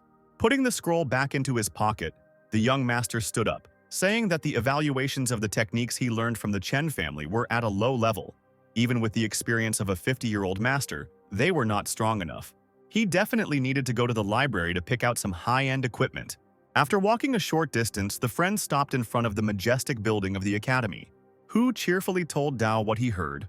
On the top floor of the Academy Tower, there are high-class heavenly-level techniques stored. I wonder if they will have a chance to see them. Suddenly, the guy's way was blocked by two not very friendly men, who asked the strangers to show their tokens. Hu frowned and silently handed over the previously issued token. The man checked it on some special device. Then he handed it to the student with a grin, concluding that the gray token had 0 points and that Hu currently did not have sufficient skills to enter the library tower. The student was surprised, but suddenly decided that the man did not need his token at all.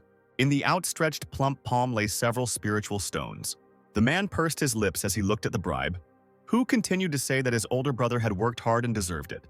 The employee coughed and took the stones, pretending to shake the student's hand. Hu didn't expect that he would only be allowed to choose one technique scroll from the second floor for himself upon entering. Smiling, the boy reached for the stones, asking his older brother to be more accommodating and give him a few more techniques, but he stopped the attempt because a simple student had no right to bargain. The strict employee added that it would not be enough for the student to select more books of stones. Shrugging, Hu waved his hand towards the library, calling Brother Dao to follow him. But now, the hand of power has blocked the way for the time traveler. The man extended his hand, asking where the new boy's share was. Raising an eyebrow, the young gentleman simply replied that he had nothing. The employee frowned, exclaiming that the student did not dare say that he had nothing to offer. Hu smiled ingratiatingly, trying to divert attention to himself and give the guard what he asked for instead of Dao. But the time traveler covered his hand with his own, seriously addressing the man, asking what he was going to do if he didn't receive the bribe. The guard smirked and replied that he could beat up the student if he had nothing to give. Dao then roughly pushed the man away, shouting for him to get out of the way, and walked towards the entrance of the library. The guard roared that this was the first time he had seen such a cheeky new student after so many years of work. He raised his fist, exclaiming that Dao was asking for a beating and vilely prepared to strike him in the back. Without even turning around, the time traveler, with one precise and graceful movement of his leg, hit him in the face. As the guard lay on the floor, Hu stood frozen in place, his mouth opening and closing in shock at what he saw. The employee quickly rose from the floor, got on all fours, and cursed at Dao, who dared to hit him. Having recovered, the man attacked the student, deciding to teach him a lesson. Hu put his hand forward, trying to warn his older brother not to play with fire. But the time traveler, without saying a word, slapped the man with the edge of his palm so hard that he flew to the side. Hu followed the flying employee with his gaze, muttering something to himself.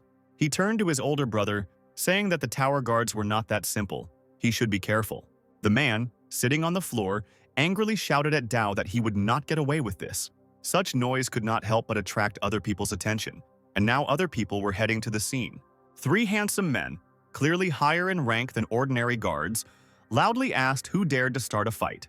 The staff member pointed at Dao when he saw Cao's older brother and started complaining about the student, shouting that the brat was disobeying the rules and attacking them. The man addressed the newcomer dismissively, saying that his name was Chao Ming. The time traveler only asked what the big deal was. This shocked Min. He couldn't even find a way to respond to such rudeness. Hu whispered to Dao that this was the great Ming.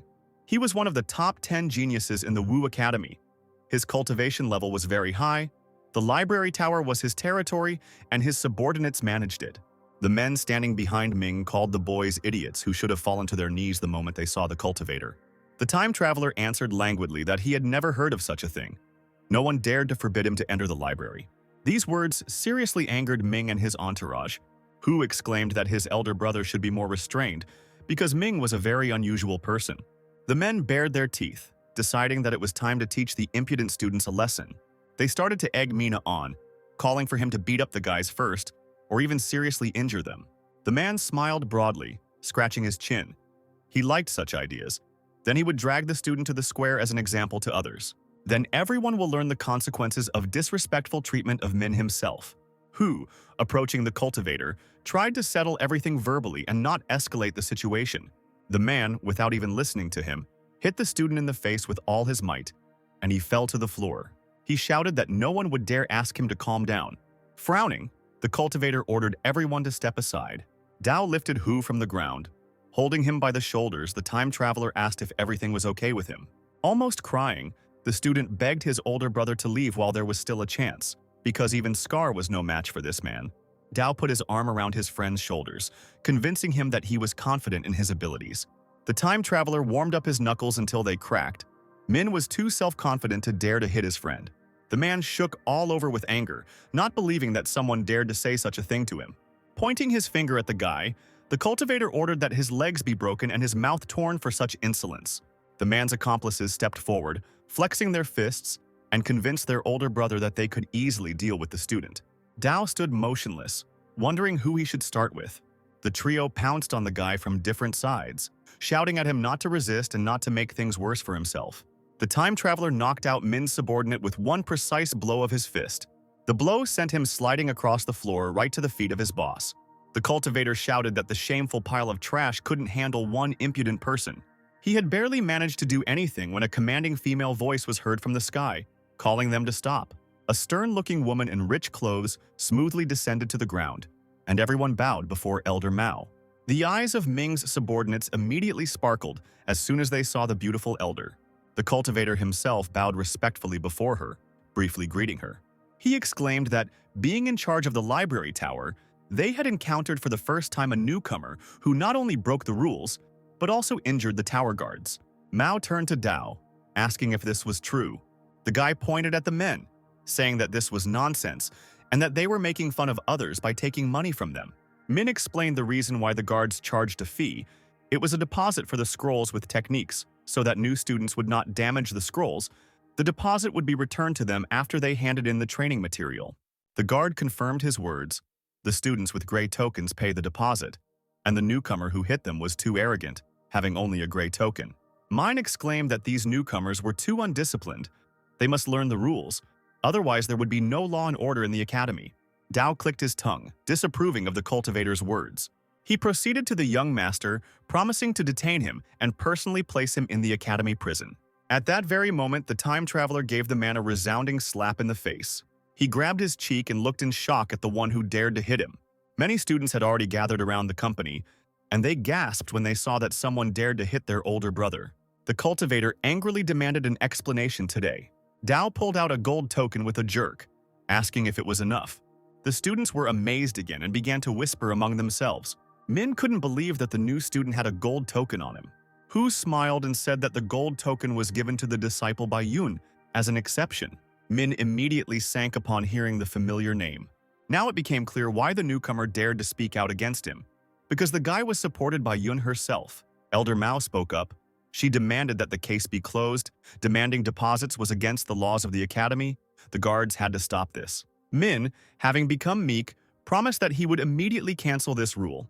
The elder turned around abruptly, ordering her to be let through to the entrance of the library tower. The cultivator's subordinates ran up to him, urging him not to let go of the offspring that had deprived them of their source of income. Ming approached Dao, threatening that life at the academy would be a living hell for him since he dared to cross his path. The time traveler fearlessly walked around him, replying that this had not yet been decided. Finally, Hu and Dao entered the library tower. Hu exclaimed in amazement that each stone here represented a specific technique. Elder Mao came out to them and told them that there were 5 floors in the tower, and with each floor the techniques became stronger. Only after mastering more than 10 techniques on each floor can one enter the next one. Almost all the students with good abilities in the Wu Academy practiced the techniques from the 5th floor. Dao bowed respectfully to the woman, thanking her for her story. Ming crossed his arms over his chest, mockingly advising Mao not to tell the guys about this, since they could only dream of getting to the 5th floor. The man mockingly called Dao, calling him his younger brother. The cultivator said that he would wait for him on the 5th floor, and mockingly hoped that nothing bad would happen to him along the way. The time traveler responded in kind, stingingly saying that everything would be fine with him. As the man passed by, he noticed that Dao was at a loss. The time traveler, looking at the library column, ordered the system to increase the training time for the Scorching Sun sword technique by 50 years. Long golden energy waves engulfed the young master's body. After increasing the time, the mastery of this technique is complete, but it is too weak. You need to strive upward to increase the strength. Hu called out to his older brother, boasting that he would soon master his first technique. Dao smiled sincerely and congratulated his friend on this. Hu paused for a moment and looked at his student with astonishment, seeing that he was moving on. The time traveler smiled, placing his hand on the gate, which began to glow with a golden flame. The gate swung open, the level up was successful.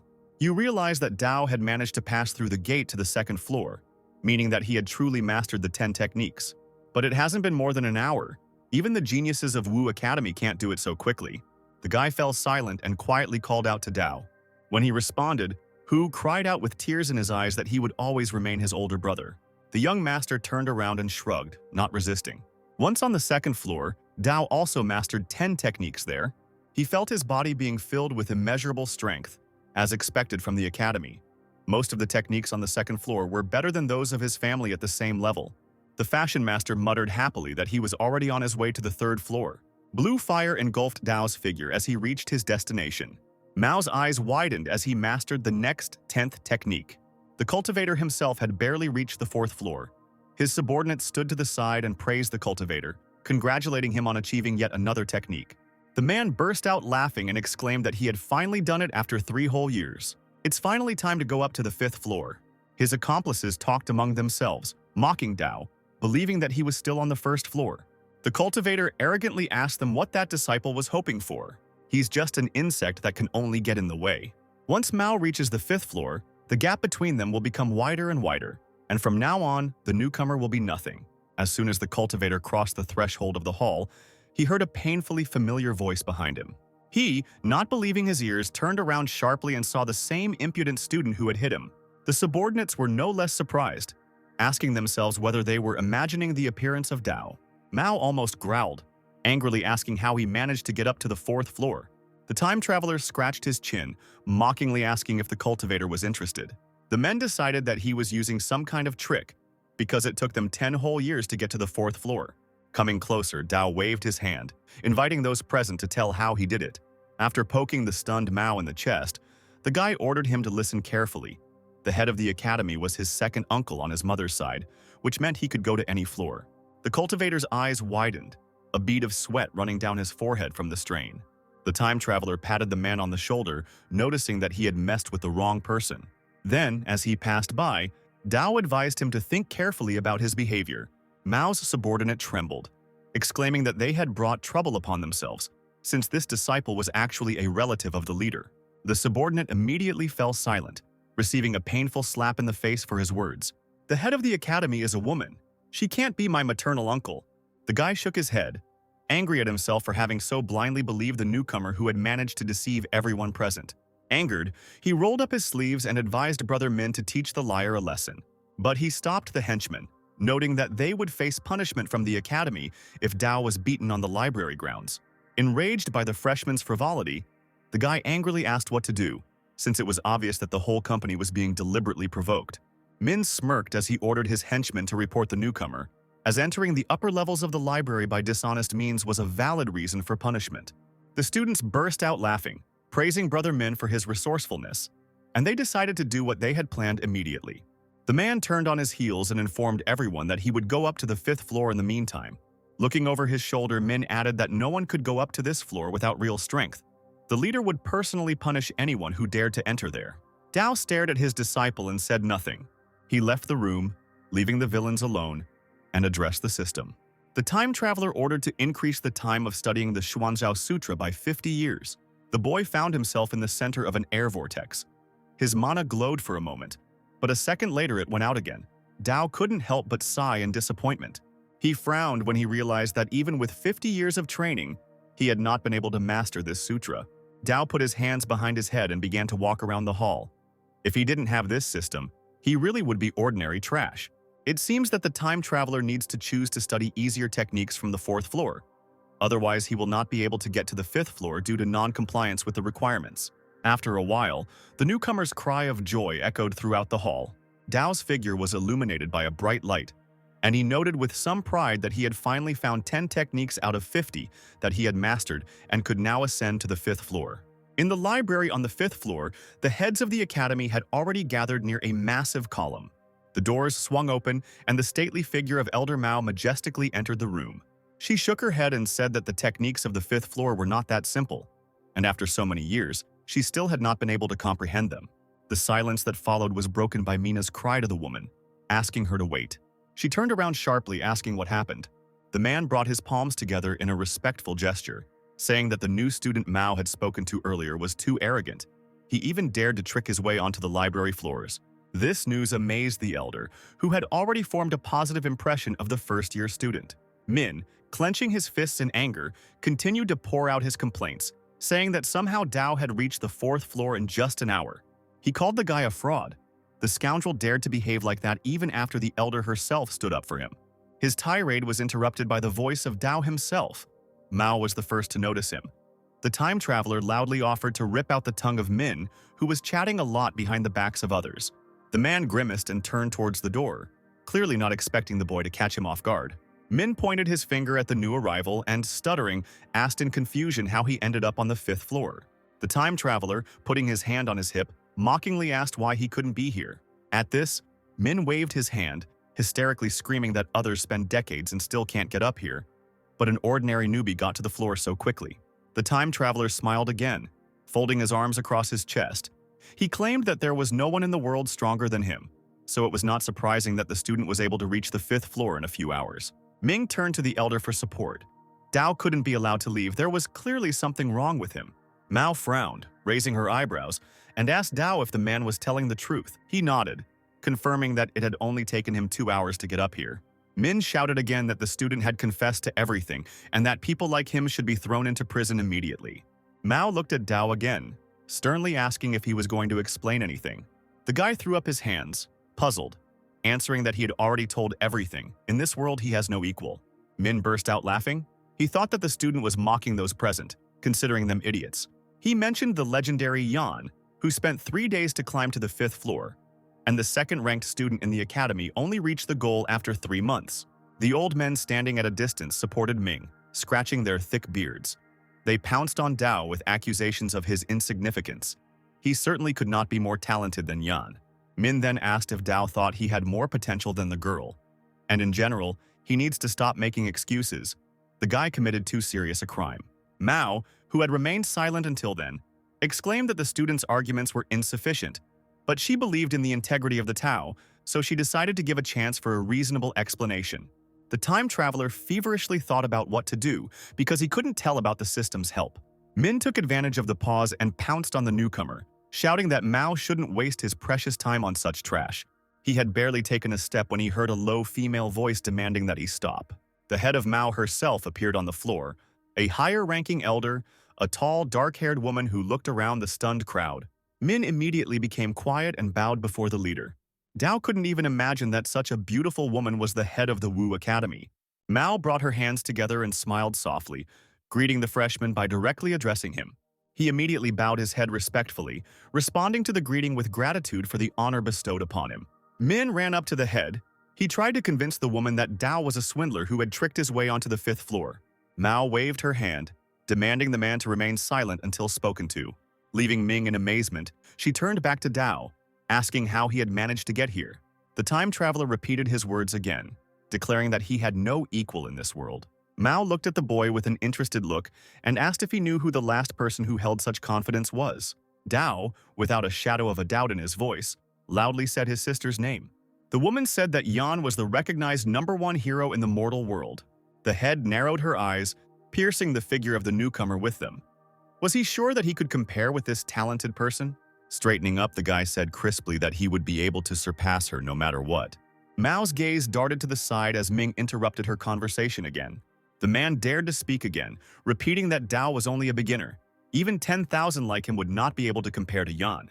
Min pointed his finger dismissively at the student standing behind him, exclaiming that he definitely used some kind of trick to get to the 5th floor, and the leader should punish him. Mao's eyebrows shot up. The woman, as before, demanded silence. Did Ming not hear her? The leader smiled encouragingly at Dao, saying that self-confidence was a good trait. Now the boy could say that he had surpassed Yuan in terms of climbing speed in the library tower. Ming's eyes widened as soon as he heard these words. The man did not expect that his efforts to convince Mao of the fraud would not pay off. He pointed at Dao again with a trembling hand. Speaking of the deception of this impudent newcomer, Mao quietly, but in a tone that did not bode well, asked whether Ming had personally caught Dao in this. He lost all confidence and mumbled something awkwardly, not knowing what to say. Finally, he turned around to the new guy and bared his teeth. How did he manage to get up to the 5th floor in such a short time? The head shrugged, saying that the student had explained everything. He had no equal in this world. Min opened and closed his mouth in shock. His anger and tension seemed palpable. With a squeal, he once again called Dao a bastard. which the head of the academy herself believed. The woman gave the man a murderous look, asking if he dared to doubt her competence. He suddenly lowered his head, staring at his boots, and assured that he had never thought of such a thing. Mao said that the restrictions were set by her, the head of the academy, personally. She can say with confidence that Dao did not deceive anyone, but rose to the 5th floor only relying on his talent. Min stepped back, shocked by what he heard. This was completely impossible. The time traveler exclaimed that Ming had slandered him, so the leader Mao should punish the deceiver. Mao's verdict was not encouraging. The woman ordered the man to leave immediately and gaze at the wall for a whole month. He tried to say something else, but upon hearing the leader's menacing voice, he immediately fell silent. Finally, realizing that he could do nothing more, he bowed and asked permission to leave. Taking one last look at Dao, he saw the student's grin and clenched his teeth in helpless rage. Min snorted dismissively and turned sharply towards the door. The leader turned to the elder, calling her sister, and offered to accept Dao as her personal disciple, because the guy had great potential. The time traveler was surprised. He had previously suspected the women of being related. They were surprisingly similar to each other. Junior Mao did not dare to question the order, and promised to do her utmost to raise a disciple like Yuan for the sake of the academy's future. Twirl a strand of platinum hair between her fingers, she told Dao that from now on he would be studying with her. As his senior, the boy would be able to move freely throughout the academy. But Dao's joy was marred by the elder sister.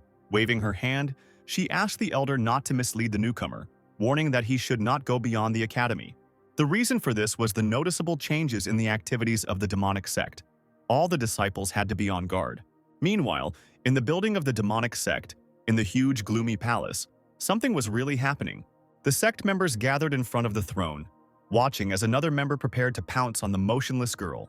Princess Yue, without changing her expression, extended her left hand forward, blocking the blow.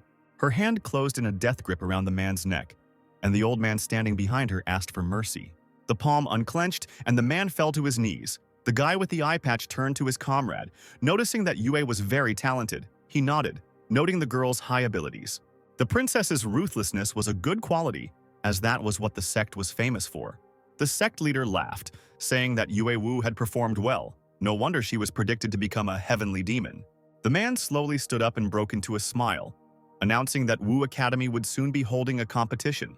The leader, without further delay, voiced his intention to send Yue there. She must use every opportunity to destroy the academy's students. The girl, without changing her expression, loudly replied that she would carry out the order. The princess, having said goodbye to the head and the members of the sect, stepped over the threshold of the palace. Before Yue had gone far, someone called out to her. The girl turned around, seeing Elder Zhu. She asked why the man needed her.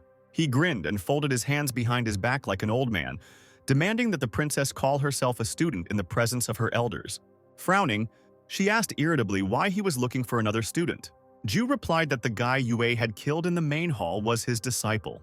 The girl shook her head, informing the elder that the situation was the result of an accident. Zhu looked closely into Yue's eyes, quietly saying that he could tell whether it was an accident or not. Even though the princess was promised the position of a heavenly demon, she is still in the sect now, and she should understand this. Lowering her head, Yue exhaled heavily, resigned to her fate, and demanded that the elder punish her. The man chuckled and looked at the girl slyly, saying that he admired her talent or character. She had everything that would be useful for the cultivation methods of the demonic sect. Suddenly, Zhu rushed towards Yue, causing her to shrink in fear and turn pale. Yue felt waves of danger coming from the old man when he asked about her innocence. Having controlled herself, the princess looked askance at the elder, asking what he was trying to hint at. The man's bony fingers dug into Yue's thin shoulder, and she retreated in horror. Zhu smiled unctuously, looking at the young body carnivorously. He said that he just wanted to help a representative of the younger generation. With a profitable cooperation, he, having mastered the dual cultivation technique, will be able to help Yue increase her cultivation several times.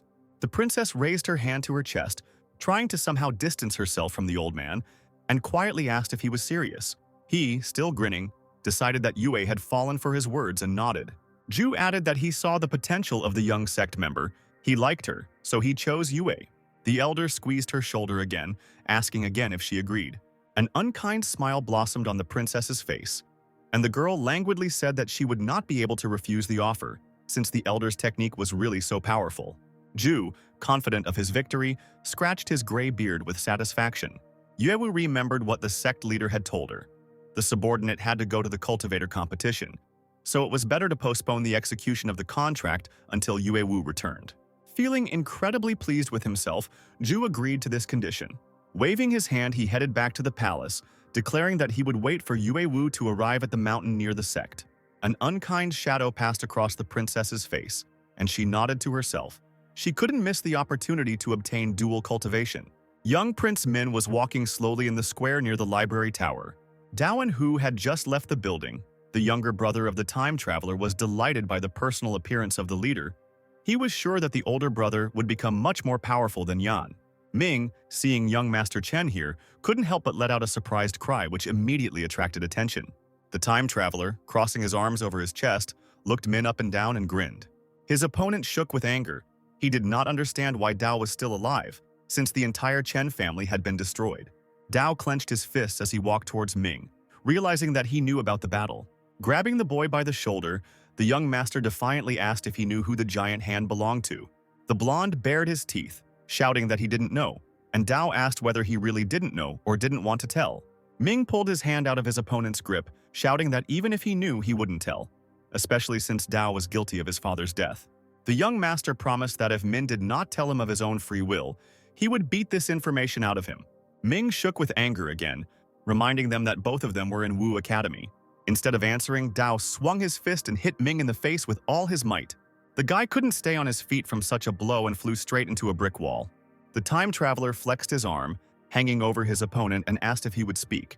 Ming wiped the blood from his lip with the back of his hand, replying that there was no point in angering that person, as this information would not bring anything good to the Dao. An enraged Chen grabbed Ming by the collar, shouting that he didn't care whose hand it was, he had to avenge the destruction of his family. With a trembling voice, the blonde whispered that he wasn't sure, but it could have been Zhen Guoho. His father once visited him, and Min saw a demonstration of such a technique. Dao immediately let go of his opponent. He himself had heard of Guohu, a third-rank cultivator from the Tian Shui dynasty. Hu, who was silently watching this scene, understood that a lot had happened to his adopted elder brother. Ming smirked, saying that as long as the noble king's token was in Dao's possession, even being in the academy wouldn't change anything. There would always be those who would try to take the token away. The time traveler chuckled and turned away from the guy, hissing that even if he couldn't hide, he would simply get rid of all his pursuers. Hu followed his friend when he asked if he had heard everything. When the disciple nodded, young Master Chen asked him what he thought about it. Hu laughed awkwardly and scratched the back of his head, replying that he didn't understand anything, to tell the truth. After some time, Dao returned to his room to continue his meditation. Thanks to the time system, he learned many techniques in the tower and his strength increased significantly.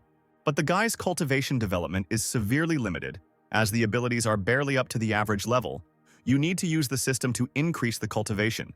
Otherwise, the Noble King token will lead to disaster. Suddenly, there was a hissing sound coming from above, and something burned a hole in the ceiling, falling right on the guy. The time traveler noticed a golden glow out of the corner of his eye. The talisman was flying towards his head at great speed. Dao blocked the spell with his hand, and a powerful explosion was heard in the air. When the smoke cleared, the young master found himself in an unusual bubble, illuminated by a bright light. The light began to slide off the wooden walls.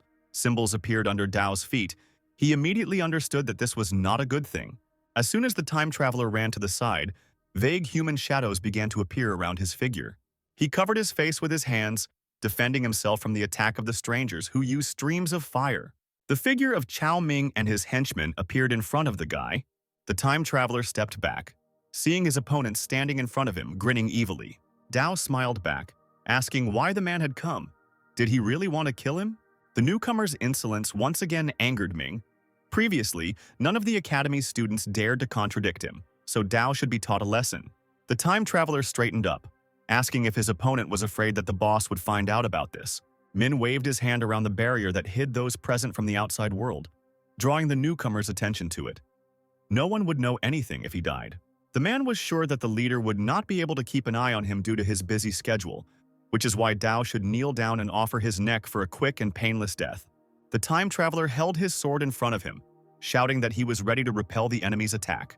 Min smirked as he asked the newcomer if he really thought of himself as some kind of expert. Does such a weakling really think he is worthy of fighting against him? The henchmen flexed their fists, suggesting that their elder brother not waste time on Dao, but rather deal with him quickly.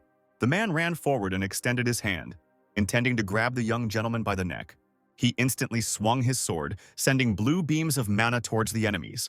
Dao raised his hand sharply, increasing the shockwave coming from the sword. The time traveler swung his sword through the air a few more times, and that wave picked up the enemy, throwing him into the air. He closed his eyes in pain, not suspecting that he would end up in the role of the loser. The man was thrown beyond the barrier, straight onto the hard road outside.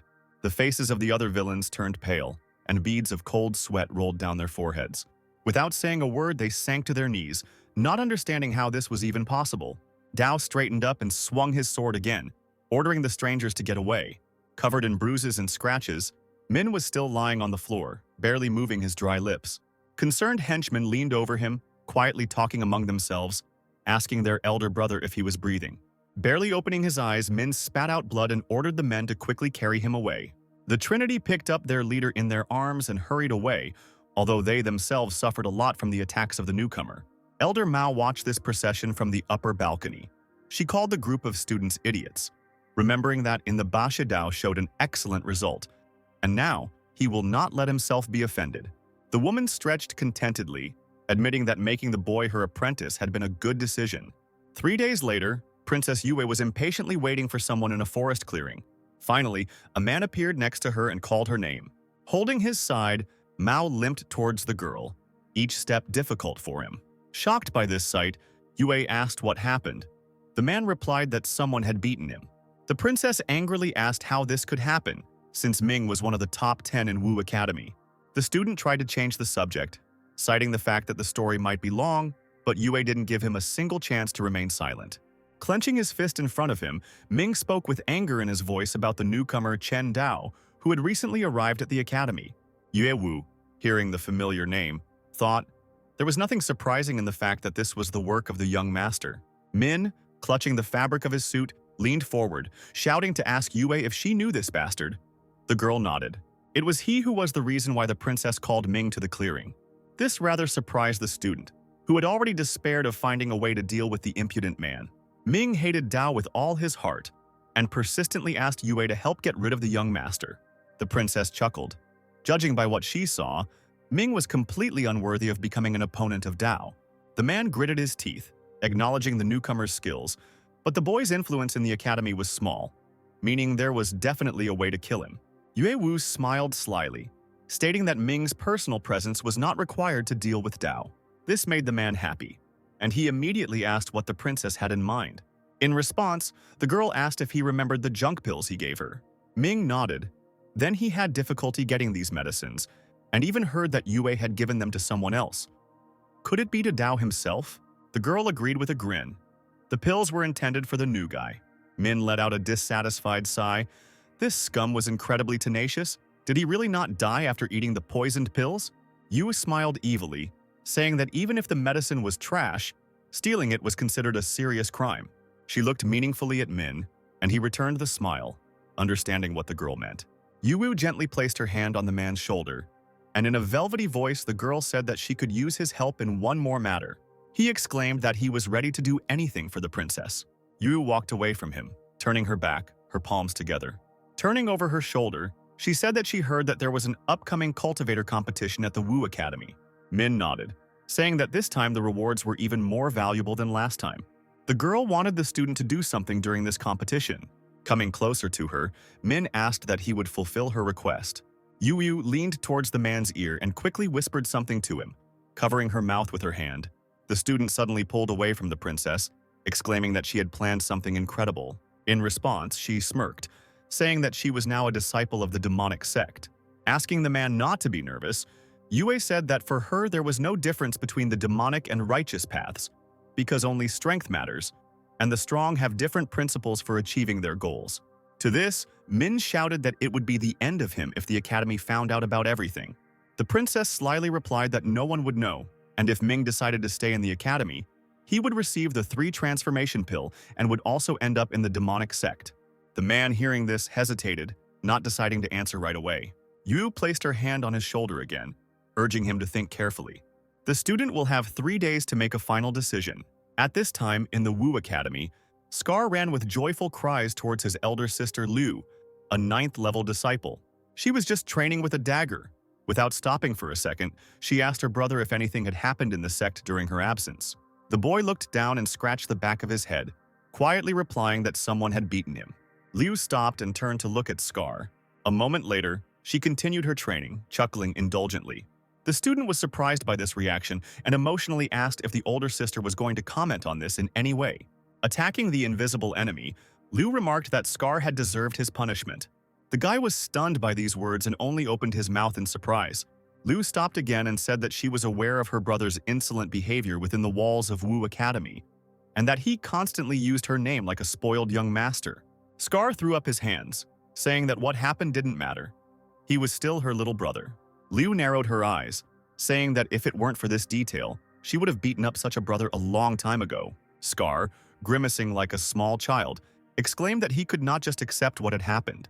Tears began to flow from the corners of his eyes, because before the siblings came to the academy, their late parents had begged Liu to take care of Scar. The student grabbed his head, lamenting that now he meant nothing to his older sister.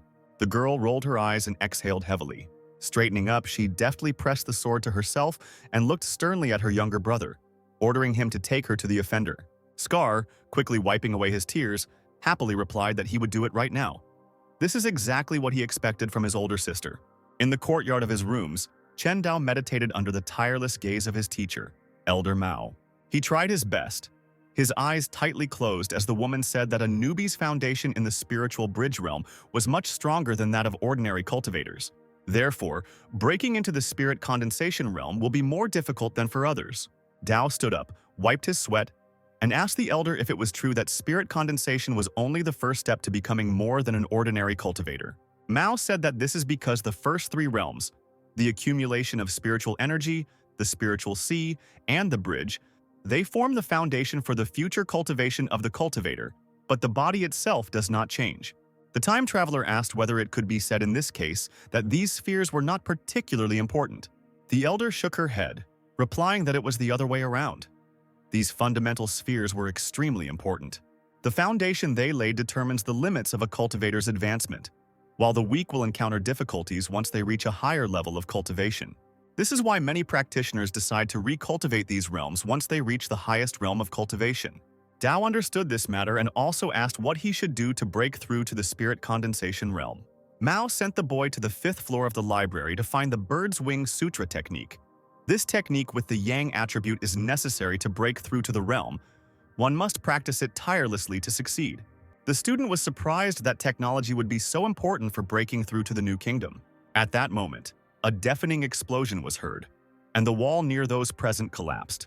Dao and the elder turned around abruptly upon hearing the noise.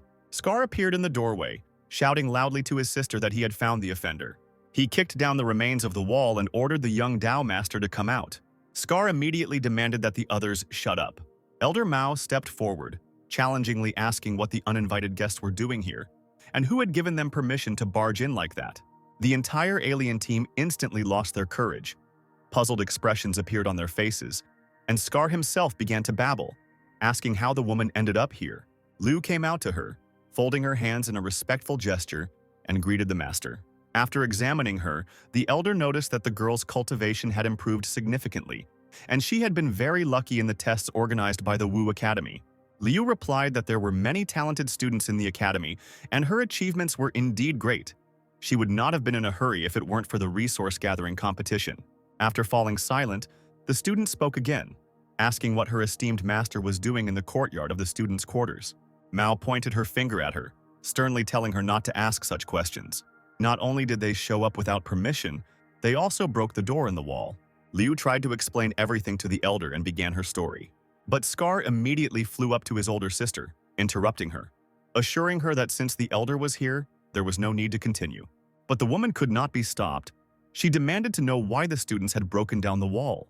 Liu fearlessly blurted out that she came to find Chen Dao's younger brother. He had beaten up her younger brother not long ago, and now it was her duty to take revenge on the newcomer. Mao crossed her arms over her chest and frowned, asking if the guests knew that Dao was now her disciple. Liu was unhappy because the woman said that the girl would be her only student. It was Dao's turn to be surprised by such a strange and suspicious statement. Mao responded without any embarrassment that the boy was too handsome not to be accepted as a student. The time traveler blushed when he heard such liberties from the lips of the elder himself. Scar grabbed Liu's hand, exclaiming that there was a misunderstanding and it was just a joke. The old sister immediately ordered her brother to stand still. Mao turned to the newcomer, asking if he had defeated Scar before. Dao nodded, briefly replying that he had indeed done so. The elder returned her serious expression to Liu, asking if she was Scar's older sister. The girl nodded when Mao reminded her of the Wu Academy rule. Personal grievances should not be allowed to affect others. A victorious smile slowly blossomed on the elder's face. She stepped aside, suggesting that the boys fight among themselves and resolve all differences once and for all. Dao smiled broadly, crossing his arms over his chest.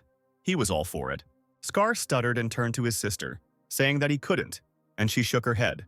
Her little brother shouldn't be a coward. The boy began to lament that he had turned to his older sister for help so that she would fight in his place. But Liu could not contradict the respected master. If Scar loses this time, she will fight in his place next time when the master is not around. Finally, Dao, realizing that the conversation was over, began to warm up before the fight. Faster than lightning, he ran forward, pouncing on Scar, who had not yet managed to group himself. A cry of pain rang out, and Liu and Elder Mao rolled their eyes. The beaten Scar, who did not last even a few minutes, lay on the floor and begged Dao to spare him. The time traveler chuckled and pointed his hand at the broken wall, ordering the loser to fix his gate. After an hour of work, Scar finally installed the new doors. With a wounded face, he stood before Dao, bowing respectfully, declaring that everything was ready. Just as the guy said he was ready to leave, the gate exploded into tiny pieces behind him again. This time, Ming burst into the courtyard, kicking away stones with his foot, calling the vile coward Dao to come out. Scar almost cried when he saw his work destroyed, and Dao himself was seriously angry at such a stream of guests destroying his property. The high-level student walked confidently towards the time traveler, grinning arrogantly. But his arrogance subsided as soon as the man saw Elder Mao, who was already barely able to control herself from anger. The female figure thundered and flashed as she demanded an explanation from the next burglar. Min, having controlled himself, tried to clearly explain that he came here to interrogate Dao, who was guilty of violating the rules of the Wu Academy. The elder seemed more concerned about the safety of the property, and she repeated the question again, asking why the man had broken the gate. Sweating profusely, Min said that he suspected the new guy of stealing pills from the medicine pavilion. Mao raised an eyebrow. That didn't give a man the right to break down a fellow sect member's gate. Min babbled that he was wrong. He shouldn't have destroyed the gate and connected several events together. The woman pointed her finger towards the damage, ordering the student to immediately fix what he had broken. Sometime later, Min, with the help of his henchmen, finished the repairs. The disciple approached the elder and bowed, declaring that everything was ready. The woman chuckled irritably and allowed him to say why he came. Ming repeated that the disciples of the medicine pavilion had recently conducted an inspection and found that a large number of spoiled pills had disappeared. That is why Dao is suspected of theft. The disciples even have irrefutable evidence. It is necessary to give the order to seize him. The time traveler chuckled and asked permission to look at this evidence. Min grinned and said that he needed to search the newbie's spatial ring. He thought he had caught the guy off guard because there was no way he could have used up the pills in such a short time. They should still be on him. Dao remembered that he had received the pills from Princess Yue. Apparently, she had taken them from Cao Ming beforehand. The man chuckled at Dao's confusion and asked if he had swallowed his tongue. Dao asked how the man knew about the theft. Did the new guy really have nothing else to do than steal spoiled medicines? Ming laughed and said that Dao was not quite right in the head and could not tell the difference between a normal pill and a bad one. He turned to Elder Mao again and asked for her participation, since the newcomer was clearly stalling for time so as not to give up his spatial ring. Dao spoke again, asking Ming if he was sure that all the stolen pills were spoiled and that there was not a single normal one among them. The man stated that he was sure of this, and the senior brothers from the medical pavilion arrived with him and witnessed this. The brothers reported that they had conducted a full inventory. Indeed, only stale pills had disappeared from the pavilion. Ming waved his hands. Now Dao couldn't get out of it. He had to give up his spatial ring immediately. The time traveler reminded the man of the consequences of such accusations, as it would greatly affect his reputation. Min stated that if the conclusions were wrong, he would personally kneel before the newcomer and bow as an apology. Dao agreed to this, and with one deft movement removed the ring, throwing it straight into the hands of his opponent. The best disciple, pleased as ever, handed the ornament to Elder Min so that she could see for herself. But the woman waved her hand, saying that there was no need for this. Let the accused check it himself. Min immediately fished a golden chest out of the ring. He thought it would be better if he himself discovered the fact of theft. Pointing towards the chest, Min stated that the elixirs should be there. He opened the lid and a bright light poured out. The man exclaimed joyfully, asking if everyone could see the contents. Those present were amazed at the large number of bottles inside the chest. The elder recoiled, not knowing what to say, looking at the elixirs. Rolling up his sleeves, the student rushed towards Dao, shouting that he would immediately grab him and take him to Mao for interrogation. But before he could take a step, he received a blow to the face from a woman and fell straight to the floor. Min grabbed his aching cheek, hysterically asking why she hit him. Rubbing the bruised area, Min asked if the elder was going to protect the thief. The elder shook her head.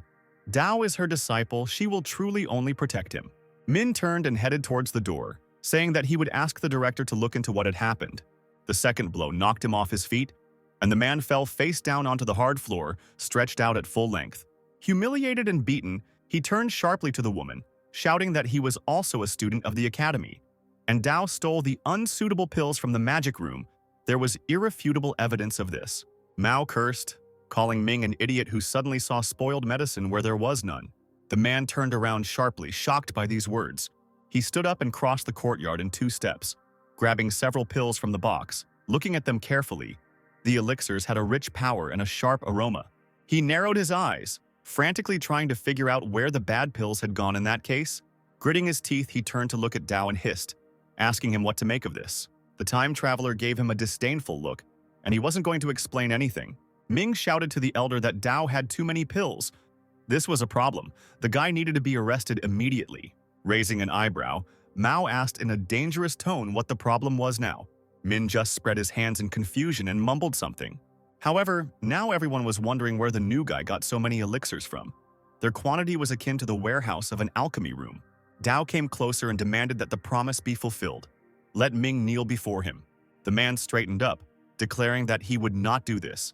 Let Dao explain where he stole the medicines. Did he really take the real ones from the alchemical warehouse? The time traveler called the man an idiot who contradicted himself, and now he must get down on his knees and apologize. Min shouted that the new guy was too big for his boots and that he definitely had some kind of problems. With one precise movement of his hand, the time traveler knocked out the impudent student. He repeated his question once again, asking if Min was going to kneel. Gritting his teeth, the man forced himself to fall to his knees, thinking to himself that he remembered this humiliation. Staring menacingly at his enemy, Min promised himself that he would definitely pay. When the student stood up, the elder reminded him that she had already punished him last month, but he had run away without permission. And now he came running here and started pestering her student, asking where the man got so much courage. Min pursed his lips, sweating, and said nothing. After a few seconds, he bowed, admitting his mistake, and promised to return and face the wall. But Mao wouldn't be an elder if she let him go so easily. The woman immediately called the guards, causing the offending student to cry out in confusion. When the guards grabbed the struggling boy by the arms, Mao ordered him to be taken to the square and severely punished with 500 blows. Min desperately tried to free himself, begging the woman for mercy along the way, but it was too late. Later, the man showed up to meet Princess Yue at the same place where they had parted earlier. He smiled awkwardly, making his presence known. Ming's whole appearance indicated that he had been brutally beaten. The girl asked what happened to him since the past injuries had almost healed. Gritting his teeth, the man stubbornly repeated that he would do everything Yue asked. The princess smiled broadly. She didn't know the reason for such zeal, but it was only for the best. But before leaving, Min set a condition for the princess. He wanted to kill Dao. He must not survive the competition for the treasure. The girl made him happy by seriously saying that the man need not worry. She herself had wanted to understand the Dao for a long time.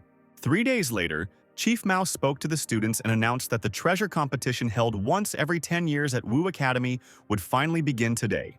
It depends on the participants and their abilities whether they will benefit or fail. Those present began to exchange loud glances and talk among themselves, carried away by the upcoming event. A huge fiery portal appeared behind the head. The woman spread her arms to the sides. Once the participants pass through it, they will find themselves in an ancient city of a prehistoric continent. It has already been explored for deadly dangers, but you still need to be on your guard. Mao stated that anyone who wishes to participate must go through this portal. The students rushed forward, shouting that they had to try hard to win. Volunteers jumped into the portal, shouting that the journey would improve their cultivation. Some students slowly retreated back, especially those with rich parents or previously engaged. Hu asked Dao if they would go into the portal. The time traveler asked if his younger brother was scared. The boy hit himself in the chest, declaring that he was not afraid because he would listen and follow the Tao. The time traveler boldly stepped forward. He could not miss the opportunity to become stronger until he had accomplished his revenge. At this time, in the sect palace, all the brothers were seeing off the princess to the competition at the Wu Academy. The leader said that when Yue Wu returned victorious, he would become the first disciple in the history of the heavenly demon sect to enter here so quickly. The man extended his hand to the princess with a grin, saying that the demonic sect had placed its hopes on her. Yue bowed, seriously answering the leader that she would do everything in her power. Elder Ju said with an unctuous smile that he would also wait for her triumphant return, and would even organize a celebration in honor of the winner. The girl returned the smile, declaring that she would not let him down. When Dao and Hu entered the portal, a rather deserted area awaited them beyond its border. The time traveler noticed that the place looked destroyed. Indeed, a bleak landscape of a huge abandoned palace and arid land stretched out before the guys. Hu was aware that this was an abandoned ancient city. Dao looked at his friend with interest. As it turns out, the barren continent is full of abandoned cities similar to this one, and the Wu Academy has discovered and explored at least 10 of them, each of which contains both treasures and dangers. Young Master Chen asked where the barren ancient continent was. Hu shrugged. He didn't have such information because the place could only be reached through a portal. They say that the continent is in a world of another dimension. As soon as he was discovered, the area was already in decline, as was the life force in it, and no other cultivators had ever been seen here. Dao's face took on a puzzled look. Now he didn't understand how they could find the treasure. But Hu was not lacking in optimism. He joyfully exclaimed that it was as easy as pie. You just need to search the destroyed buildings, where there could be magical weapons, elixirs, and much more. Hearing this, the time traveler did not waste precious minutes, but dashed towards the building to immediately check the words of his younger brother. He kicked the already half-destroyed wall and entered one of the rooms, but after a while he came out with a dissatisfied look. Dao wiped the dirt from his cheek with the back of his hand. His efforts were in vain. The room was empty. Hu laughed, so as not to offend his friend. He said that he had just come out of an ordinary courtyard, and that he needed to look in the buildings of the rich clans. It is said that one day a student found a great seal in a city manor. It was sacrificed and turned into a powerful heavenly magical weapon. Dao was in high spirits and supported the idea of continuing the search. The abandoned city was large, which meant there should be a lot of treasure. The search for other students was not so calm. They barely stepped through the portal before running into local monsters. A huge alligator ran after them on its hind legs and roared deafeningly. A moment's hesitation and decision to turn around cost one student his life. His comrade heard disgusting chomping sounds behind him and screamed hysterically when he saw that the alligator was already swallowing the unfortunate man. At that moment, hearing the noise, Dao and Hu came running to the scene. The time traveler looked at the huge demonic beast with interest, while Hu felt sick from the sight of torn human flesh. The junior disciple shook the talismans in the air, calling on Dao to get out of here immediately, but the time traveler ordered him to get out of the way.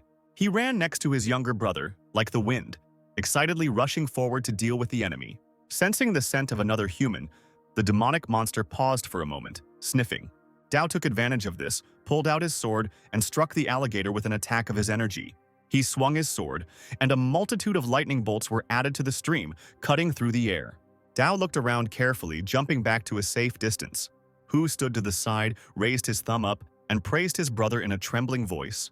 Dao and Hu approached the student, who was trembling from the fear he had experienced, and asked where he had met the alligator. The guy pointed to a large building, saying that the monster had jumped out of it before the others could get in, leaving only 2 alive. Dao knew that demonic beasts like alligators lived in water or were raised as auspicious beasts. They were also very aggressive, and they were bred by aristocratic families. Looking at his elder brother's thoughtful face, Hu asked warily if it was dangerous to go into the building. But the time traveler had already made his decision long ago. He fearlessly headed towards the palace, declaring that wealth is gained through risks. The boy with a large scar on his face happily flexed his fists, asking Sister Yue if it was time to stuff it. He was in joyful anticipation of starting the hunt for the students of Wu Academy. The girl waved her hand, saying that there was not much time left to wait. The students had scattered in all directions, and it was time to start acting. Dao stepped into the courtyard of the dangerous palace. On the sun-baked ground lay fallen leaves, driven by the wind. Together with his faithful comrade Hu, the time traveler slowly crossed the courtyard. Hu was the first to notice a lone sword sticking out of the ground to the side and asked what it was. The guy pulled it out and examined it, realizing that the weapon was made of a rather unusual material. Frowning, the disciple concluded that the spiritual energy in the sword had dissipated and it had become useless. Dao walked up to his younger brother and snatched the weapon from his hands, slowly running his fingers along the blade. Stretching his hand with the sword in front of him, the time traveler ordered the system to rewind time for this sword by 50 years. The guy's figure was surrounded by a stream of blue light. The sword began to gradually change, becoming more and more pure and polished. Looking at the bright light coming from the blade, Hu asked his friend in amazement what just happened. Winking at him, Dao replied that the sword was sealed, and now the seal had been removed. At that moment, one of the alligators treacherously jumped out at the guys from behind, his eyes blazing with real flames. Dao quickly grouped himself, without letting go of the sword in his hands, and stood in a fighting stance. He jumped to the side and pointed his weapon at the monster, using the decapitation technique. Once the alligator was dealt with, Dao smiled and praised the characteristics of the sword, which clearly belonged to an unusual family. Now the boys had to go into the palace to find the treasure. Indeed, the first room was filled with numerous racks with different types of weapons. Hugh rushed to examine the spears standing on the stands and regretfully noticed that the weapons, left unattended, had lost their spiritual power. Without further ado, Dao extended his hand and suddenly all the objects soared into the air, surrounded by bright light. Hugh raised his head and excitedly asked his elder brother if he was going to remove the seal from each weapon. The time traveler said with a smile that he could find a worthy use for any sword, even a broken one. According to the Sword Sutra that the second prince gave to Dao, to create the first sword, the guy needs to spend tens of thousands of spiritual plants, and for the second sword even more. To create the second Dao sword, he needs to refine and absorb 100,000 spirit swords to succeed. He previously thought that creating the second sword would be impossible, but now fortune smiled on the time traveler. Having finished collecting treasures in the palace, a little later the guys came out to the lake, across which there was a long stone bridge.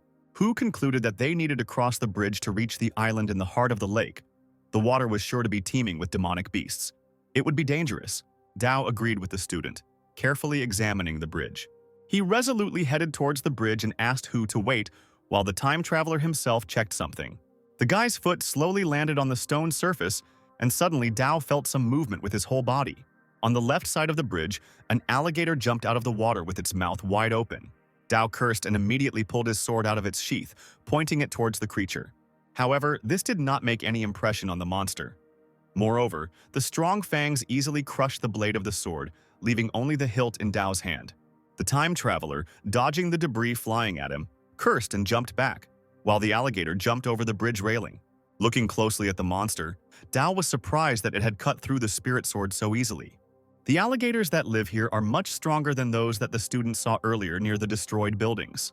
Hu, seeing that his elder brother was in danger, shouted at the top of his lungs for him to leave the bridge. Meanwhile, the monster ran on its hind legs towards the man, its mouth wide open. Dao, without hesitation, ordered the yin blade to appear in his hand. The alligator snapped his teeth, trying to get his victim, but he failed to do so. His huge mouth only gulped in air. Dao made a clever maneuver and cut off the monster, hitting it with his knee under the mouth in one of the sensitive spots. The attacked alligator immediately fell over the side of the bridge with a splash. The time traveler remained unharmed and kept his balance. But the young master did not have long to rejoice.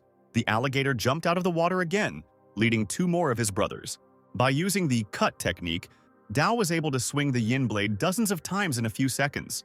These attacks completely destroyed the small group of alligators. Some were dead and scattered right on the bridge. Dao looked back and wiped the sweat from his face. He was almost at the island. In the very center of the lake, there were clearly many alligators living here. As soon as the student took a step, a powerful stream of water blocked his path. An alligator jumped out of the water depths onto Dao. But not like before. This one looked much stronger and more resilient. Even the monster's body was different. It was strewn with powerful steel horns. For a moment, the newcomer just stared at the monster in confusion. He was amazed by the size of the crocane, feverishly thinking about which side he could approach it from. Hu, seeing the size of the monster, cursed foully. He was sincerely worried about his older brother. Clenching his fists, the boy watched his friend tensely and begged him to save himself quickly.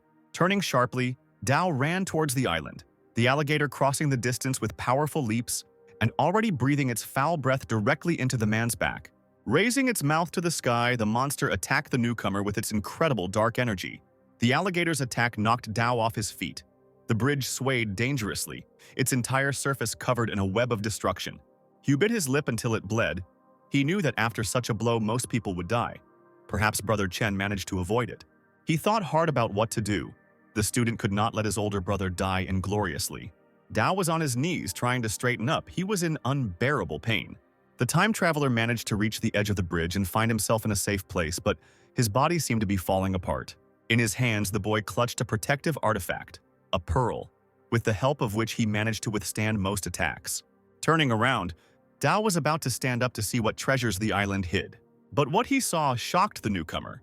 The walls of the room were strewn with all kinds of weapons for every taste.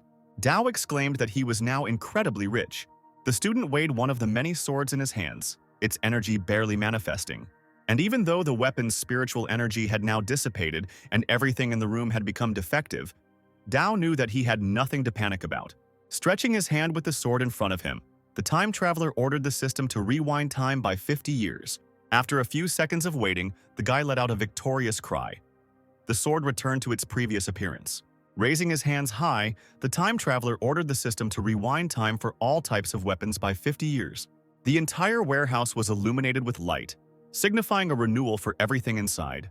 Meanwhile, the younger brother Hu sat down heavily on the ground on the other side of the island and wondered if Dao had been lucky and what to do next. The time traveler observed how most of the swords restored their former spiritual power, but some did not. Rewinding 50 years was not enough. Looks like the guy needed to update the system as soon as possible to increase the time range. Dao sat in the lotus position, deciding to take advantage of the opportunity to begin refining the second sword. Closing his eyes, he loudly and clearly summoned 10,000 spiritual swords to himself. When the blades gathered in a circle around the figure of the man, separated only by a dome of power, the time traveler ordered them to be cleansed and absorbed. The disciple opened his eyes and saw a light of blue flowers on his palm. After absorbing so many spiritual swords, spiritual power appeared directly in his body. The energy that was now encircling Dao's entire body, like small lightning bolts, became thicker and stronger. He had absorbed about 5,000 spirit swords. Although this was not enough to develop the second sword, in any case, his strength had increased slightly. It was decided to leave the palace, since Hu was still waiting for him on the other side. The younger brother paced the clearing nervously. So much time had passed and still nothing had been heard from Brother Chen. The guy's plump face reflected despair. His eyebrows shot up. What should he do and how should he act? He frantically thought about what the best course of action would be. Perhaps he should return to Wu Academy and request reinforcements. Stopping, Hu glanced at the island. First, he had to find out whether Dao was alive or not. Suddenly, a painfully familiar voice was heard ordering the creatures to come out. Hu turned around abruptly, relieved to realize that it was his brother Dao and he was alive. And indeed, the young gentleman stood on the shore of the lake, and reptiles were slowly approaching him from the surface of the water. The huge open mouth snapped, grabbing air, trying to hit the person. Hu approached Dao across the bridge to inform him that he would call someone for help, but his friend did not support the idea.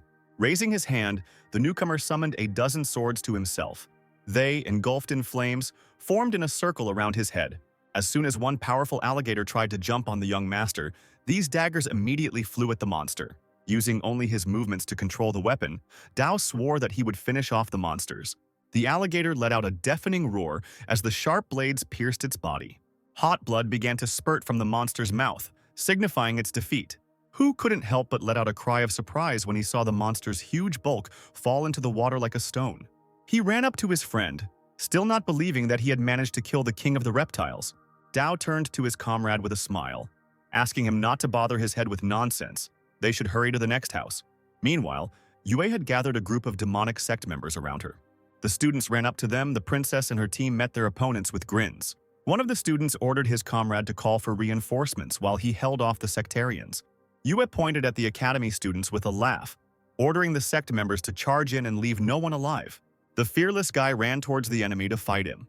His gaze fell on Princess Yue herself, while the girl stood calmly, looking askance at the running student. As soon as he got close, the fragile princess's fist hit the guy right in the stomach, knocking all the breath out of him. The other disciple, seeing this, rushed away. Yue ordered her brothers not to let him get away. The platinum-haired man, laughing cheerfully, called out to the student, advising him not to be afraid, but to give in to the blow. The boy ran faster but suddenly stopped, seeing Cao Ming arriving on his way. He looked at his friend in surprise, not understanding why he was all beaten up. The disciple, looking at Ming with crazy eyes, pointed towards the disciples of the demonic sect and begged for his salvation. Luck was not on the unfortunate man's side at all. Min whispered that he had come here to calm him down, and with one sharp movement he struck his friend in the chest with his palm. The boy fell to the floor, not understanding why Min attacked him, and the senior disciple himself was already heading towards Yue, who was waiting for him. The girl immediately asked if Ming Chen Dao had found him. The man shook his head sadly, saying that the new guy must be researching something somewhere. The princess, knowing that the area was very large and that the search would take a long time, ordered Ming to think of a way to gather all the students in one place to finish them all off at once. The man nodded, asking to call him when the time came to deal with Dao. The princess, with a smile, promised to give Ming the opportunity to mock the newcomer as much as he liked. At this time, Hu and Dao were looking for the Lord's mansion. Dao asked his friend again if they were moving in the right direction, because it was already noon, and during this time the friends did not meet anyone.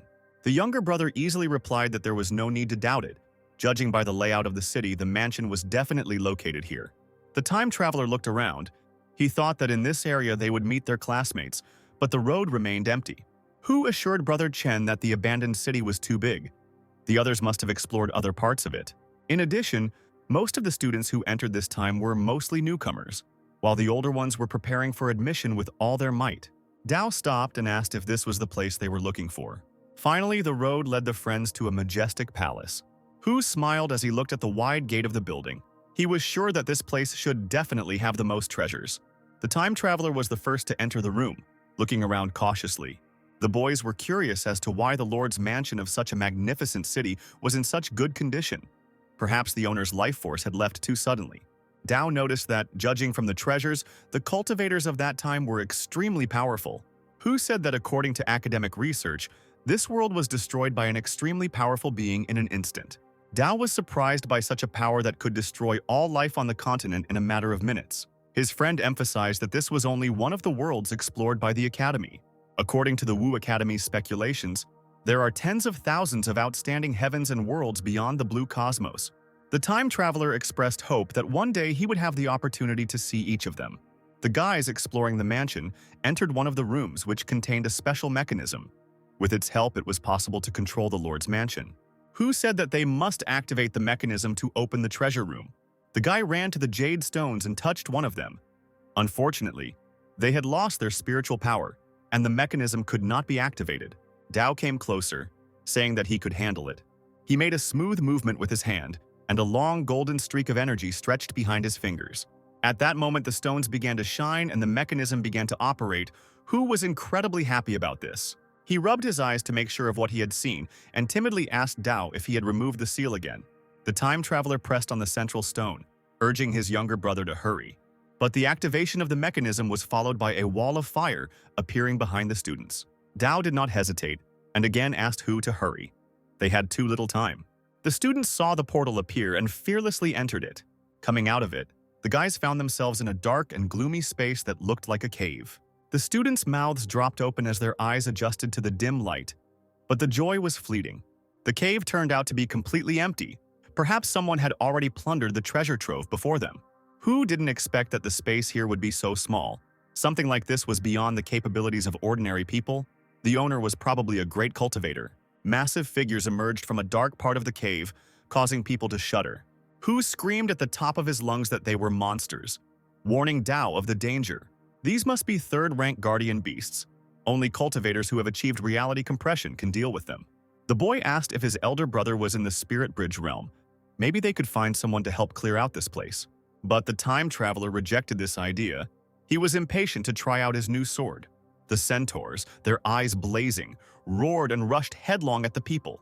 Dao did not hesitate and also leapt forward, holding out his hand with a blade that cut through the thick skin of the monster.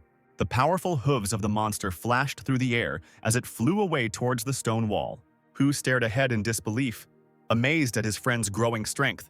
Dao clutched the blade in his hands with a satisfied expression. He knew that with such strength, he he would become an outstanding student of the Wu Academy. By this time, Princess Yue and her accomplices arrived at the Lord's mansion. They knew that the most valuable treasures were kept there. Min exclaimed that all the students would flock to this place to explore the mansion. The girl was delighted by this news. She was going to set a trap while the senior student would contact his classmates, and they would come here to die. The man hesitated, suggesting that it would be too dangerous. But Yue cut him off abruptly, making it clear that this decision could not be challenged. After these people are dead, Min will be the only one left alive. Yue promised that he will return to the academy as a hero of the Great War against the demonic force. And most importantly, Ming will be able to deal with the Dao that he hates. Standing behind the princess, the student clenched his fists in anticipation. His eyes lit up with a mad fire. He wanted to kill absolutely everyone.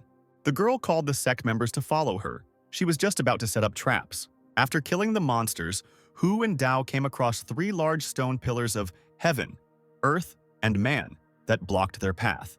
Dao looked closely at the columns, wondering what the hieroglyphs carved into the stone meant. Did they make any sense at all? Hu smiled, guessing that these pillars were the treasure of the city lord, causing his elder brother to look surprised. It is a kind of defense mechanism that separates the treasures into 3 different places. When someone enters one of the places, the others will self-destruct and close the passage. The time traveler praised Hu for his knowledge and asked whether the columns would be destroyed on their own if the students chose one. After thinking for a moment, the student replied that there was a high probability of their explosion. Shrugging his shoulders, the young gentleman pointed his hand at the last column, deciding to take a risk. Ordering her to open, Dao took a step forward, and a blue portal appeared in front of the guys. At that moment, just as Hu had said, the remaining columns shook and exploded, showering everything around with fire. Unfortunately, now the boys won't be able to get into the other treasure rooms and take the items, since the columns have exploded. Dao smiled, exclaiming that he planned to take everything. His younger brother was surprised. He did not understand what his friend meant. Leaving Hu without an answer, Dao headed towards the opening of the open column to see what was behind it. As soon as they stepped over the portal line, they found themselves in a huge, bright room. All of its shelves were filled with various talismans. Hu almost lost consciousness from such magnificence, anticipating how he would become a rich master and the owner of all the talismans that were in the treasury. But the guy's joy didn't last long. Dao grabbed him by the clothes and pulled him along, preventing him from becoming a victim of the huge tentacle. In a moment, the purple tentacles doubled in size and wrapped around the people's limbs. A blade appeared in Dao's hand, and he began to cut the elastic skin of the unidentified monster. The tip of the tentacle approached Hu's face, and he cursed, realizing that he didn't have time to dodge. There was an explosion right under his feet, and the student fell on his back, covering his face with his hand. He fell onto the hard floor and lost consciousness from the impact. The time traveler immediately went to his friend to check on his condition and realized that he was unconscious. Meanwhile, a huge guardian monster with numerous tentacles swam out into the middle of the hall. Dao looked at the monster, preparing to finish it off. Finally, after an hour, the monster was defeated, which was difficult for Dao because the guards were quite strong. After carefully examining one of the talismans, Dao realized that the spiritual power in the talismans was weakened, and it would be necessary to turn back time to restore their former strength. The guy immediately ordered the system to rewind the time of all the talismans in the treasury by 50 years. A bright light immediately came from all the shelves. The system was working diligently to turn back time. Having collected all the talismans, Dao, without wasting time, left the treasury through the portal, carrying his still unconscious friend in his arms. The column directly behind him exploded, sending pieces of lime flying in all directions. Looking over his shoulder, the time traveler let out a sigh of relief, realizing that he had succeeded. He carefully placed Hu on the ground and used the system to restore the integrity of the columns, rewinding time. When the columns stood as usual on their dreams, the student extended his hand to the second one, ordering it to open. The remaining columns, standing on either side of the central one, exploded, self-destructing. This did not surprise the time traveler. He decided to follow the treasures of the Earth column. The now familiar portal transported him to a large room filled with a variety of dishes.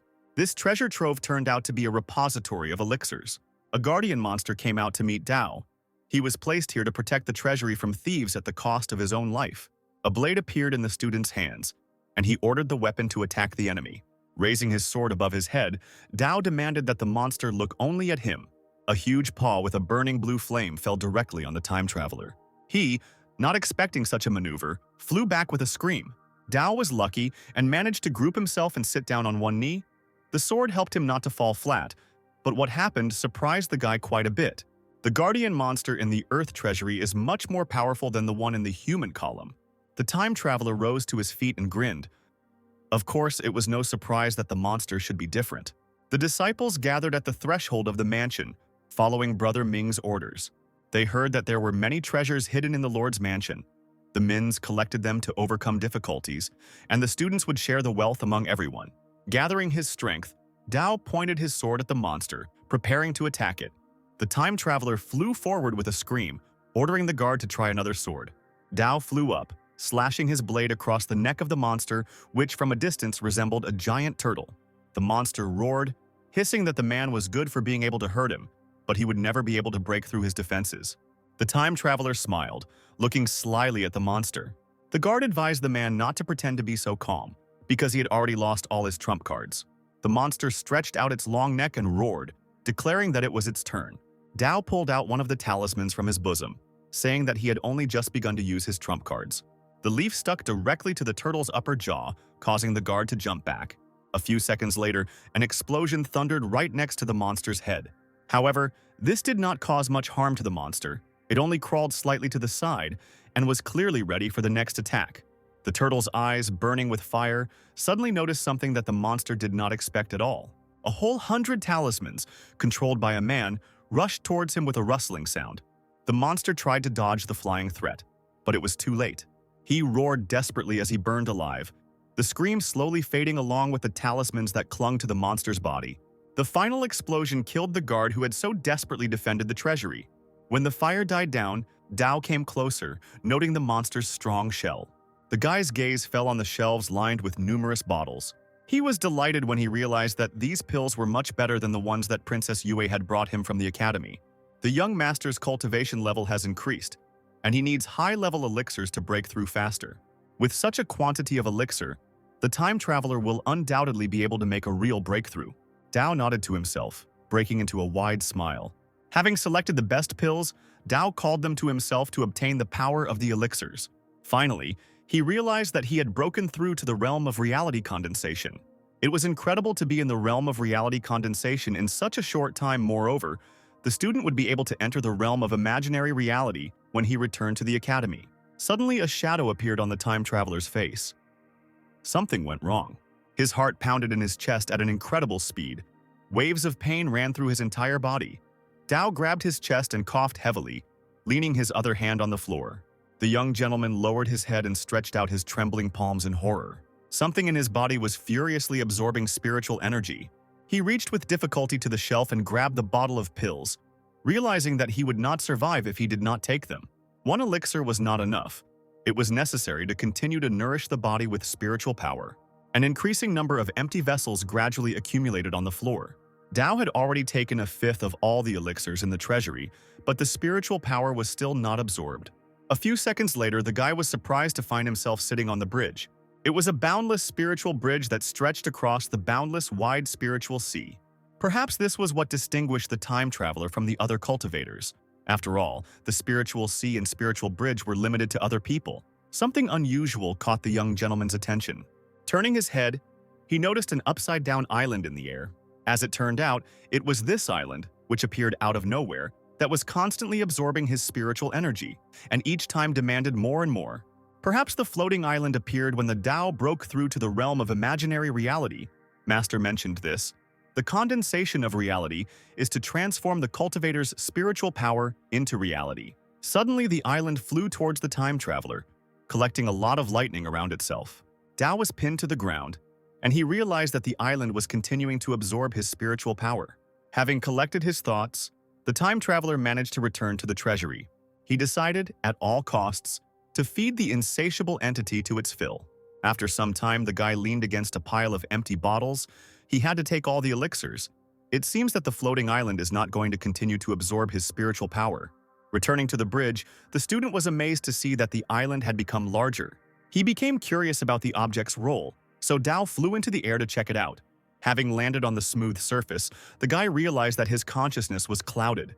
Looking at his palms, Dao realized that this was a manifestation of willpower and the suppression of spiritual power. His soul is constantly growing under this pressure.